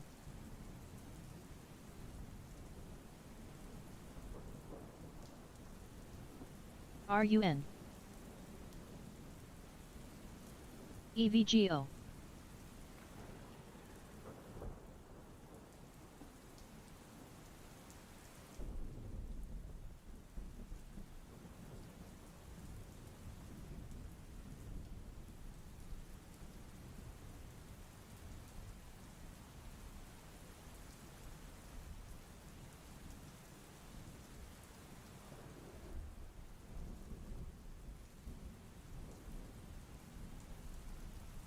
JVSA halted.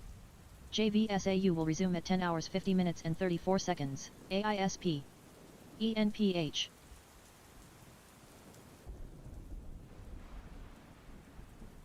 CRML.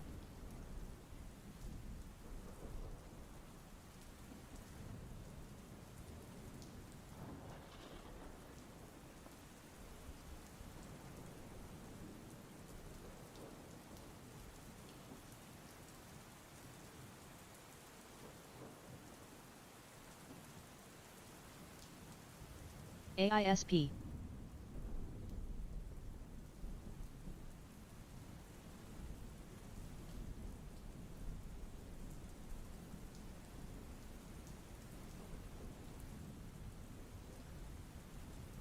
CRML. RUN. ENPH.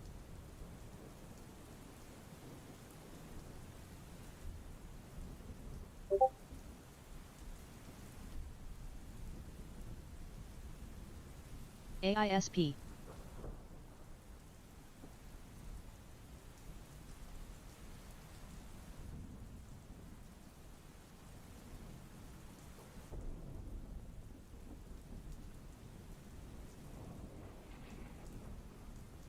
RITR may resume in less than a minute.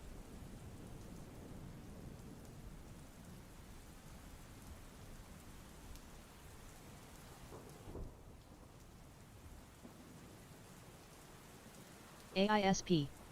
CYN. GWH.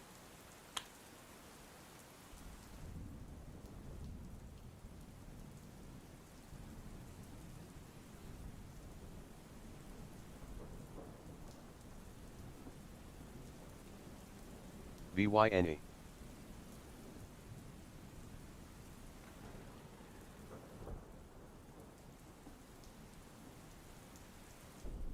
CYN.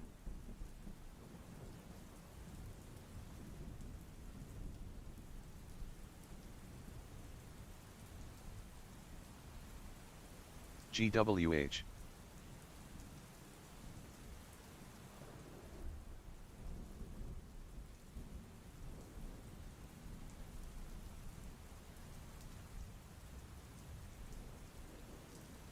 VOR. RITR. CTOR.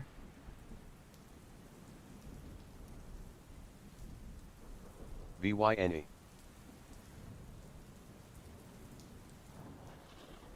CRML.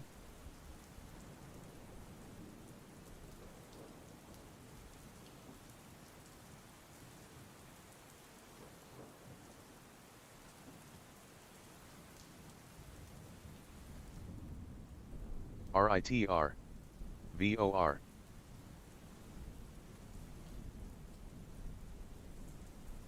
JVSAU may resume in less than a minute.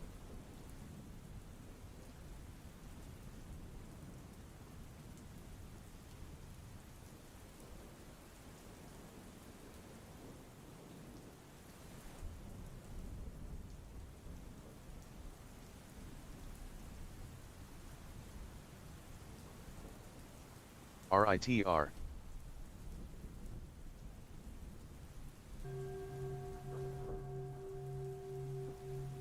BULL.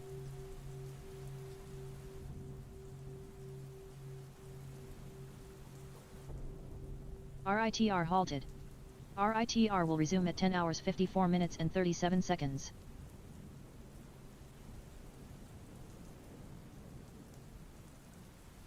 CAR. RITR.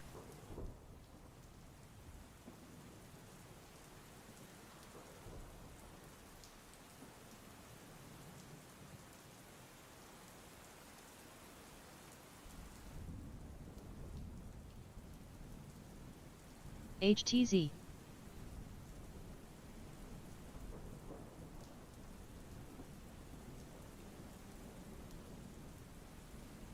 FTRK.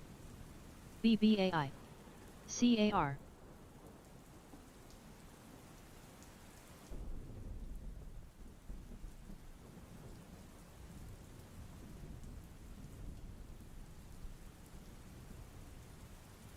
GWH.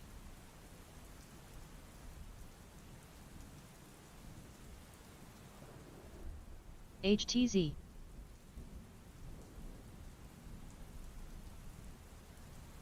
GWH.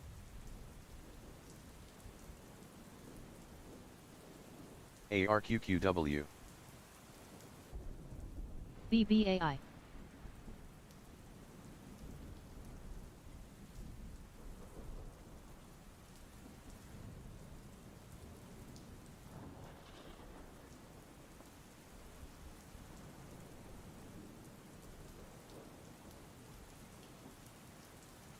HTZ. SERV. WULF. IREN.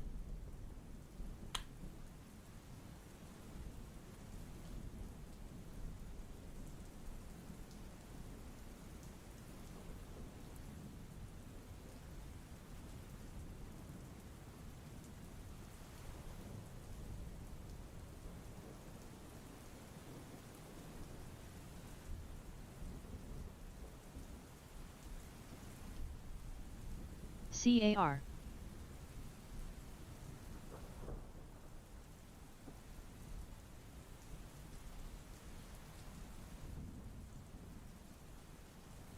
VOR.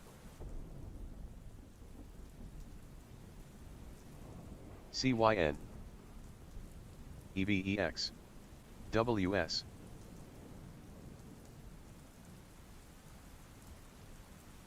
CYN.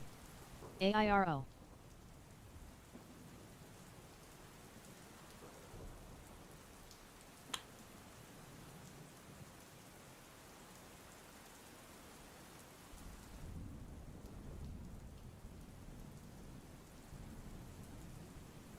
CYN.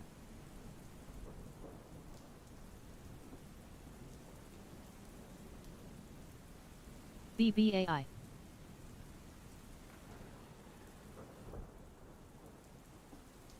RITR may resume in less than a minute. WULF. MBRX.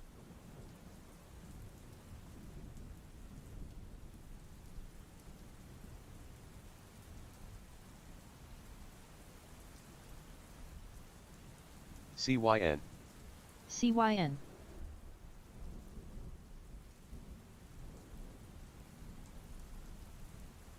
SERV.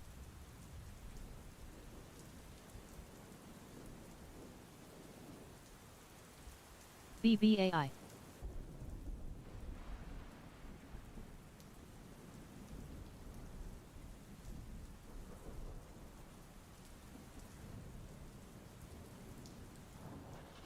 CYN. CYN.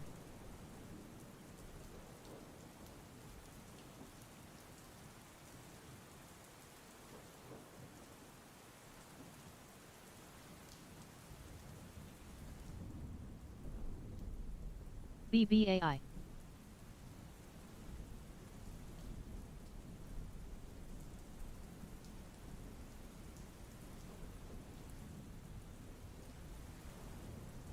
CYN. CYN.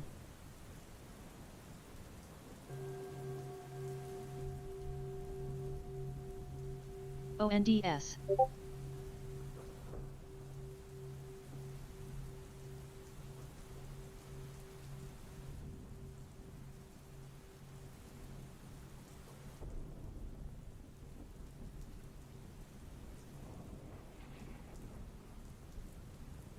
CYN.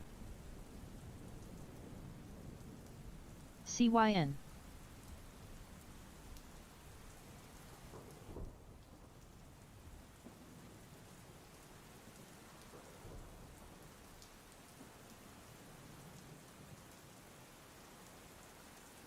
BBAI.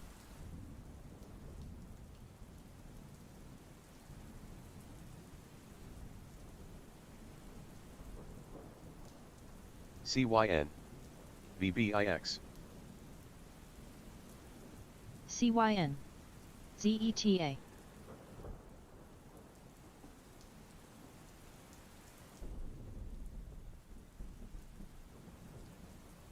CYN halted. CYN will resume at 11 hours and 49 seconds.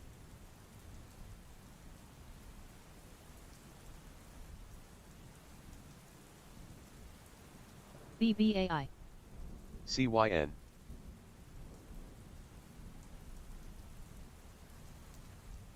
CYN.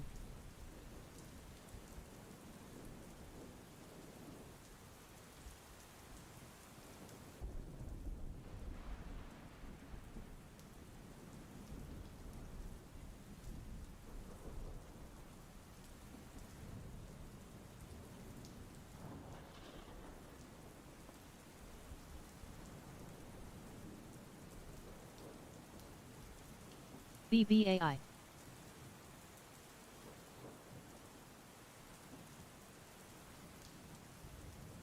ZETA. LUNR. DAIC halted. ASTI. DAIC will resume at 11 hours 1 minute and 29 seconds.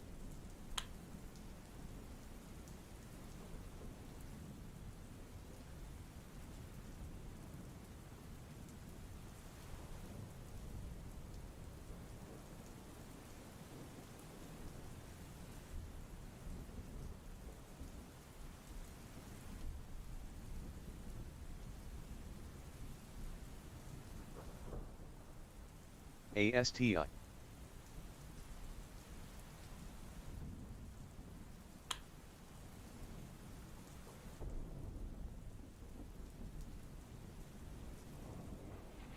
HIMZ. HIMS.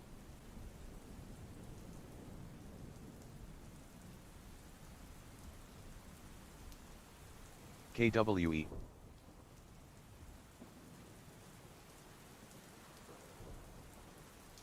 ASTI. SERV.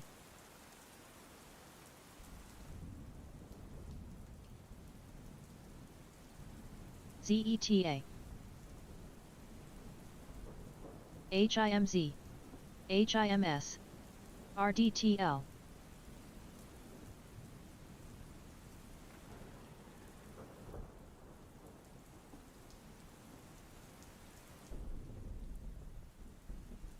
CRWV. ASTI.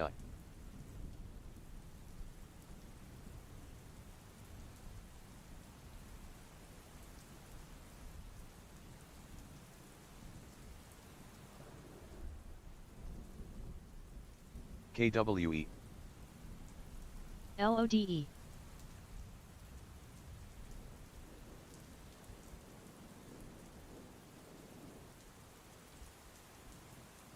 LIVE.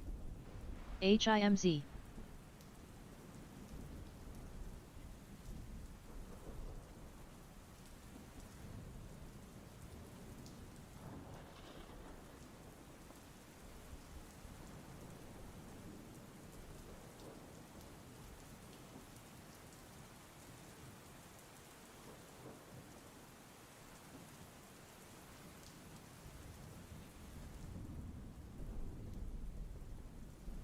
CYN may resume in less than a minute.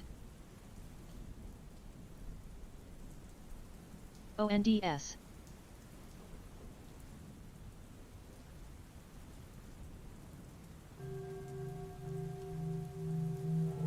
KWE. HIMZ. HIMS. LUNR. VOYG.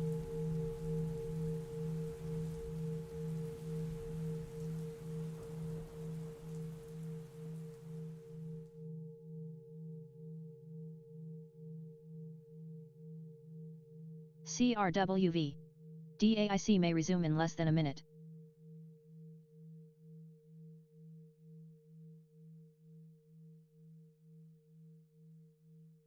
KWE.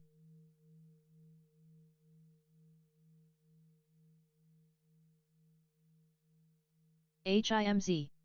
HIMS.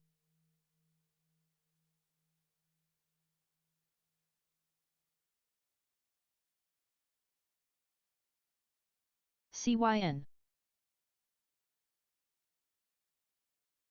CYN.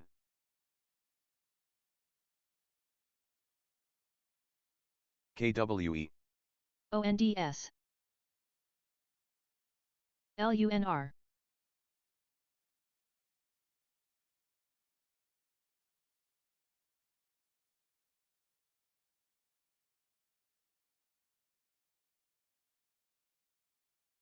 EVEX. WS. ZETA. CYN.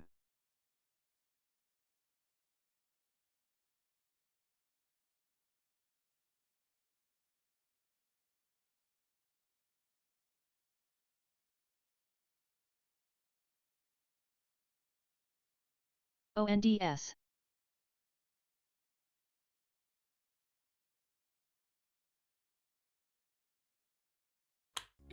With Portfolio Analyst by Interactive Brokers, you can consolidate, track, and analyze.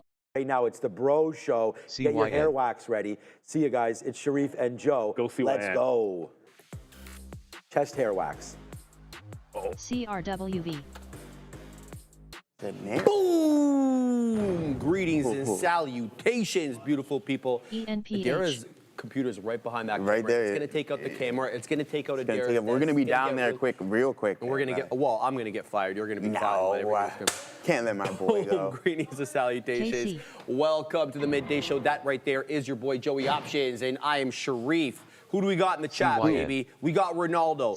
Who's this ham boy or star or whatever? Guap. Ken, we got Vern, we got Gorov, Chuck of all trades. Shout out to Maddie Pollock, May Reyes, Mirek Formack, Lo-Fi Soul, All Things Trump. Shout out to Stuart, 70 Mustang, Juan Padilla, the OG. Shout out to Scott H. Get your toupee ready, says Scott H. All right, that's crazy. Jay Haas, we got Bax, we got Dinkelberg, we got Shadow 7S7. Shout out to Oleg as well. Hugh Jassy, Moonshot, Luke. DJ 2AM, Simple Sunshine. We got CYN. Pawn Pandy. I like that one. Bora, RTJ, Joe Safe. We got Bobby. We got KK14M, JG. Shout out to Henry S. and Desi Junction, Susie Fox as well. We see you, Luis Martinez. I see you, Becky 5 or Becky V. Not sure what's going on there. Desi Junction, I already mentioned that one. Greg Moore. Who else we got here, Joseph? One more. Eric Carr, I lied. We got Mike P. D. Ryder. One of the OGs in the chat. Good vibes, Mike. I want to call him that.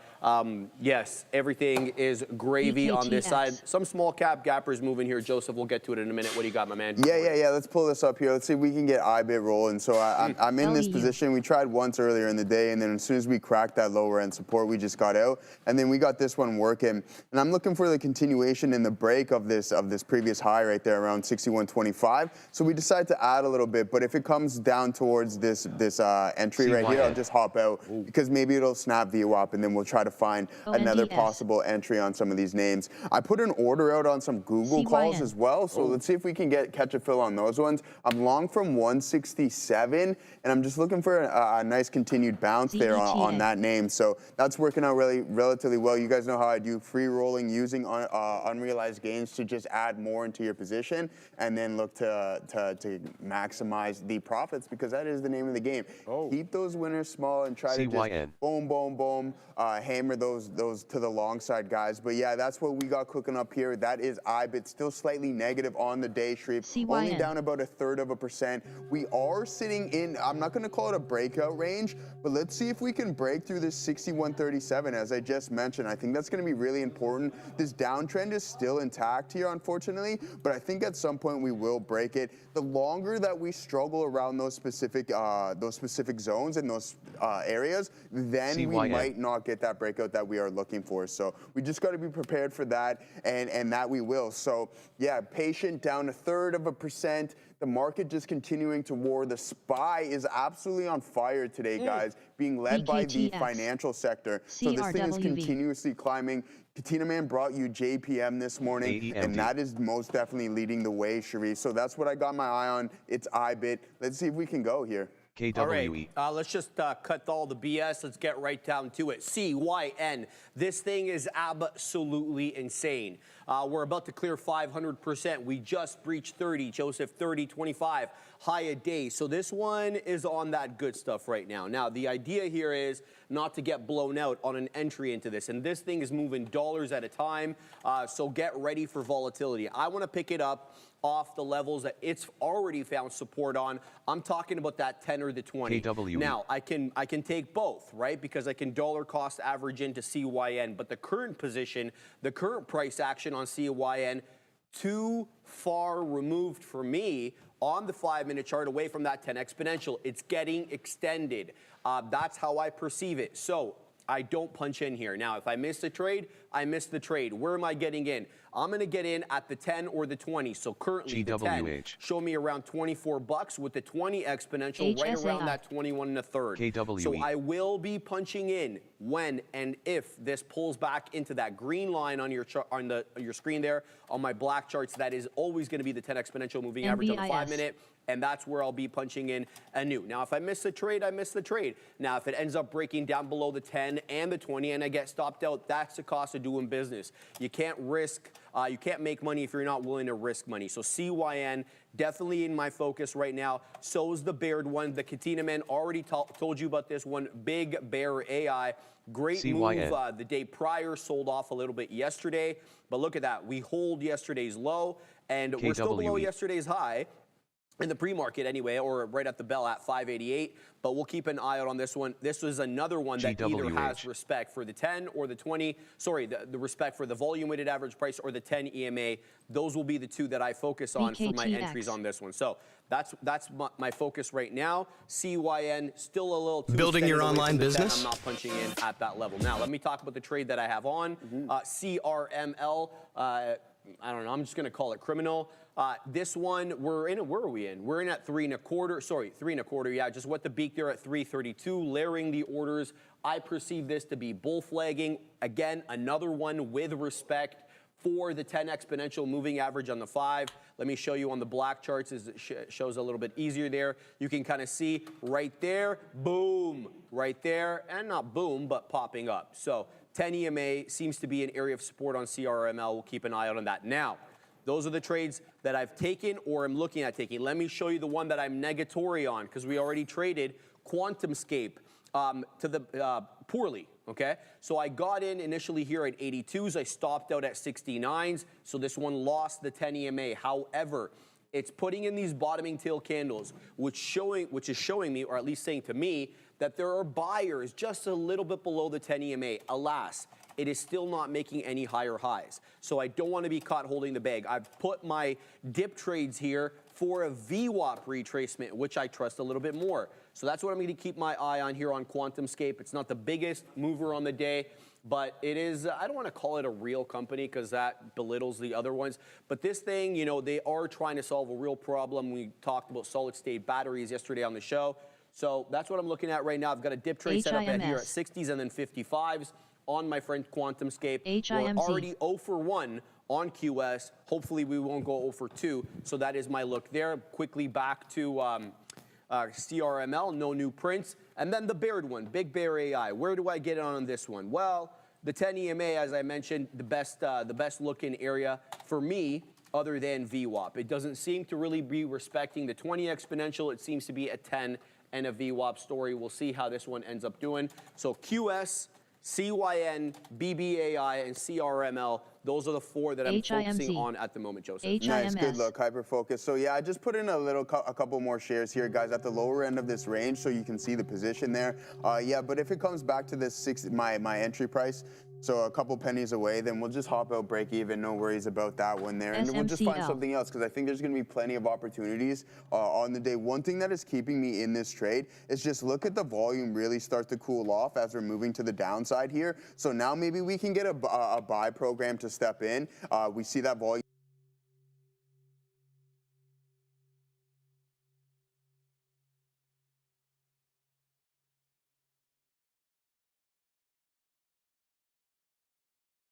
CYN. CYN. SMCX.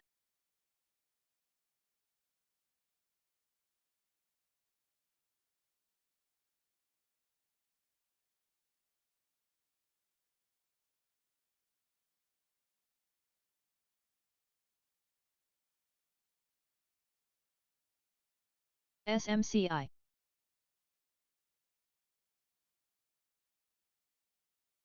CYN. CYN. CYN halted. CYN will resume at 11 hours 16 minutes and 12 seconds. LFMD.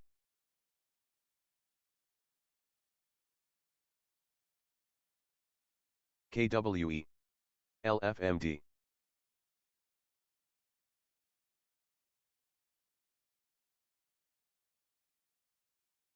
CYN. CYN.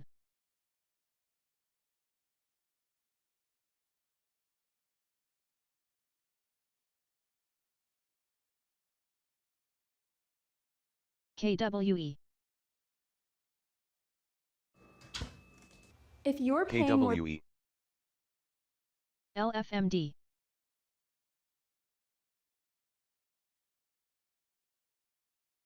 People, the name Hu Jintao brings back a haunting image. Remember this picture? CYN. It was from October 2022 when the former party leader was being forcibly escorted out of the CCP's party Congress in front of the global media and humiliated in public. KWE. He looked weak and irrelevant at that KWE. time and has vanished from public view. But now, in mid-2025, he's back at China's power center, quietly influencing leadership CYN. choices and policy direction. The question is, how did that happen? Has the world underestimated Hu Jintao and overestimated Xi Jinping? So you may say, wait a minute, Hu hasn't even been seen since that incident. How do we know he's back? Well, good question. KWE. He may be invisible, but his CLBR. influence is unmistakably KWE. felt. In the past week alone, two major signals emerged through the JCAT. sudden reappearance of two junior Hus, his son Hu Haifeng and his protege Hu Chunhua. So on June 18th, it was an event called Lujiazui Forum. It's China's version of Davos. It was held in Shanghai's financial district. It's an HSAI. annual event. And KWE. Hu Haifeng appeared alongside CLBR. top-level officials. Now, keep in mind, Hu Haifeng is a vice minister in the Ministry YAAS. of Civil Affairs, in charge YAAS. of children and elderly JCAP. affairs. Okay, so it's a KWE. position that has nothing to do with high finance, and Hu had long been suppressed by Xi Jinping. I mean, the junior Hu. And his promotion last year seemed as little more than a conciliatory gesture after Hu Jintao's public KWE. humiliation in 2022 VOR. and the mysterious death HSAI. of former Premier Li Keqiang. So why was he on that YAAS. stage? Well, because Xi Jinping's grip on power is JCAP. fading, and the return of Hu Haifeng signals a surge in his father's influence. But perhaps the more telling comeback is that of Hu Chunhua, the other junior Hu. He has long been groomed as a future CCP leader and possibly even Xi Jinping's successor. He KWE. was chosen by Hu VOR. Jintao as Xi Jinping's successor. RITR. But because of that, the junior Hu had been shelved for many years. But since April this year, he suddenly JCAP. is everywhere. So from April 8th to 17th, he led a high-level delegation to Africa, meeting with presidents and ministers. On April 12th, he chaired a national meeting on development aid to Xinjiang, and the meeting was held at Central Party School. And on April 18th, he spoke at the China International Talent Exchange Conference.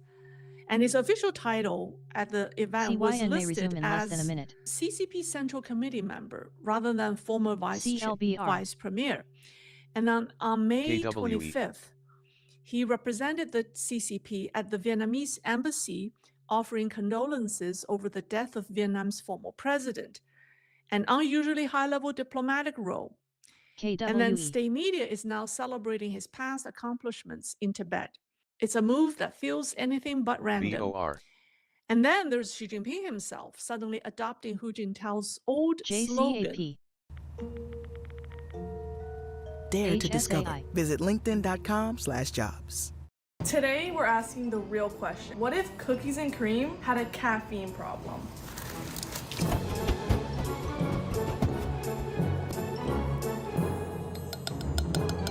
TSLQ, TSDD, TSLS.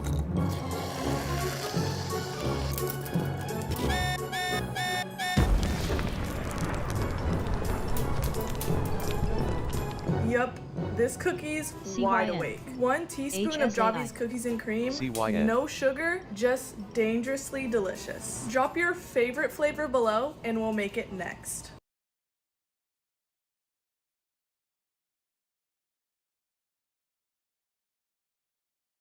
Which is this. In a May speech about China's new 5-year plan, Xi Jinping emphasized the need for scientific decision-making, democratic decision-making, and rule-based governance.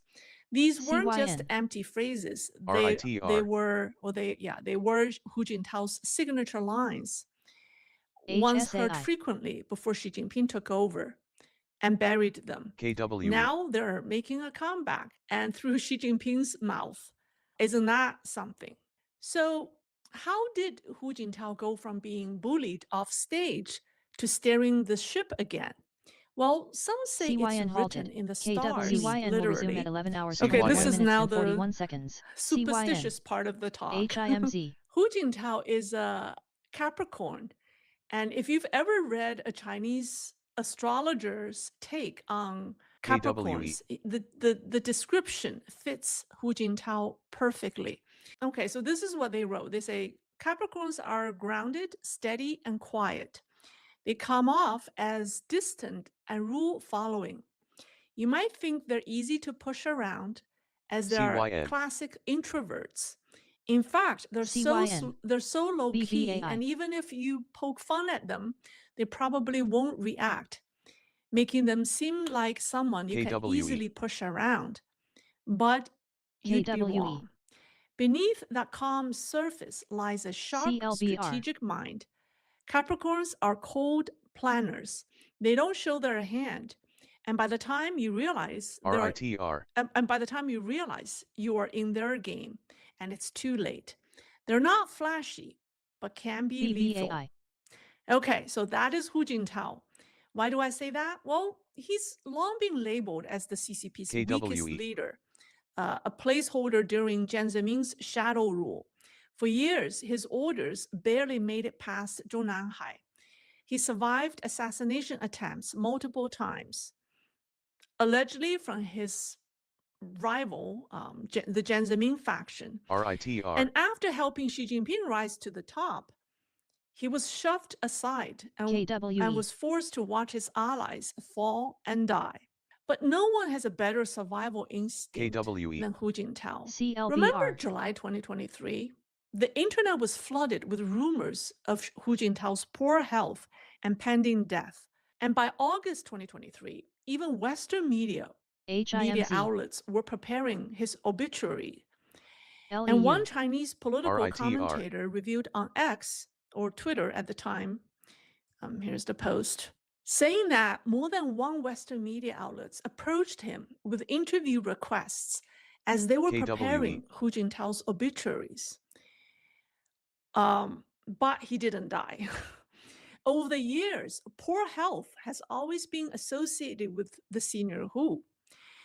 In hindsight, some now believe that Hu Jintao leaked the rumors himself to fake weakness and survive the storm.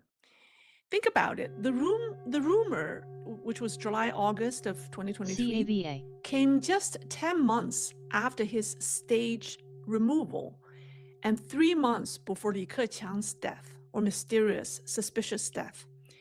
Looking back, faking illness might have saved his life. So rumors can kill, and rumors can also save lives, too.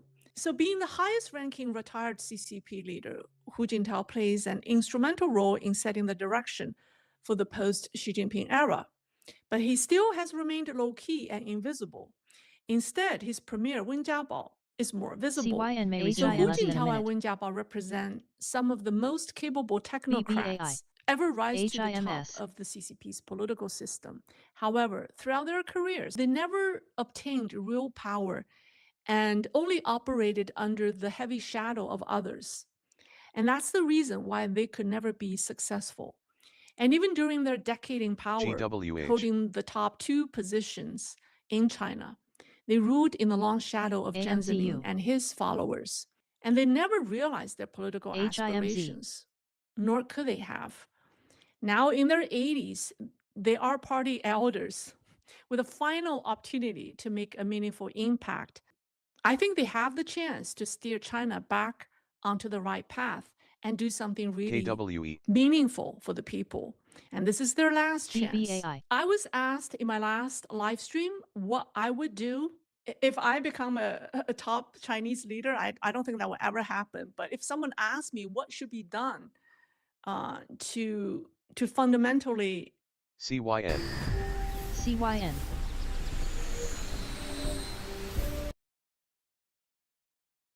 China in the right direction, here's what I think. And I'm sure some within China are watching this program. So here's my message to them. It's a list of immediate steps to help China return to a better course. So the first is reveal the full truth about the 1989 Tiananmen Square student movement and massacre. The Chinese people deserve to know what really happened, and restore honor for those CCP officials who were persecuted for opposing the crackdowns, such as Zhao Ziyang. And number 2 is tear down the Great Firewall. Let people access the internet freely and without censorship. Number 3 is end the persecution of Falun Gong practitioners, underground Christians, the Tibetans, Uyghurs, and others, and release all prisoners of conscience immediately. Number 4 is institute true freedom of the press. Allow foreign media to operate openly in China. And I'm not just saying the New York Times, the Wall Street Journal, or Bloomberg, which are already all present in China anyways. I'm saying inviting the Epoch Times, which has been the most outspoken critic of the CCP. And some of their earliest journalists are locked up in Chinese prisons.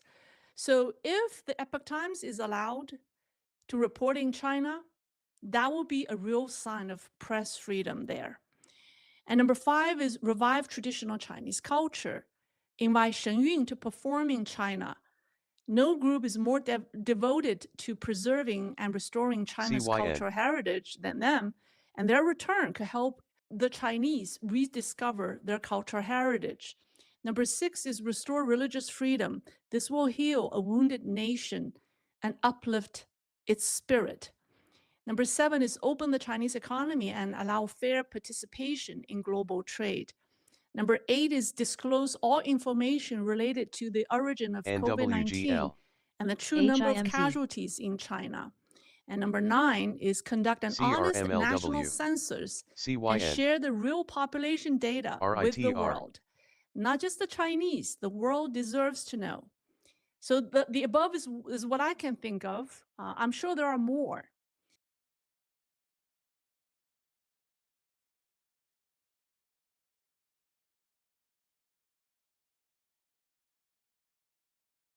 NWGL. HIMZ. CYN. CYN. RITR. CAVA.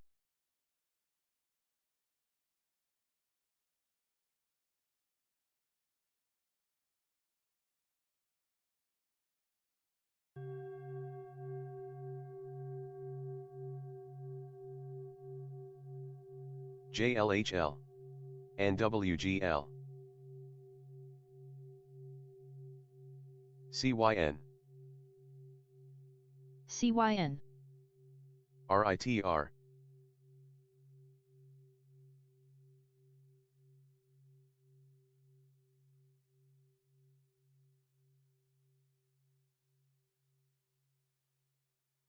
LEU.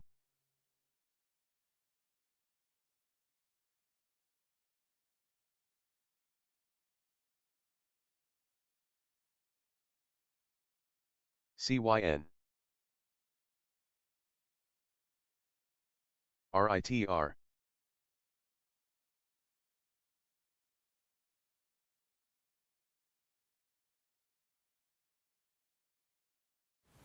CYN.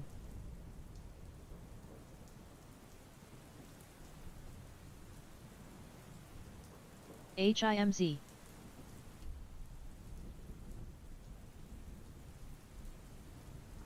CYN.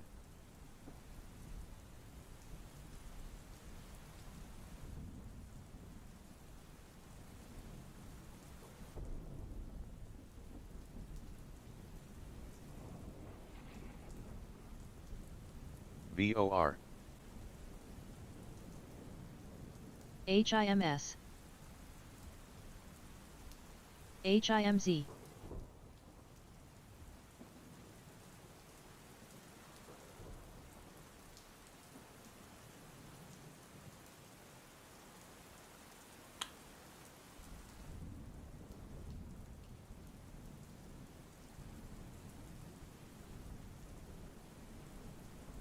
VOR.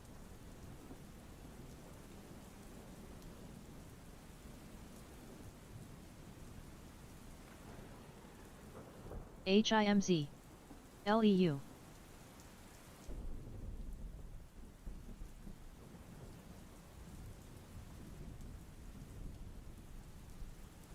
HIMS.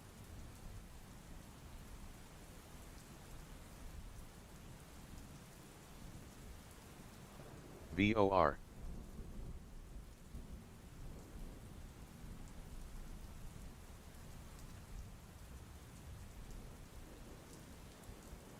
HIMZ.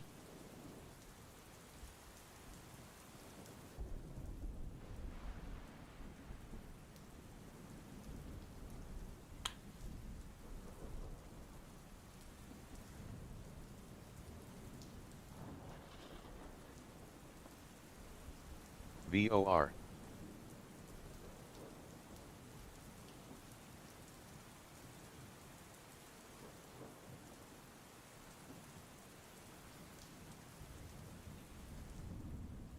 CYN. Qui halted. KWE will resume at 11 hours 32 minutes and 50 seconds. FLNC.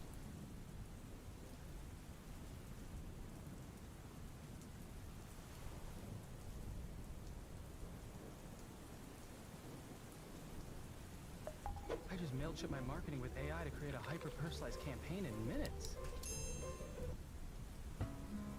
HIMZ. CYN.